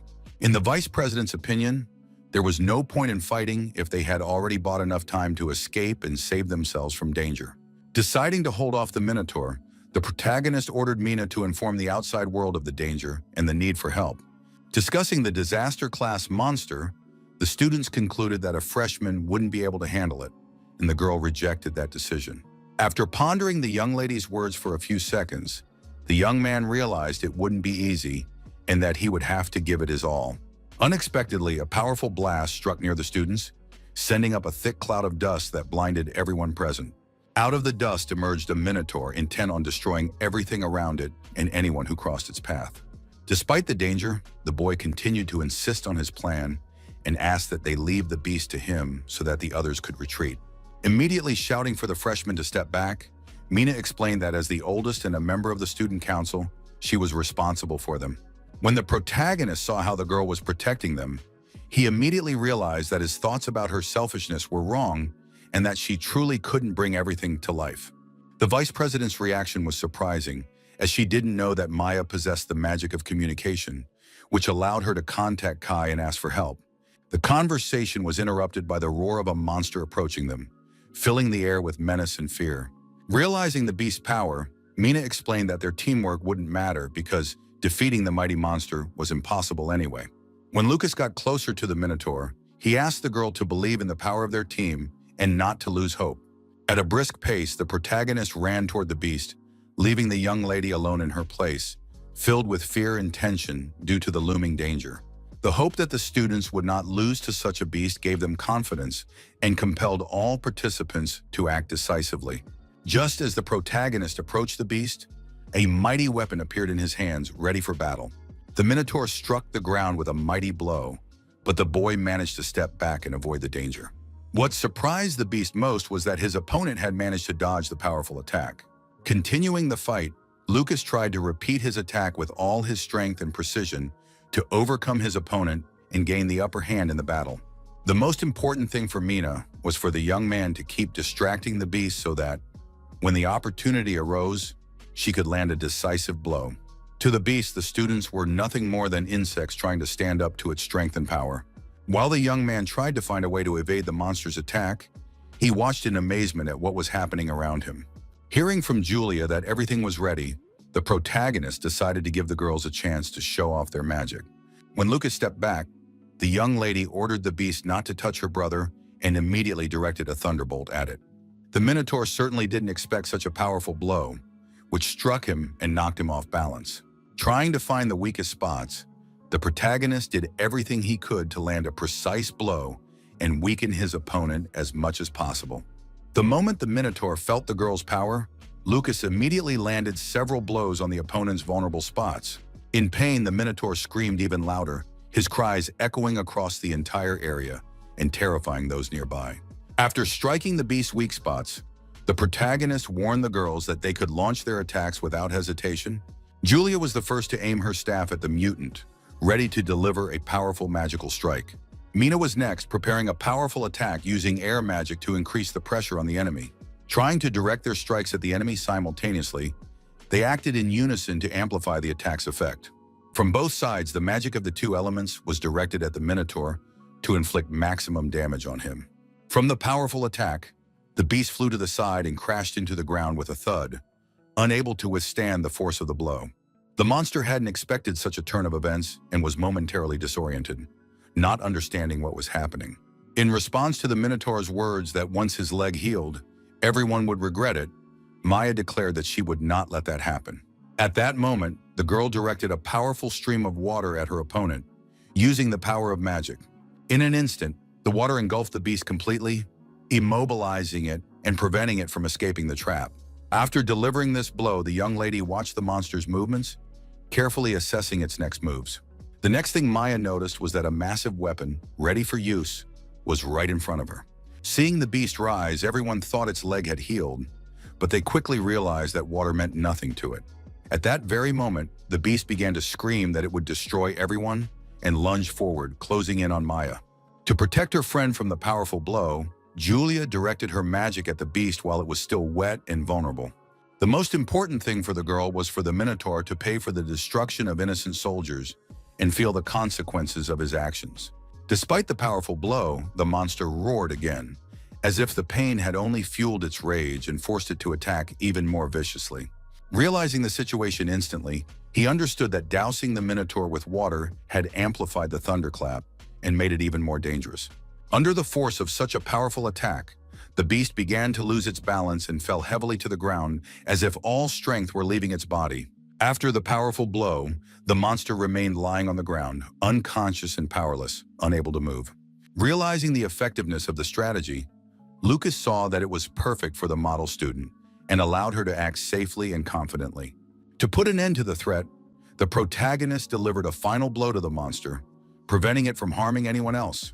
At that moment, Mina noticed a boy who had gotten too close to the beast and caught her attention. Something unusual was happening around the Minotaur and Lucas, something the students had never seen before, and which at the same time filled them with fear. At that moment, complete uncertainty reigned, and no one could understand what exactly was happening or how to react to it. Not understanding the nature of this mysterious phenomenon, the protagonist tried to destroy it as quickly as possible. Upon touching the phenomenon, the young man could not imagine what awaited him next or what consequences this contact would have. Uncertain of what to do next after what he had seen, Lucas hesitated and looked for a way out of the unfolding situation. Suddenly, a monster appeared before the main character, one even more terrifying than the students had seen before, and its appearance struck fear into everyone. The only one who didn't see what was happening was Kai. He heard strange sounds and tried to figure out how to act in this situation. After climbing out of the cave, the young man thought there was an earthquake and that everything around him was shaking from some unknown force. After the young man got out of the cave, he ran for help to deal with the situation as quickly as possible and save those who were in danger. The beast's roar was very powerful and piercing, terrifying everyone around and making hearts beat faster. When the beast began to scream, the protagonist was nearby and felt the full force and fury of its scream, which tore through the air and terrified everyone around. At that moment, the young man tried to keep his balance and not fall from the great height, feeling as if the ground were receding beneath his feet. A powerful jolt threw Lucas violently to the ground, and he felt the full force of the impact that had hurled him downward.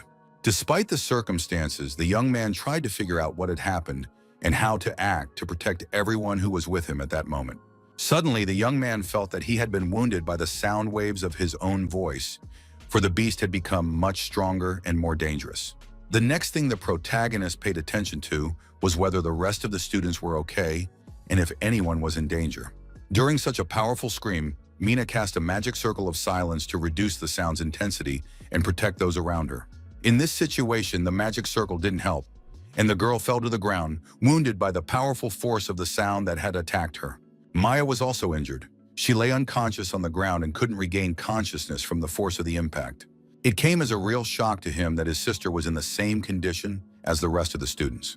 After assessing the situation, the protagonist realized he wouldn't let it go and was ready to take decisive action to rectify the situation. As his next move, Lucas decided to use his powerful aura to enhance his abilities and turn the tide of battle in his favor.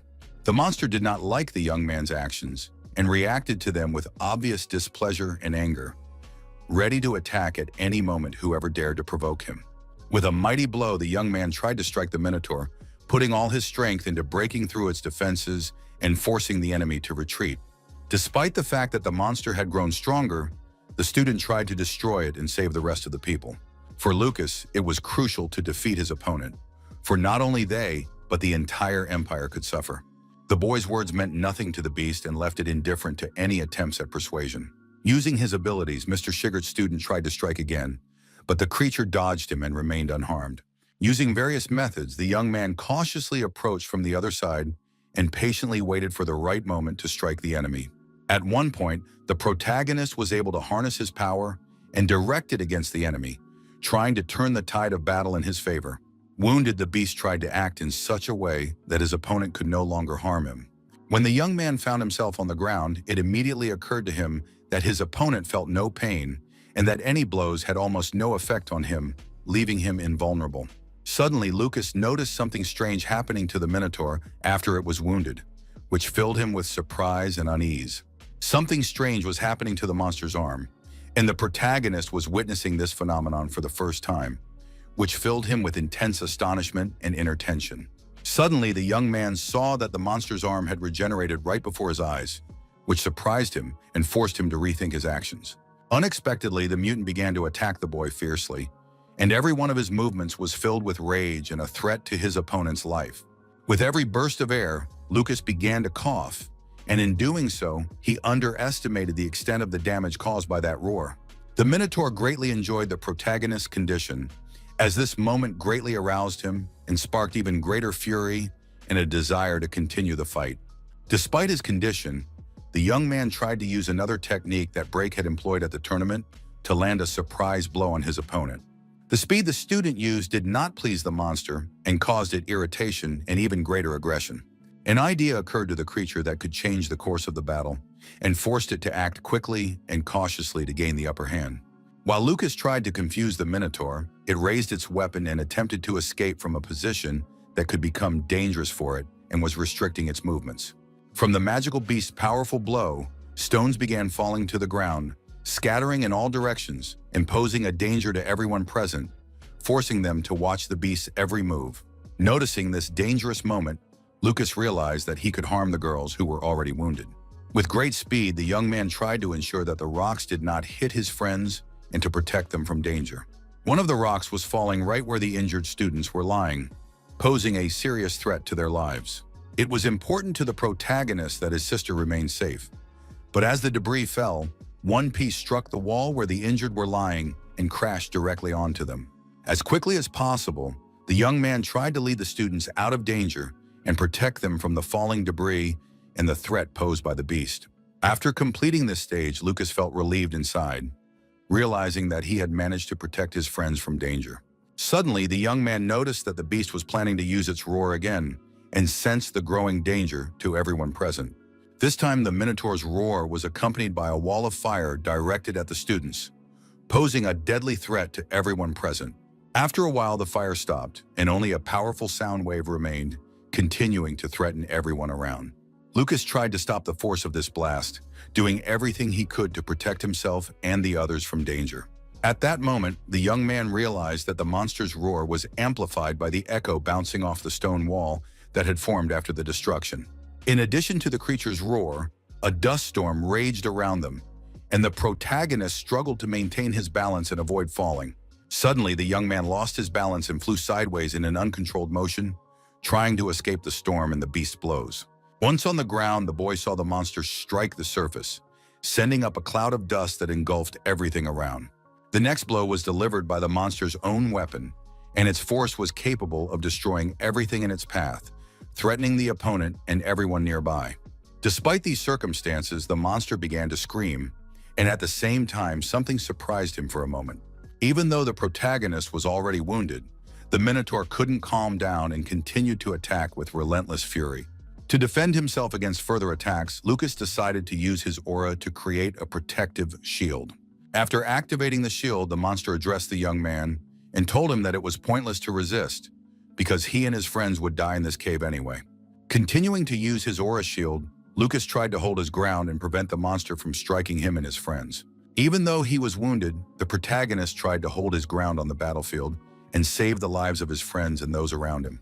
When the young man got closer to his enemy's weapon, he immediately made it clear that such words should only be spoken after victory. The young man's next move was a powerful explosion that distracted the creature and allowed him to continue his actions. While the monster's attention was fixed on the site of the explosion, Lucas decided to use the enemy's weapon to gain the upper hand in the fight. After achieving his goal, the young man declared that as long as he was still standing, he would not allow anyone to insult Julia or the rest of the students. The young man's words enraged the Minotaur and provoked even greater fury and aggression in him, forcing him to prepare a new attack.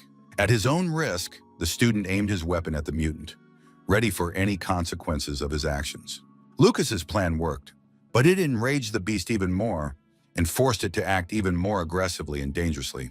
Despite his fear, the young man continued to attack, risking his own life to protect his friends and achieve victory. After another blow, the creature screamed even louder, and its roar engulfed everything around, causing chaos and fear among those present. The Minotaur did not like this turn of events and had no intention of tolerating his opponent's actions. He was ready to attack even harder and faster. With every passing minute, the young man launched more and more attacks, risking his own life to weaken the enemy and protect his friends. Despite the student's excitement, his gaze fell on the enemy, and he immediately realized how dangerous the situation was.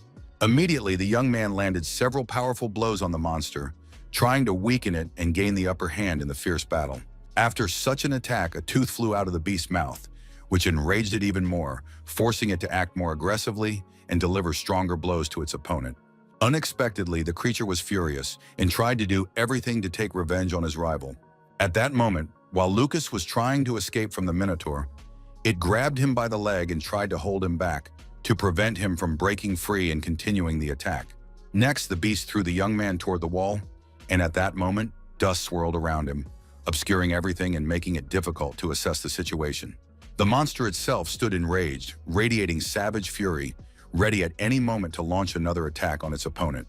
Suddenly, Lucas found himself on the ground, clutching whatever he had managed to grab before the beast's throw, and this might be his only chance for survival. When the Minotaur saw the boy, he stood there preparing for his next powerful attack, ready to inflict maximum damage on his opponent. The beast's roar was even louder than before, and its power kicked up dust, terrifying those present and threatening everyone around. Despite all the circumstances, the protagonist continued to fight the powerful opponent, risking his own life to protect his friends. As they directed their attacks at each other, they collided in a powerful clash that caused an explosion of energy and dust. When the beast saw what Lucas was capable of, he immediately understood the level of his opponent's martial arts skill and the seriousness of the threat. But the monster didn't know what awaited him at that moment, and that Lucas's actions could radically change the course of the battle. For the young man, it was important to see it through to the end and prove his strength and determination despite the danger and fatigue. At the last moment, the student delivered a powerful blow with all his might, directing it straight at the opponent to gain the upper hand in the fight. The monster did not expect such a turn of events and immediately began screaming that it would surely destroy him, preparing to deliver an even stronger and more dangerous blow. Despite these threats, the young man continued to act, risking his own life to achieve his goal and protect his friends. Outside the cave, screams and various terrifying sounds could be heard, sounds that an ordinary person would interpret as danger. After everything was over, Julia came to her senses and tried, first of all, to check if she was okay and assess her condition after the battle. Fortunately, the girls were all right, but they immediately began searching for Mina and Lucas to make sure nothing had happened to them either. The protagonist himself continued to deliver the final blow to the Minotaur, trying to neutralize his opponent once and for all. After the battle ended, the young man tried to step back from the battlefield to catch his breath, assess the aftermath of the clash, and make sure his friends were safe. Despite the victory, the protagonist felt no joy because he understood the gravity of the battle and the danger that had threatened his friends. At that moment, through the red dust, Julia spotted her brother and felt relieved that he had survived the battle. Immediately, the girl began calling out to him loudly and insistently, trying to get her brother's attention to check if he was safe and unharmed. Despite the young lady calling out to him, he remained where he was and did not respond, as if assessing the situation or preparing for his next move. A powerful aura of strength emanated from the Minotaur's body, and even after his defeat, his presence could still be felt all around, terrifying everyone nearby. The power possessed by the beast, through certain tendrils, transferred to the protagonist, and he immediately began to scream from the new might and energy. A strange mark appeared on the boy's body, the same one the monster had, indicating the transferred power and the connection between them. The following events took place in the Hall of Wrath, where the tension and emotions of everyone present reached their peak, creating a sense of danger. Small, bright flashes of light began to emanate from the lava, shimmering with every color and illuminating the dark corners of the hall. Despite the fact that the small particles were scattered throughout the hall, the sense of danger did not subside and increasingly engulfed the entire building. A gigantic, powerful hand emerged from beneath the bench, rising into the air as a reminder of the danger and power hidden within the hall. In the center of the hall stood a magical beast that radiated power and menace, forcing everyone present to watch its every move with caution. The mighty monster began to roar that he had finally returned to this desecrated world and was ready to restore his power and dominion over everything around him. It was difficult for the demonic lord to endure the presence of the god of war, as his power and presence exerted pressure on mind and body, subduing even the strongest. At that moment, Valsava vowed to himself that he would do everything to destroy his rival and leave him no chance of victory. The beast's thoughts were interrupted by a woman's voice, which informed him that his hopes were far too naive and reminded him of the true power of those present in the hall. Next, the demonic lord of envy, Verseda, told him that her acquaintance had awakened due to the brilliance of the key they had raised. The beast pondered the woman's words and stepped closer to her, gauging her intentions and the danger emanating from her presence in the hall. When the demon lord of wrath sat down in his seat, he immediately asked if the protagonist had enough potential to handle the trial and withstand the threat.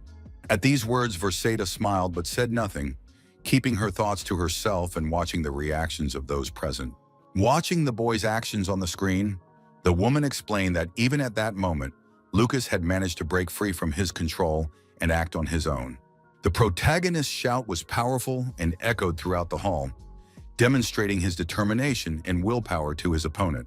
Despite his condition, the student tried to strike as quickly as possible to weaken his opponent and gain the upper hand in the fight. After the fight ended, Lucas stood watching to see if there would be any reaction from his opponent, ready to respond immediately to any threat. Suddenly, Julia ran to her brother and began begging him to come to his senses and feel alive again after the chaos they had just experienced. Maya came to the girl's aid, using water magic to try to calm the boy down and help him come to his senses. At that moment, the magic student explained that her friend should run away from her brother, as he was still enraged and dangerous after the fight. Maya's words proved true, and suddenly the young man tried to strike the Minotaur, seeking to take control of the situation. When Julia saw the state her dearest person was in, she immediately burst into tears because she was so worried about him. Suddenly, deep down, the boy sensed that something was wrong and decided to stop, listening to his inner voice to avoid danger. At that moment, Lucas remembered how his sister had run to him to hug him, and her voice floated up in his subconscious, reminding him of her care and support. Despite all the circumstances, the protagonist didn't understand what was happening to him, as his mind and body were overwhelmed by mixed emotions and a strange energy. A powerful explosion occurred where the young man had been standing, sending dust billowing up and enveloping everything around. Not understanding what was happening, Maya and Julia stared intently at the site of the blast, watching the dust and debris as they tried to figure out what had happened. Through the smoke, the girls tried to see if the young man was okay and tried to reach out to him to make sure he was safe. The young man's subconscious couldn't distinguish between reality and the battle with the beast, so the world seemed distorted and filled with fear and chaos. Julia approached her brother cautiously, deeply concerned about his condition and trying to make sure he was safe. Despite his condition, the student immediately apologized to his sister and asked her to give him a moment and step away from him for her own safety. At that moment, the young man took a deep breath to complete the return of his subconscious and regain full control over his thoughts and actions. The protagonist's aura radiated a powerful energy that reflected his determination and willpower, making his presence palpable to everyone around him. The energy the young man had harnessed was released, and he directed it upward in a powerful strike. On the protagonist's back, the symbol of his power gradually faded, leaving behind a faint sense of emptiness and anxiety. At that moment, Maya and Julia approached the young man, concerned about his condition and wanting to make sure he was feeling well. With tears in her eyes, the protagonist's sister said that his behavior had frightened her, but after a hug, he promised not to do it again. In the Hall of Wrath, the demons continued to watch the young people and learned that Kai had come to their aid. Verseda approached Valsav and told him there was no need to rush, as this key had to pass several trials. The first thing that came to the woman's mind was that one of the trials might involve the loss of a family member. Julia was the first to appear on their screen, and everyone instantly recognized her face, causing a wave of surprise and anxiety. Lucas saw his parents and sister before his eyes, but the voice belonged to someone else who announced that he had opened his eyes. Not understanding what was happening or where he was, the protagonist still saw his family in front of him. A multitude of images flashed through the young man's subconscious, shifting one after another and preventing him from focusing. At that moment, the boy decided to strike at everyone standing before his eyes without thinking about the consequences. With every passing minute, Lucas understood less and less what was happening to him and was losing control of his own thoughts. The next thing the protagonist felt was that his body was moving on its own, not obeying his will. Unexpectedly, the young man heard his friend's voice asking what he was doing and trying to reach his consciousness. As it turned out, the student was in the infirmary of the Allen Academy of Magic, where he was gradually coming to his senses after what he had gone through. While Lucas was asleep, he unexpectedly struck his friend, but immediately apologized for his actions. After that, the young man decided to go to the doctor to get checked out and make sure he was okay after what he'd been through. When Kai left, the protagonist immediately began to wonder why he had dreamed this and whether the power he had fought against in the cave had manifested itself. In the boy's opinion, it seemed to him that he wouldn't be able to think clearly, just like the dead gangster who had turned into a monster. But this time he was conscious and only seemed to have lost his mind when Julia and Maya woke him up. The boy's consciousness was gradually being consumed by that power as he fought the monster and barely maintained control over his body. At that moment, Lucas realized he remembered nothing except for that deep anger pulsing inside him, giving him no peace. Suddenly, the young man realized that his consciousness might be consumed by rage, but could he possibly rein in his anger during the fight? The next thing the boy thought of was to ask someone to be by his side during the fight so they could stop him in time. At that moment, the protagonist pondered this idea, but wasn't sure if he should put it into practice. After thinking long and hard about the situation, Lucas couldn't make a decision and felt only confusion. With so much information coming at him lately, the young man's head was spinning and he couldn't focus on anything specific. Realizing that the only ones who could go on the mission with him were the local students, he knew it was too dangerous to ask them to stop him during a berserk fit. It was important for the protagonist to find a way out of this situation, but he didn't know what to do. Unexpectedly, Lucas realized that in this situation, only he could help himself, and no one else could replace his determination. Teacher Shigert walked down the hallway of the Academy's hospital. His footsteps echoed through the empty room. As the man walked by, he heard two women talking about Mina's condition. She was already fine, but they couldn't figure out how she'd been injured. Listening intently to every word, the dean of the martial arts department pondered their words and tried to grasp the meaning. One of the nurses said there were rumors that the girl had been defending a freshman during the incident. Even at the hospital, people believed that martial arts students were weak and mages had to protect them, often getting injured in the process. Suddenly, the man sensed the presence of a powerful aura that enveloped the space around him and compelled him to listen. In Shigert's opinion, this was impossible, since the power belonged to a high-level martial arts master and was shocking. The nurses themselves didn't understand where this draft was coming from, since all the windows were tightly closed and there couldn't be any airflow. After that, the women realized it was all over and saw that only an empty bottle remained where the man had been standing.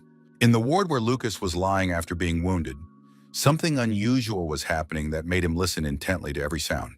Having finished what he had started with a smile on his face, he realized that everything had ended well, and he could breathe a sigh of relief. It was important for the young man to handle the situation on his own, so he decided to use the cloning technique. After finishing the clone, the protagonist realized that, according to the old books in the library, the clone's power was, at best, half that of his main body. If there are 3 copies, they are distributed evenly, and each one's strength is only 1/6 of Lucas's abilities. In the boy's opinion, this wouldn't be enough to stop him during a fit of rage, but at the very least, it might buy him time to escape. Suddenly, the protagonist's thoughts were interrupted by a strange noise that echoed through the hall and made him listen. When Lucas turned around, he immediately noticed his teacher, who had come to check on him and was walking cautiously through the ward.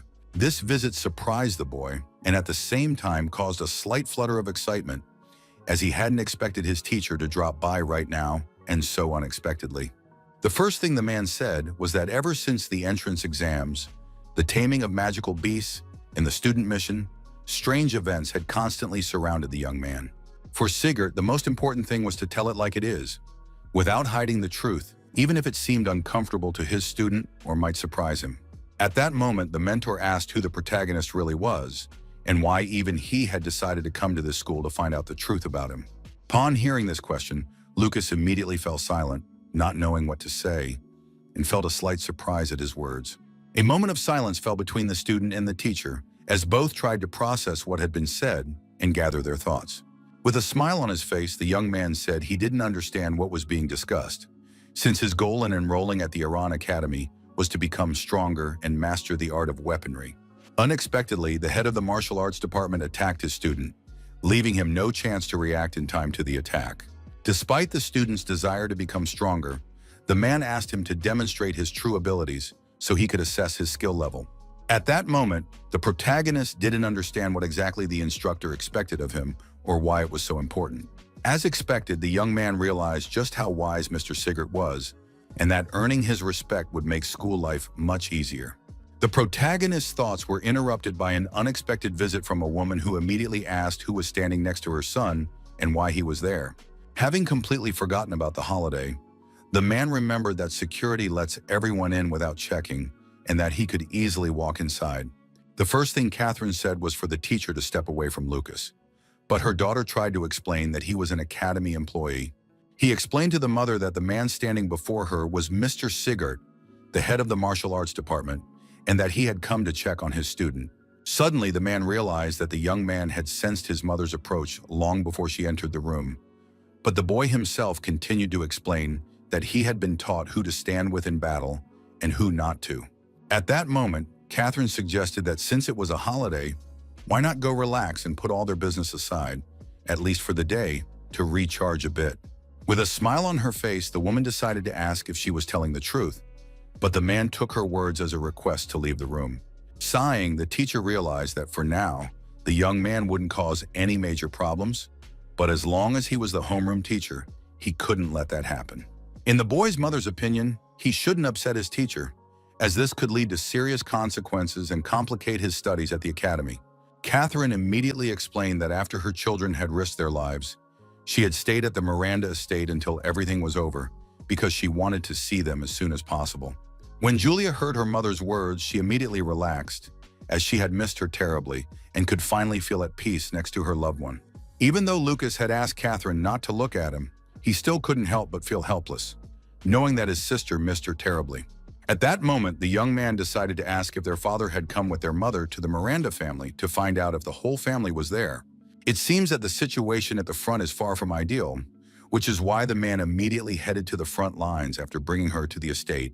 Hearing his mother's words, the protagonist immediately realized that the Duke's family had accepted only the woman and still did not recognize his father, and he believed that the magician's family was quite stubborn. Despite the sad circumstances, Catherine announced that she had brought a gift from the head of the family, Ryan, to celebrate her first-place ranking on the entrance exams. After the protagonist saw what his father had sent, he was very surprised, as he hadn't expected such a surprise and didn't know how to react properly. Inside the chest lay a precious sword that had been passed down from generation to generation in his father's family. Despite the damage sustained during a battle with beastmen several decades ago and the difficulty of repairing it, it was currently unsuitable for combat, yet it remained a family heirloom. Catherine immediately informed him that the head of the family had high hopes for him and hoped that he would live up to expectations and bring honor to their family. The protagonist's eyes sparkled with happiness. He felt joy and admiration that all his efforts had been appreciated and noticed by his loved ones. After receiving the gift, the young man immediately realized that he didn't want to let his father down and would do everything in his power to live up to his expectations. Despite this, Julia was happy to see her mother and still decided to say that her brother was lucky because he had received attention and support from the family. At that moment, Catherine couldn't understand what was happening with her daughter and why she was reacting that way to the situation unfolding before them. Pondering the situation that had occurred, the woman remained deep in thought, unsure of what to do next. Suddenly, everyone started laughing at the girl, but she became curious as to why they were reacting that way and what had caused such behavior. Lucas immediately decided to explain that his sister had always been Mom's favorite which explained her privileged treatment and special attention. Unexpectedly, the woman handed her daughter a gift that looked like animal medicine, and the girl immediately became curious about its purpose and the origin of the item. Julia's eyes sparkled with happiness. She couldn't hide the joy that filled her heart at that special moment. Upon receiving such a gift, the girl was moved and began to say that she loved her mother very much and appreciated her attention and care. Immediately, the young man and the lady decided to try the gifted treats at the same time, curious about their taste and quality. The next thing Catherine gave her daughter was an envelope and a box that needed to be delivered to Jeremy so he could receive an important message and a family heirloom in time.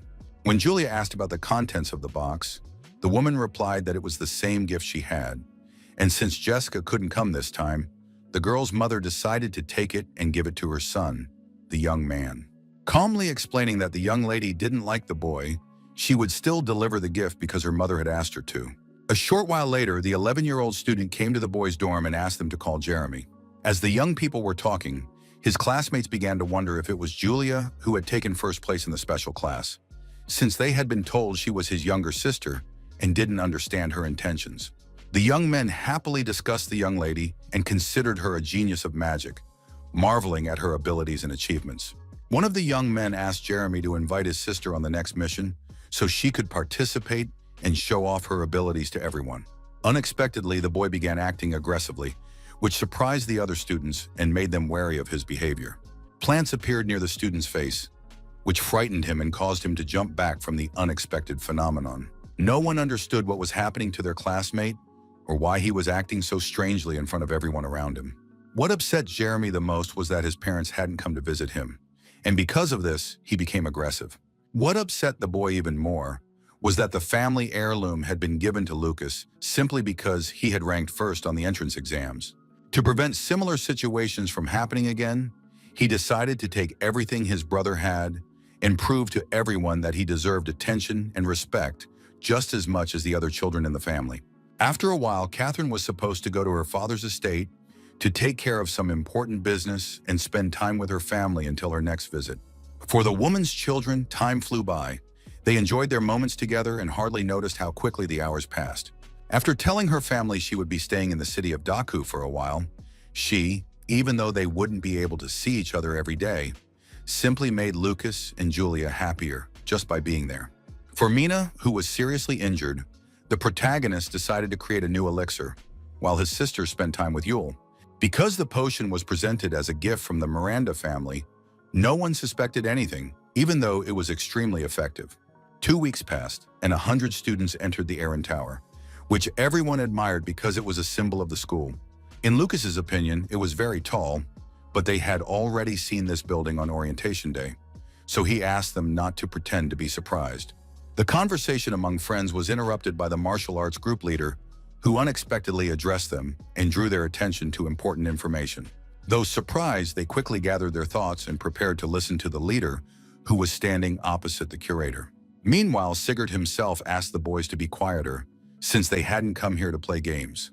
The next thing the man asked was for his students to take their seats and prepare for the start of an important test at the academy. What the students from other departments disliked most was the large number of martial arts students, whom they considered losers. Although everyone heard the discussion, the protagonist and his friends realized that others believed true ability was inherent only to a few in their field, while the rest were trying to overestimate themselves.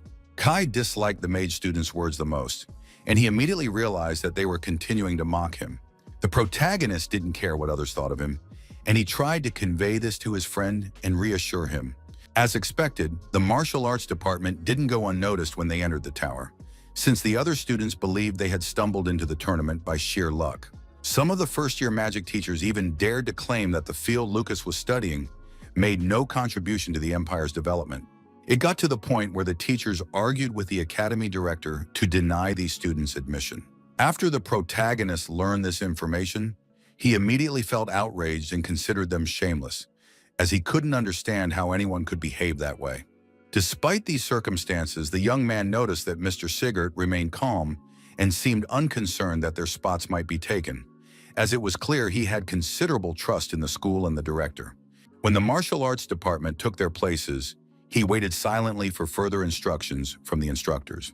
When the supervisor addressed the students, he asked them to listen carefully because he wanted to emphasize that the third-year students would enter the tower first to set an example. At that moment, the organizers addressed the high school students and asked them to prepare to enter. Holding the magical instrument in his hands, Jeremy eagerly awaited the start of the trial. The young man had been waiting for this moment for 3 whole years, and finally just now, the opportunity to enter the tower he had been waiting for so long had opened up before him. The boy's behavior surprised his classmates, as he believed that making it into the top 100 was quite difficult. Unexpectedly, Julia called out to her brother, who was a junior, to wish him good luck. Instead of her brother, his friends turned around and immediately noticed that she had also come to the exam. They were surprised that she was among the top 100 as well. With a smile on her face, the young lady wished her brother good luck and watched as he prepared for the exam. Jeremy's classmates also teased him, joking that his sister was rooting for him and he shouldn't let her down. The boy's reaction surprised the girl, since she was only worried about him out of respect for her own mother. At that moment, the students began preparing to enter, and one of them hoped they would be placed in the right location. Despite his sister's support, Jeremy asked her not to worry because he's been lucky lately and he'll outdo Lucas. The 3 students headed toward the building's entrance, hoping to pass the test successfully and demonstrate their abilities. When the boys found themselves in the hallway, they were instructed to place their sticks in front of them and close their eyes to prepare for the test. At that moment, Jeremy heard a voice that seemed familiar to him and felt a thrill run through his entire body. On the big screen, Director Austin watched the students inside the tower and monitored their actions. With a smile on his face, the man realized that they were finally beginning the test and were ready to demonstrate their abilities. In the principal's office stood a large magic orb that could disperse magic and control its flow within the room. The man's entire body was enveloped in a powerful aura that radiated strength and made those around him feel his greatness. In an instant, the power Austin possessed spread throughout the entire office, causing everything around him to tremble at its might. The energy went beyond the tower and spread to everyone present, making them feel its incredible might, captivating everyone and subduing the space around them. Seeing how strong the combat aura was, the protagonist immediately realized that there was someone stronger than Mr. Shigard at this academy. With a smile on his face, the young man understood why his teacher was confident that their group would enter the Aaron Tower. The main reason was that the person capable of opening the doors to the building was the strongest martial arts master. On the academy grounds, the academy director, Alan, and others were sitting and discussing an important matter among themselves. One of them mentioned that recently, the calls to ban admission to the martial arts department had grown louder and asked what this anomaly was all about. Pondering his interlocutor's words, Austin fell silent for a moment and began to analyze what he had heard. A few minutes later, the man replied that there had been no anomalies recently and no losses had been recorded either. The only thing the professor asked was that everything remained status quo, and only if his colleague adhered to this would he open the tower. After Director Austin left, his colleague wondered whether to give the martial arts department a chance, and whether that meant no one should be allowed inside. It was a difficult task for the man to keep everything a secret and not reveal his thoughts to those around him. Meanwhile, inside the tower, the first students had already arrived for the test and were cautiously getting to their feet after the teleportation. When Jeremy arrived at the test site, he realized that his consciousness had entered the building, but nothing was different from reality. Even the magic wand was the same.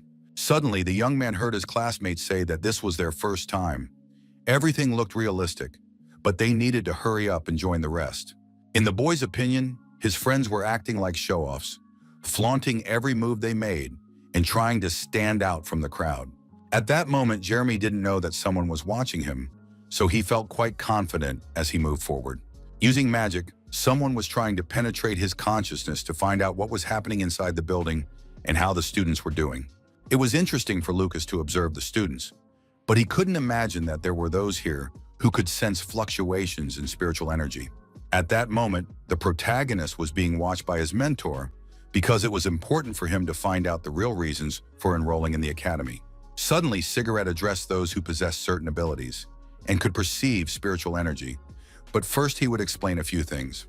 As soon as the test begins, the students will be transported to a random location within the space, and they must decide whether to act independently or join forces. If a team is formed, it can have a maximum of 3 people, and when ascending to the upper floors, they must stay together. When Kai heard that they could form a team, he invited Lucas to join and chose the third person from among Alto and Decio. In a calm voice, the protagonist explained that based on their magical beast training rankings, he believed they would end up on different teams. Seeing the look on Lucas's face, Cigarette realized that he had sensed the spiritual energy inside the tower, and Linda had said there were only 5 such individuals in her class. Thoughts of the protagonist wouldn't leave the man alone, for he sensed something unusual about him. Suddenly, the students noticed someone coming out of the building and froze, watching him. Seeing that 3 students had already come out, Kai grew wary, because for their level, that was a very quick completion of the test. At that moment, Lucas decided to check on what Jeremy was doing, while his brother was already in the central part of the tower and climbing to the 2nd floor with his team. The young man's thoughts were mixed, so he decided to continue watching the students. A few minutes later, the group of students finished climbing to a certain level of the building and cautiously surveyed the area around them, preparing for the next stage of the test. Although the group was on the 2nd floor, they didn't know what awaited them next and were bracing themselves for the unknown. No sooner had they entered than Jeremy sensed something strange that made him wary and more alert. Suddenly, the young man noticed a magical beast attacking him. His heart began to race, and he instantly went on high alert, preparing to fend off the attack. Using plant magic, the boy directed it at the creature. Vines and roots sprang to life, wrapping around the enemy and holding back its aggression. Suddenly, Jeremy's friend decided to lend a hand, immediately casting earth magic. With 2 powerful strikes, the boys managed to destroy the creature and finally catch their breath after the intense battle. For their victory over the 2 skeleton warriors, the young men received 10 points each and raised their ranking in the trial. As it turned out, the 2nd floor was just as dangerous as they had been told, so the students decided to speed up their journey while they still had strength and magic. Upon reaching the center, the students continued fighting the beasts and did not stop despite their fatigue and the danger. Jeremy earned the next 5 points for defeating a beastman scout during another skirmish. At that moment, one of the boys earned 5 points for each skeleton he defeated and felt his confidence in his own abilities grow. With every passing minute, the students destroyed more and more creatures and gradually moved forward despite their fatigue and the danger. Among the defeated skeletons was an elite warrior, for whom the young men received 10 points and felt a boost in morale ahead of the next trials. One group, which had already been eliminated from the competition, was glad that they had managed to reach the 3rd floor of the tower and complete their part of the trial. The only thing that worried the young men was that they might end up in last place in the competition. Despite having overcome all the trials, Jeremy remained somewhat unhappy, and his teammate noticed this immediately. At that moment, the young man smiled and immediately replied that he was very happy because he had overcome the challenge and was able to prove his own strength and agility to himself. For the main character, it was important to get at least 1 step closer to his father's level and prove his own skill and strength to himself. A few hours later, Lucas was able to assess the situation all the way up to the 3rd floor, using his ability to detect spiritual energy. During the trial, the young man noticed that opponents with different characteristics were appearing, and enemies of the same type became stronger on the higher floors. At that moment, the boy realized that the creatures were modeled after real bodies, and wondered how much experience the master who had opened the tower possessed.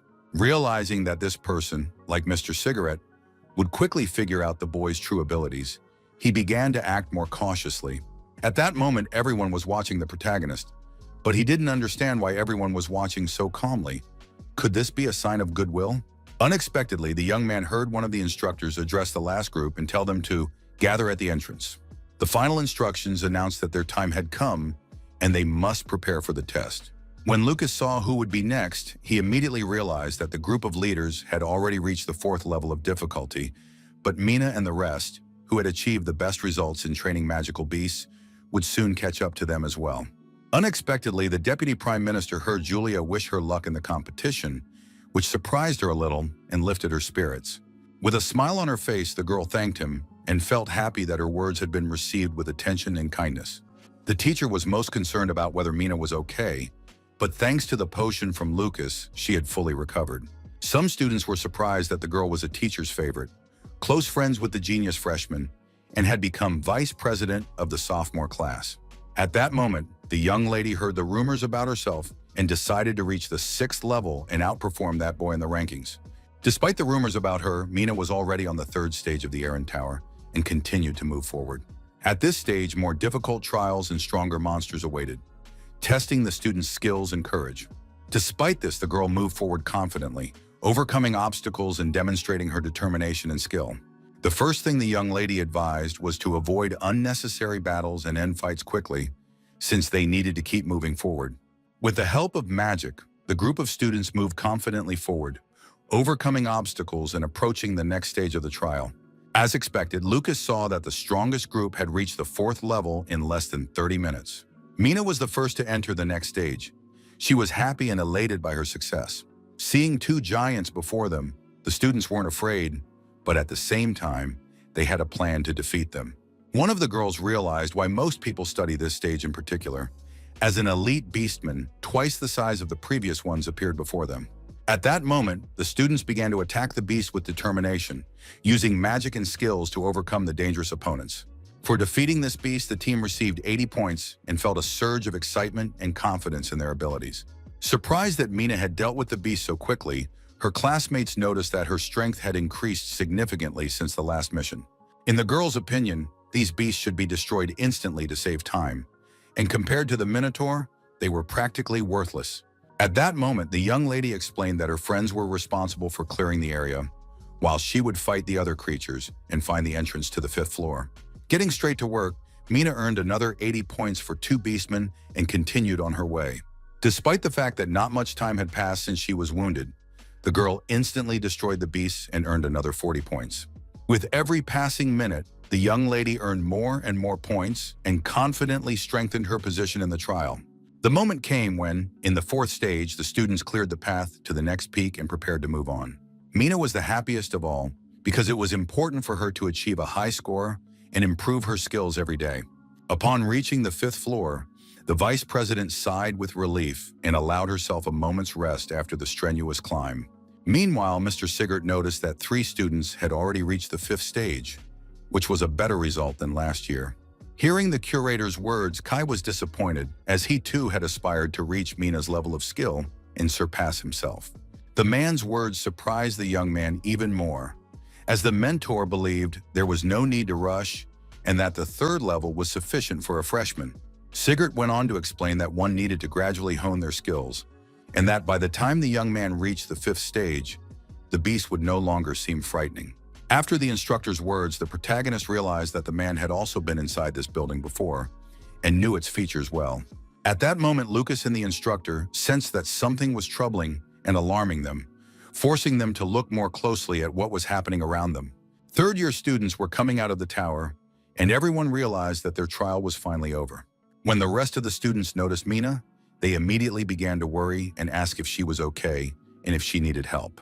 When the protagonist saw the vice president's state, he instantly realized that she had not achieved her goal. Tears of disappointment welled up in the student's eyes, silently rolling down her cheeks, reflecting her inner dissatisfaction. Meanwhile, Theo sat in the student council, quietly pleased that the young lady had failed to achieve her goal. Holding the blue ball, the young man realized that at that moment, the girl had finally grasped the essence of what was happening. According to the student council president, Mina should have realized after these events that stopping a genius turns out to be much more difficult than she thought.